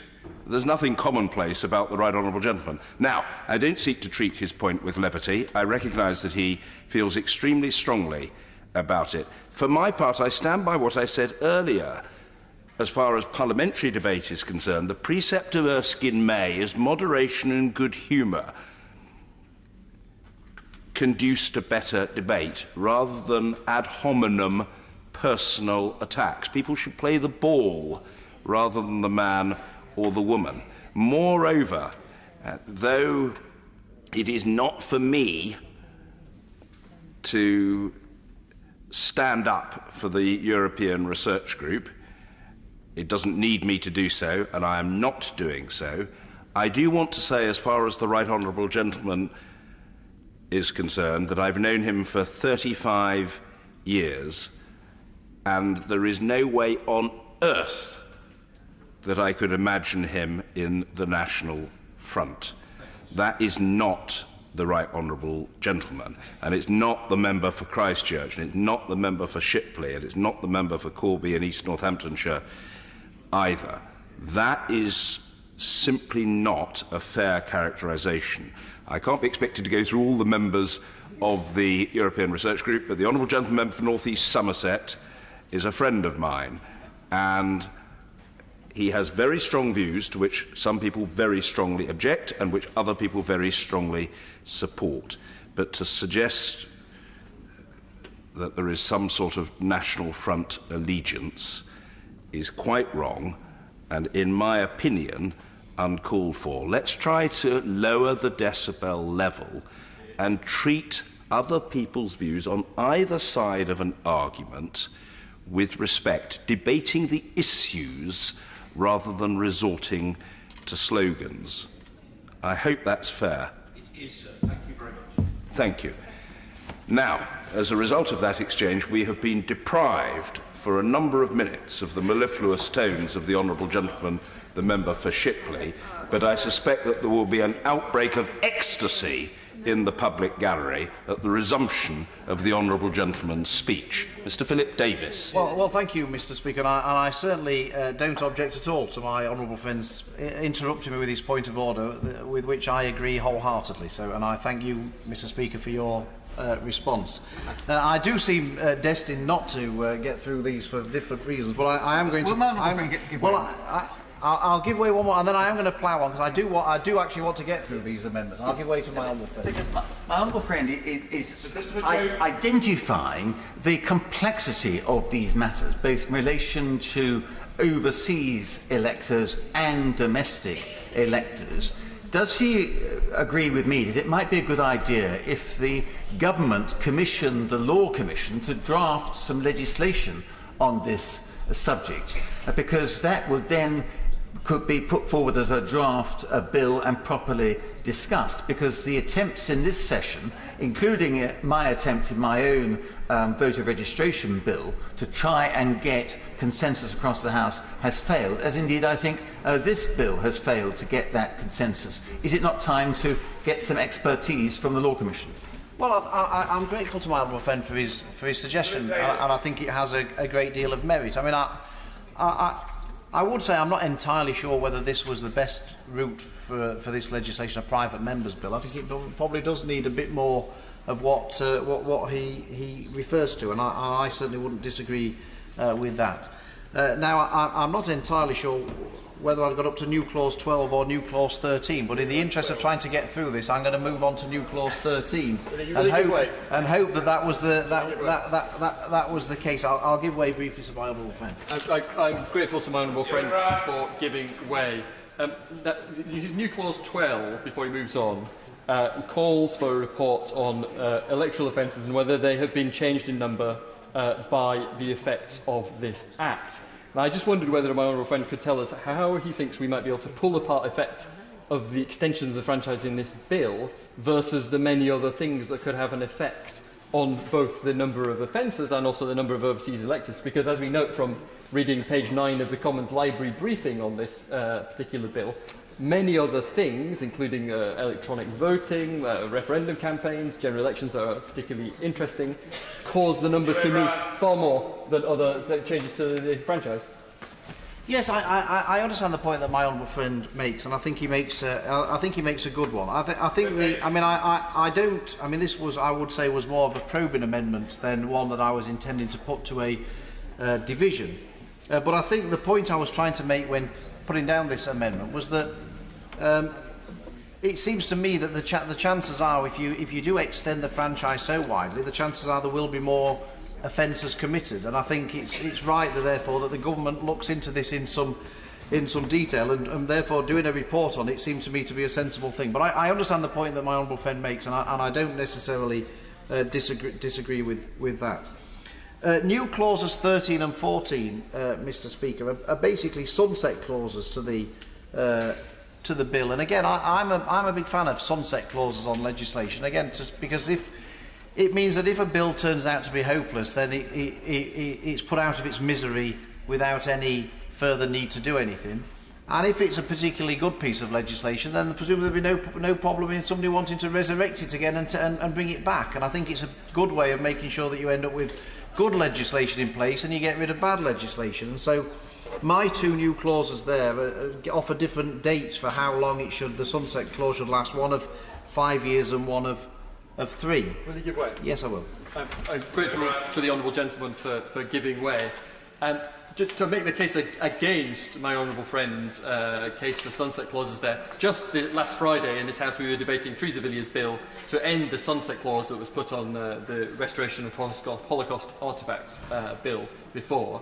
That sunset clause had no particularly clear rationale. I can understand the cases for sunset clauses where we do not know if we will solve a problem by legislating, but where we are making a principled and permanent change, it seems to be unnecessary and potentially something that will eat up the time of the House unnecessarily. Does my honourable friend agree? Well, no. I'd rather eat up the time of the House looking back on whether something is necessary and needed and should be brought back, rather than using up the time of the House to invent new laws, often which are unnecessary and make things worse. So I think it would be a better use of Parliament's time, to be perfectly honest, to look back over these things. But I take my honourable friend's point, and I certainly take his point into the difference in sunset clauses for different purposes. So I understand that. Now, you'll be pleased to know, Mr Speaker, that I've gone through the new clauses there, but there still are a number of amendments to cover, which I'll hopefully be able to do more quickly. Now, I did promise my honourable friend about Amendment 40, which again is one of something that's I've reheated from the honourable member for Nottingham North again, which is to put a deadline of 19 days before an election for an overseas vote registration to take place. Now, the honourable member for Nottingham North, when he proposed this, did it, he said, and I agree with his rationale, to allow electoral administrators more time to process applications. As he said, that he felt that the current timescale of registration deadlines doesn't work, and that the amendment therefore was designed to improve it. And he reported concern amongst those who administer our elections about this, and particularly about the timetable more widely of postal ballot papers to go out to overseas voters, which isn't easy. And I will in a second. And he went on to say, and I think he makes a very good point here, that if we don't push this amendment through, people would be enthusiastic that they're going to have a chance to vote that hadn't before, that we'd be raising people's expectations, and that they'd end up being disappointed because of the volume of applications. They'd never get a chance to vote in the end. And I think the argument he made was a very good one. And I do dread mentioning the EU referendum again, given everything that's going on at the moment. But I understand that at that referendum and the 2015 general election, the processing and checking of overseas applications was a big challenge in many places due to the high volume of applications in a very tight time frame in the lead up to the vote. Well, if that was the case then, if you extend it massively, I mean, what kind of a problem are we going to have now? So I do think there is an issue here, and I think that the honourable gentleman's suggestion of extending the deadline was actually a very sensible way to try and make sure that if we do extend it, everyone will get the chance to vote. I think the honourable gentleman... I thank the honourable member for giving way, and he is making a very detailed, an extremely detailed précis of the bill. And in terms of challenges, in their impact assessment of the Overseas Electors Bill, the Cabinet Office stated that funding was, and I quote, planned to be provided by central government to support the additional costs incurred by EROs. But given the outstretched state of local budgets and austerity, will this financial support cover the £8.8 million expected for implementation and the 10 years of running policy from 2020-2021? Yes, well, I think the honourable gentleman makes a very good point. I do think he makes a very good point there, and again, this is why I think we need the detailed scrutiny in the House of these matters, and I thank him for raising that point. But I do want to press on, Mr. Speaker, because time. I am going to. Well, I must give way to the honourable gentleman because I am actually quoting him so much. Just before you do, I don't know whether the honourable gentleman, indeed yourself, Mr. Speaker, is an avid follower of American elections. I personally love to follow the House of Representatives. Occasionally, I might confess, and I might find common cause with the member for Shipley here for purposes of wagering. I probably shouldn't confess that, should I? But the extraordinary thing about elections, certainly in California, is that they allow you to, essentially, as long as your postal ballot went into the box on the day of the election, it counts. So what you see is for multiple weeks, honestly, multiple weeks, elections not yet declared, as the votes slowly build up till eventually they run into a trickle and disappear. So I wonder whether the honourable gentleman shares my concern that you either have to bring forward a much earlier deadline to give room for them to come in, or you start to have to allow, frankly, I think, silly things like that. I wonder what your views on that. I think the honourable gentleman makes a good point, and I think, therefore, when there's a tight contest, it could be, it's not beyond the realms of possibility that a result could be delayed until everything has been changed. I think the honourable gentleman makes a good point, and therefore I think that's why his suggestion that he made in committee was a good one, and one that I wanted to bring back, because I think I definitely think he's onto something with that, Mr. Speaker, and I agree with him.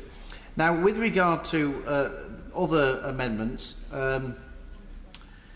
49 and 50, I'm going to gloss over. They're pretty minor points in the scheme of things, because I do want to. I'm going to crack on if the honourable gentleman will. I think I have been generous. I don't think anybody could say that I haven't. I just wanted to mention the 75 and 76. There are others. 68 to 70 are linked to other new clauses that we've already discussed, Mr. Speaker. But in terms of 75 and 60, 75 and 76, particularly with 76, that would delay the coming into force of the extent, commencement and short title provisions by 12 months. And I just wanted to raise this because whatever the merits or otherwise of a general election outside the fixed term rules, it would seem to me that if a general election were to be held sooner rather than later, this bill coming into force immediately could cause some problems. And my amendment 75 and 76 would delay the implementation of the Act for 2 years, which would give more time to prepare for the next general election, or even the one after, if we have one before the 5-year term is up. You could end up with people eligible to vote who can't because the systems are not in place to cope with the rush. It would be blatantly unfair on qualifying overseas voters if some of their votes were to count and some wouldn't, if some were able to register and some couldn't. I think this can happen already, to be honest. But I think that the problem would be made much worse if we extended the franchise and brought the provisions in very, very quickly. I think that we would almost certainly create a problem. And so, all in all, Mr. Speaker, I'm sorry that we've had such a truncated operation, and that my speech has gone on far longer than I anticipated. But obviously, I was agitated. I was obviously agitating some of my honourable friends and members opposite, and wanted to accommodate their request because, in all seriousness, that's how legislation should be debated in this place. That's how we end up with better legislation, when we listen to everybody's points of view. And I think what we've heard from the interventions that have taken place today is people coming up with some very, very, very good points that we should bear in mind, that expose some of the flaws in the amendments I tabled, Mr. Speaker. And that's why it's important that we go through this scrutiny on important pieces of legislation, and this is that. And so I commend my honourable friend from Montgomeryshire for bringing his bill this far, and I hope at some point we have the provisions of this bill introduced, but with the improvements that are necessary.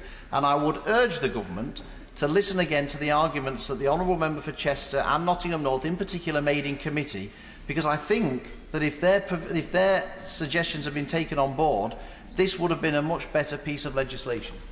Thank you. New clause 1. We'll hear the clause. Yeah. New clause 1, prompt to register as an overseas elector.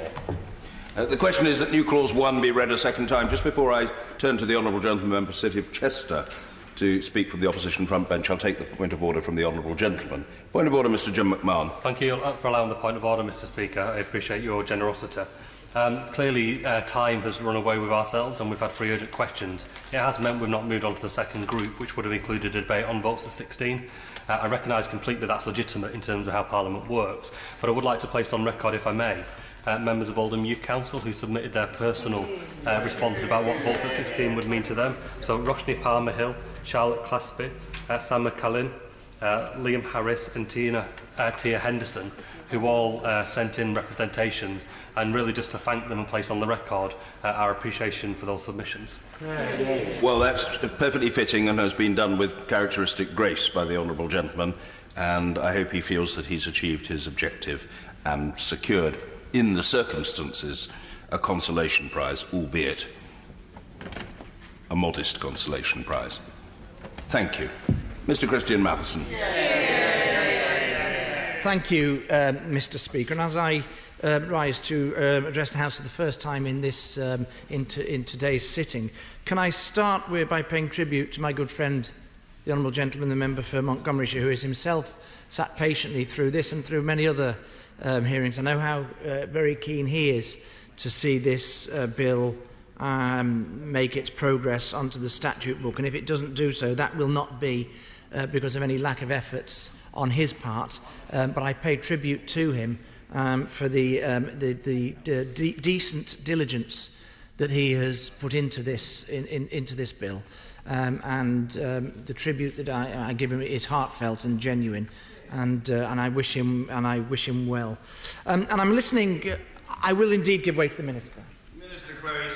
I'm very grateful. I just wonder if the honourable gentleman would allow me to thank him as well for the hours that he's put into this on committee, but to join here in paying tribute to my honourable friend for Montgomeryshire and all those who have campaigned for this as a matter of change with passion and dignity.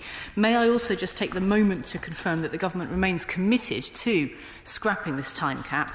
This remains a manifesto commitment for the government to do, and we will return to update the House in due course on our steps to do so. Mr. Speaker, I'm grateful to the Minister for that clarity. And if there are certain, with this particular bill, there are certain areas that we have concerns. And obviously, when the legislation is in whatever form it comes back, it is brought back, then we will continue to debate those concerns and to scrutinise the bill, recognising that the government remains committed to bringing the change in. Listening this morning and this afternoon to the honourable member for Shipley, the first reminder, of course, is that we should also always take care of everything that we say in committees, because somebody somewhere will actually read the speeches that we're making. And I am rather gladdened and encouraged that an honourable member of such diligence and such attention to detail as the honourable member for Shipley has actually read much of what I said in committee, and indeed taken it on, because of course a lot of the new clauses that, as he made to my honourable friend from Oldham, a lot of the new clauses that he's proposing today were clauses that were first floated by myself and by my honourable friends on this side of the House. I would always give way to my good friend from Montgomeryshire. I'm very grateful to my honourable friend for taking an intervention. I think he knows what I want to do. First of all, congratulate him, and I do thank him for the way in which he helped us in committee. I don't always agree, and we had dispute, but he was always incredibly polite and well argued, and all the points that he made, I think, were very well made. But I would just like the chance to put on record the huge number of people who helped me in this process. And I only want to name one specifically, because I take up too much time if I name them all. But I do think that Harry Schindler deserves a mention in this committee. He came over from Italy. He's 98 years old, and he came over here to discuss this bill with me before, during the process, on 2 occasions. It was the one thing he wants to do is vote in a British election. It's the one thing in his life that he wants left. And if I have one disappointment, it doesn't look at the moment, this bill might not reach a conclusion today. But the one real disappointment I have, that Harry Schindler will be disappointed. And I think that's a great shame. So, Mr. Matheson. I thank the honourable member for Montgomeryshire for that intervention. I've not met Mr. Schindler, but Mr. Speaker, it is my understanding that Mr. Schindler fought in the Second World War. Can I put it bluntly as this? The reason that we live in freedom today is because of people like Mr. Schindler and many hundreds of thousands of people like him who risked their lives, and that will never be. We will never tire of making that case. The honourable gentleman, the member of Shipley, in his extensive but very detailed opening speech, moving his new clauses, as I say, many of which were very similar, if not the same, to ones that I myself and honourable members on my side of the House had moved. Gave very detailed descriptions, and so I don't want to go over them too much in the time that is left available to us. Is new clause 1, to prompt to register as an overseas elector, is the idea that we would, when UK citizens are considering moving abroad or are in the process of moving abroad, that they are given a prompt by the electoral registration officer if he or she gets information that leads him or her to believe that a registered elector is moving, to remind them to re-register. The honourable gentleman's absolutely right. This is about stopping that huge rush of people voting in the short period, rush to register in the short period before an election, so that it evens out the burden on the electoral registration officer to reduce the workload of EROs who would otherwise have had to send out reminders to encourage new voters to register. There's no... I'll give way to my honourable friend from Stoke. I do thank my honourable friend from the City of Chester for giving way. When the honourable gentleman for Shipley spoke to New Clause 1, I did raise the difference between those people who have moved to those people who are going to move. And I wonder whether I could tease him to offer some suggestions as to how that may be overcome, because an electoral registration officer will not know if somebody has moved unless they have told them. But under this bill, they would be compelled somehow to provide them with information on how they register as an overseas elector. Well, I think my honourable friend, Mr. Speaker, is absolutely right, indeed. And if this is a clause which seeks to reduce the burden on electoral registration officers, then we wouldn't want the unintended consequence to be that it would increase the burden on unintended consequences, because they then have to go finding voters formerly from their constituency who now live abroad. So my imagination would be that it would be to prompt people who are about to move abroad and prompt them to register. And it also aims to strengthen our democratic culture by encouraging voter registration. But as my right honourable friend, the member for Allen and Deeside, said earlier, and indeed my honourable friend, the member for Redcar, said, the government is at the moment narrowing that group by making it harder for people to register, by making it harder for people to vote in certain pilot areas where they've introduced ID requirements for people to vote. So I do call upon the government to think again about whether they are genuinely concerned with widening voter participation and voter registration, or whether this is only something that they're looking at for overseas voters. Under the proposal of New Clause 1, it is the duty of EROs to ensure that the voting register is accurate and complete as possible. Each year they conduct an annual canvass of households, issuing and chasing inquiry forms. Household inquiry forms are sent to every household in order to confirm the details of those living at the property. Whilst these forms themselves do not directly generate new registrations, they are critical to producing information about the country. The amendment, the new clause, would advise that any information generated from these forms which would suggest a British person is moving or has moved abroad should trigger a notification from the ERO to prompt this person to put themselves on the voters' register abroad. There's no doubt that voter awareness is crucial to this legislation. Honourable members, I'm not sure, it may have been the Honourable Gentleman from Harborough, talked about the role that British diplomatic posts could have in registering UK citizens abroad and letting them know about the importance of voting. But it is crucial that voter awareness as part of this legislation. And once overseas voters are made aware of their eligibility, they are much more likely to engage in voting. And of course, the earlier that somebody registers within the current 15-year time limit, the easier it is to keep them registered after the 15-year time limit. And therefore, we remove the possibility of the rush to register in the period immediately before an election, which the honourable gentleman from Shipley referred to. I'll give way to my honourable friend from Stoke one more time. Again, I thank my honourable friend from the City of Chester for being so gracious with his time. Does he share my concern, I suppose, that the missed opportunity with New Clause 1 is also that there are no provisions been put into place for how we may help those people who are already overseas, who may suddenly gain the right to vote because of their time overseas. But nothing in this amendment, nothing in this new clause seeks to provide local authorities with the ability or the resources to do that. And there could be thousands of people for whom that situation is their everyday existence. Well, my honourable friend is almost certainly correct in that analysis, and I'm a little bit concerned, of course, because this was originally one of my proposals, so I can't exactly blame the honourable gentleman, the member for Shipley. But again, this is what the scrutiny of this in this place is here to provide, and I would take his guidance on that. And I'm grateful for his insight into the deficiencies of new clause 1. Moving, if now I might, to new clause 3. Order. Further consideration what day?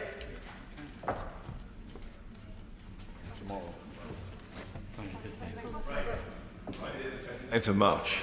Friday the 29th of March. Thank you. Order. Free Trade, Education and Reporting Bill, second reading. Objection taken. Thank you. Second reading what day? Second reading what day? Brexit Day, Friday the 29th of March. Friday the 29th of March. Pedicabs, London Bill, second reading. Formally. Okay. Objection taken. Second reading what day? Friday the 5th of April. Friday the 5th of April. Homelessness, End of Life Care Bill, second reading. No. Object! Objection taken. Second reading what day? Friday 5th of April. Friday the 5th of April. Marriage and Civil Partnership, Minimum Age Bill, second reading. Not moved. Not moved. Freedom of Information Extension Bill, second reading. On behalf of the member in charge, now. Object! Objection taken. Second reading what day? Friday the 5th of April. Friday the 5th of April. Human Fertilisation and Embryology, Welfare of Women Bill, second reading. On behalf of the member in charge, now. Object! Objection taken. Second reading what day? Friday the 5th of April. Friday the 5th of April. Workers, Definition and Rights Bill, second reading. Not moved. Gender-Based Pricing Prohibition Bill, second reading. On behalf of the member in charge, now. Object! Objection taken. Second reading what day? Friday 5th of April. Friday the 5th of April. Hereditary Titles Female Succession Bill, second reading. Object! Objection taken. Second reading what day? Friday the 10th of May. Friday the 10th of May. Charity Trustees Time Off for Duties Bill, second reading. Now. Object! Objection taken. Second reading what day? Friday 5th of April, sir. Friday the 5th of April. National Health Service Bill, second reading. Not moved. Divorce Financial Provision Bill, second reading. Not moved. Immigration Time Limit on Detention Bill, second reading. On behalf of the member in charge, now. Object! Objection taken. Second reading what day? Friday the 5th of April. Friday the 5th of April. House of Peers Bill, second reading. On behalf of the member in charge, now. Objection taken. Second reading what day? Friday 5th of April. Friday 5th of April. Defibrillators Availability Bill, second reading. Not moved. Tyres Buses and Coaches Bill, second reading. In view of the fact the Government have agreed to enact its provisions, Mr Deputy Speaker, not moved. Not moved. Online News Platforms Regulation Bill, second reading. The member responsible, I beg to move. Object! Objection taken. Second reading what day? Mr Wood. Sorry. 5th of April. Something. Yeah, that'll do great. Plastic Pollution Bill, second reading. On behalf of the member in charge, now. Object! Objection taken. Second reading what day? Friday 5th of April. Friday the 5th of April. Packaging Extended Producer Responsibility Bill, second reading. Now. Object! Objection taken. Second reading what day? Friday the 5th of April. Friday the 5th of April. Parental Leave and Pay Arrangements Publication Bill, second reading. On behalf of the member in charge, now. Object! Second reading what day? Friday 5th of April. Friday 5th of April. Emergency Response Drivers Protections Bill, second reading. On behalf of the member promoting the bill and with his permission, I beg to move. Object! Objection taken. Second reading what day? Friday the 10th of May. Friday the 10th of May. Access to Fertility Services Bill, second reading. On behalf of the member in charge, now. Object! Objection taken. Second reading. Friday the 5th of April. Friday the 5th of April. Kew Gardens Leases Number 2 Bill, second reading. On behalf of the member in charge, I beg to move. Objection taken. Second reading. Friday, 5th of April. Friday, 5th of April. Creditworthiness Assessment Bill, Lord, second reading. Not moved. Access to Welfare Terminal Illness Definition Bill, second reading. On behalf of the member in charge, now. Object. Objection taken. Second reading. Order. Friday the 5th of April. Friday, 5th of April. Asylum Seekers Permission to Work Bill, second reading. The member in charge, now. Object. Second reading. Objection taken. Second reading. Order. Friday the 5th of April. International Development Assistance Palestinian National Authority Schools Bill, second reading. Now. Object. Objection taken. Second reading. What day? Friday the 5th of April. Friday, the 5th of April. Destitution Domestic Violence Concession Eligibility Bill, second reading. On behalf of the member in charge, now. Object. Objection taken. Second reading. What day? Friday the 5th of April. Friday, the 5th of April. Right. Okay. I beg to move that this House do now adjourn. The question is, this House do now adjourn. Marcia to come. Thank you, Mr Deputy Speaker. I am pleased to have secured this important vote. There are few places that show the severity of the government's housing crisis more than Battersea. Battersea is a wonderful, vibrant and diverse constituency, home to active and truly inspiring communities. But under the Conservative Council for decades and the government of the last 9 years, it has been hit hard by the housing crisis. We have seen planning and policy decisions taken that prioritise unaffordable homes, not the social and genuinely affordable housing that Battersea so desperately needs. My constituents see countless luxury blocks rise up around them. In Nine Elms, they see one of the largest regeneration projects in Europe, but there is not one single social home. At the Battersea Power Station, they see a £9 billion development that contains just 9% of so-called affordable housing. And even those homes are being built half a mile away on an old industrial site. This is not building mixed communities for the social good of the many. It is building for private profit for the few.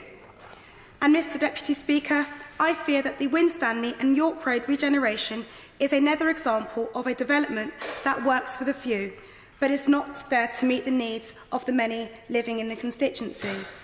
The £1 billion regeneration project is being undertaken by Wandsworth Council in partnership with developer Taylor Wimpey. There is no question that this estate is in need of serious investment. It is one of the most deprived areas in the borough and in the top 1% most deprived in the country. It has been neglected for years by government and council alike. And following the 2011 London riots, the council finally acknowledged this neglect, recognising that poverty and inequality were driving social alienation and discontent. This is what triggered the plans to regenerate the estate, and this could have been an opportunity to build genuinely affordable and social homes that Battersea needs. It could have been an opportunity to tackle the housing waiting list and to home some of Wandsworth's thousands of homeless children. This is what it could have been, but this is not what the council is pushing. While there is a welcome replacement of existing homes, including council homes, and the new leisure and community hub, which includes a much-needed leisure facilities, community centre, children's centre and library, is very, very much welcome.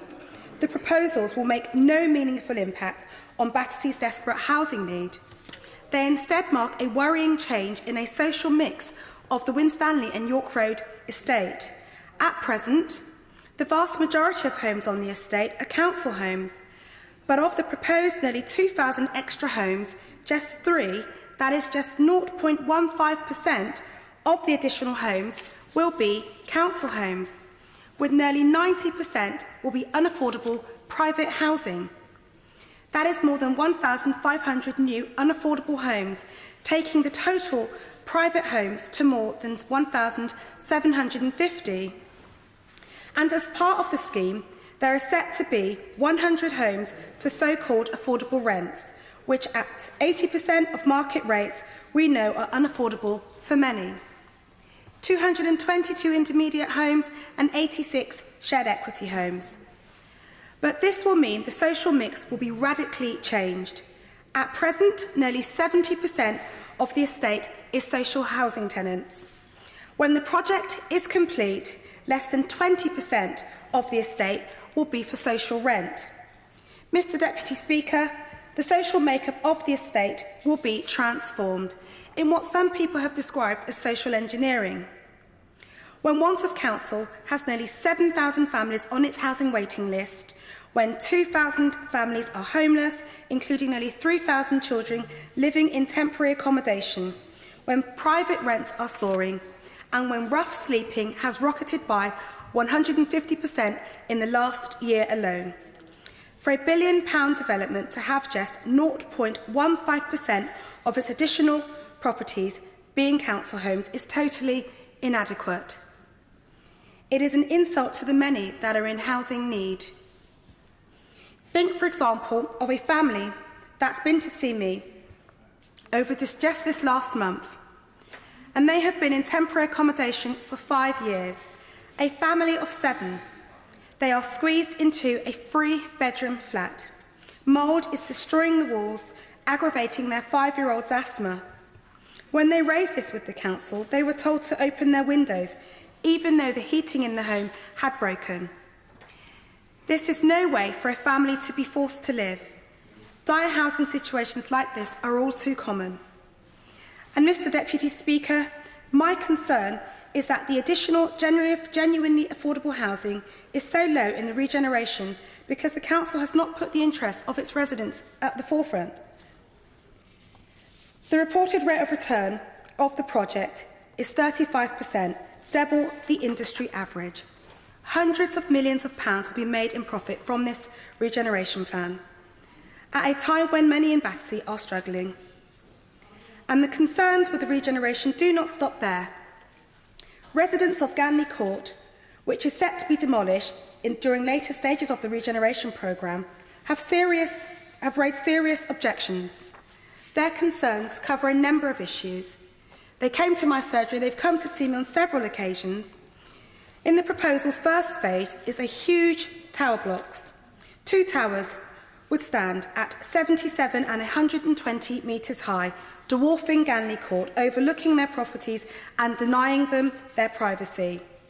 A further concern is that in phase 2 of the project, Ganley Court will be demolished, with those freeholders offered new properties in the development, but merely as shared equity, losing their outright ownership. Residents have repeatedly raised these concerns with the council, only to be given unhelpful and sometimes misleading information. They feel betrayed by the council and they feel the proposals do not give them a fair deal. And forgotten in these proposals are the existing private renters. I know of families who have rented on the estate for 10 years, whose children go to schools locally, but their block will be demolished with no support for rehousing. They will be uprooted, disrupted, while their private landlords will be offered a new property. Mr Deputy Speaker, this is not fair and shows that it is not a project for the many. And unfortunately, the regeneration scheme fits into what can sometimes be deemed as a long history of the council supporting unaffordable private housing. Last year, 90% of houses built in the borough were unaffordable private homes. Less than 3% were council homes. And over the past 8 years, for every 20 unaffordable private home the council has allowed to be built, it has built fewer than 1 council home. This is not house building to meet the demand or to protect some of the most vulnerable. It is house building for the benefit of the few. But this is sadly no surprise, that for decades the council sometimes has favoured developers over the interests of some residents. It was the council itself that launched the Right to Buy scheme before it was national policy, even then refusing to replace the properties it sells.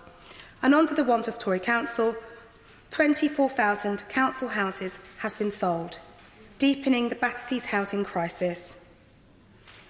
On house building, central government has also failed. Across the country, there has been an 80% fall in new social rented homes. there has been a 50% fall in new affordable homes for ownership. And there has been a total failure to replace homes brought through the Right to Buy scheme. Only one is built for every 4 that is sold. And just as in Battersea the government failed to build housing to meet social needs has driven a social crisis. In 9 years, rough sleeping has doubled. Child homelessness has increased by 70%. There are now 120,000 children living in temporary accommodation. More than 1 million people are now privately renting, and we know that private rents have soared. Mr. Deputy Speaker, if you look at if you look at the numbers, and if you go beyond all of the spin, the truth is clear. Both in Wandsworth and also in this government, they have presided over the housing crisis. We know that the housing market is broken. It is failing for families crammed into homes that are falling into disrepair, failing for children who are moved from temporary accommodation to temporary accommodation. It is failing for young professionals who spend half their income on soaring rents. And most of all, it is failing the most vulnerable, those who are sleeping on our streets. This is a national housing crisis. But, Mr. Deputy Speaker, it doesn't have to be this way. Rather than being just another example of regeneration that serves developers, the Winstanley and York Road regeneration could serve the local people. Labour knows that regeneration projects, for them to be successful, they must be supported by local residents. That's why we believe all estate regenerations should hold ballots. But that has not happened yet on the Winstanley and York Road regeneration. Instead, the Council has refused to carry out a ballot, fearful that residents would reject their proposals, with the Council claiming such issues are too complex for residents, not trusting their knowledge or experience. But if this Council were to hold a ballot and to trust in its regeneration project and its residents, it could apply for the Mayor's Affordable Housing Fund, potentially accessing up to 50 million for genuinely affordable housing, which could add more than 100 council homes to the project. And since the Mayor's introduction of ballots as a funding condition, we've seen their success. So far, there have been 5 estate ballots, all in favour of the proposed plans, such as the Highland Estate in Ealing, where the Council, the Mayor's Office and local residents work together to improve their local community. This approach could be taken on the Winstanley and York Road regeneration to accessing funding that could make a real, genuine difference. I'm pleased that the GLA are currently scrutinising the viability assessments and we await their findings. And we know that elsewhere we see housing developments that make a real difference, like the Holloway Prison development, where the Mayor and Islington Council have worked together, providing 1,000 new homes, 600 genuinely affordable homes, including at least 400 homes for social rent. Mr. Deputy Speaker, for this housing crisis to be solved, we need a change in policy and a change in government. Labour's plans are to build 1 million new homes, 500,000 council homes, implement rent controls, require ballots on all estate regenerations, provide indefinite tenancies for private renters and end rough sleeping with ring-fenced housing for those sleeping on our streets. These policies would make a real difference and a real change. It is a bold and radical programme that we need. Mr. Deputy Speaker, the people of Battersea deserve so much better than what they are being offered. They deserve a housing market that works for them. And so to conclude, I want to ask the Minister, does he believe that this £1 billion Winstanley and York Road regeneration, it is acceptable to only have 0.15% of extra properties to be council homes? Does he share the Council's view that residents cannot be trusted for themselves if to know or to state whether regeneration works for them? And does he agree with me that residents should be balloted on regeneration projects? And finally, does he believe the Council should pursue all funding options, including applying to the Mayor for the GLA funding, to secure some much-needed and genuinely affordable homes as soon as possible? Minister Sunak. Thank you, Mr Deputy Speaker. It's a pleasure to wind up this debate, and I congratulate the Honourable Member for Battersea on securing this debate and welcome the chance to respond to some of the points she made. And I'd like to start by recognising that a home is, of course, simply more than bricks and mortar. A home provides safety, comfort, financial security and a community for residents. And that is why this government is building the homes our country needs so that everyone can afford a safe, decent place to call their own. And we are helping ever more people onto the housing ladder. Now, I note the points that the Honourable Lady raised regarding the Winstanley estate, but I have to tell the Honourable Lady that unfortunately in this particular circumstance, because a formal planning application has been submitted to Wandsworth Council for the Winstanley and York Road estate development, it would not be appropriate for me to comment on the floor of the House on the benefits or otherwise of the planning application in order not to prejudice the Secretary of State should the application eventually end up in front of him. So I hope she will bear with me if I cannot precisely answer her questions. But she did, however, raise some broader points around affordable housing, which I would be very happy to address. Mr Deputy Speaker, building more affordable homes, including those for social rent, is a priority for the government. And since 2010, we have delivered over 407,000 new affordable homes, including over 293,000 affordable homes for rent. But we also recognise that a mix of affordable tenures is required to meet the needs of a wide range of people. And that is why, through the Affordable Homes Programme, we have made £9 billion available for affordable home ownership, affordable rent and, indeed, social rent. And alongside that, the Honourable Lady talked about the importance of councils building. Well, we have lifted the housing revenue account cap in order to help councils help build more. And that should enable councils to deliver up to 10,000 additional homes per year in the short term. Turning to Wandsworth in particular, I'm actually pleased to say, Mr Deputy Speaker, that Wandsworth appears to be a very high-performing borough in terms of overall housing delivery. They are achieving new homes significantly in excess of their local plan targets, and they have made significant and welcome commitments to deliver new housing stock through the HRA. I pay tribute to their leadership and indeed their energy in providing the homes that their community needs.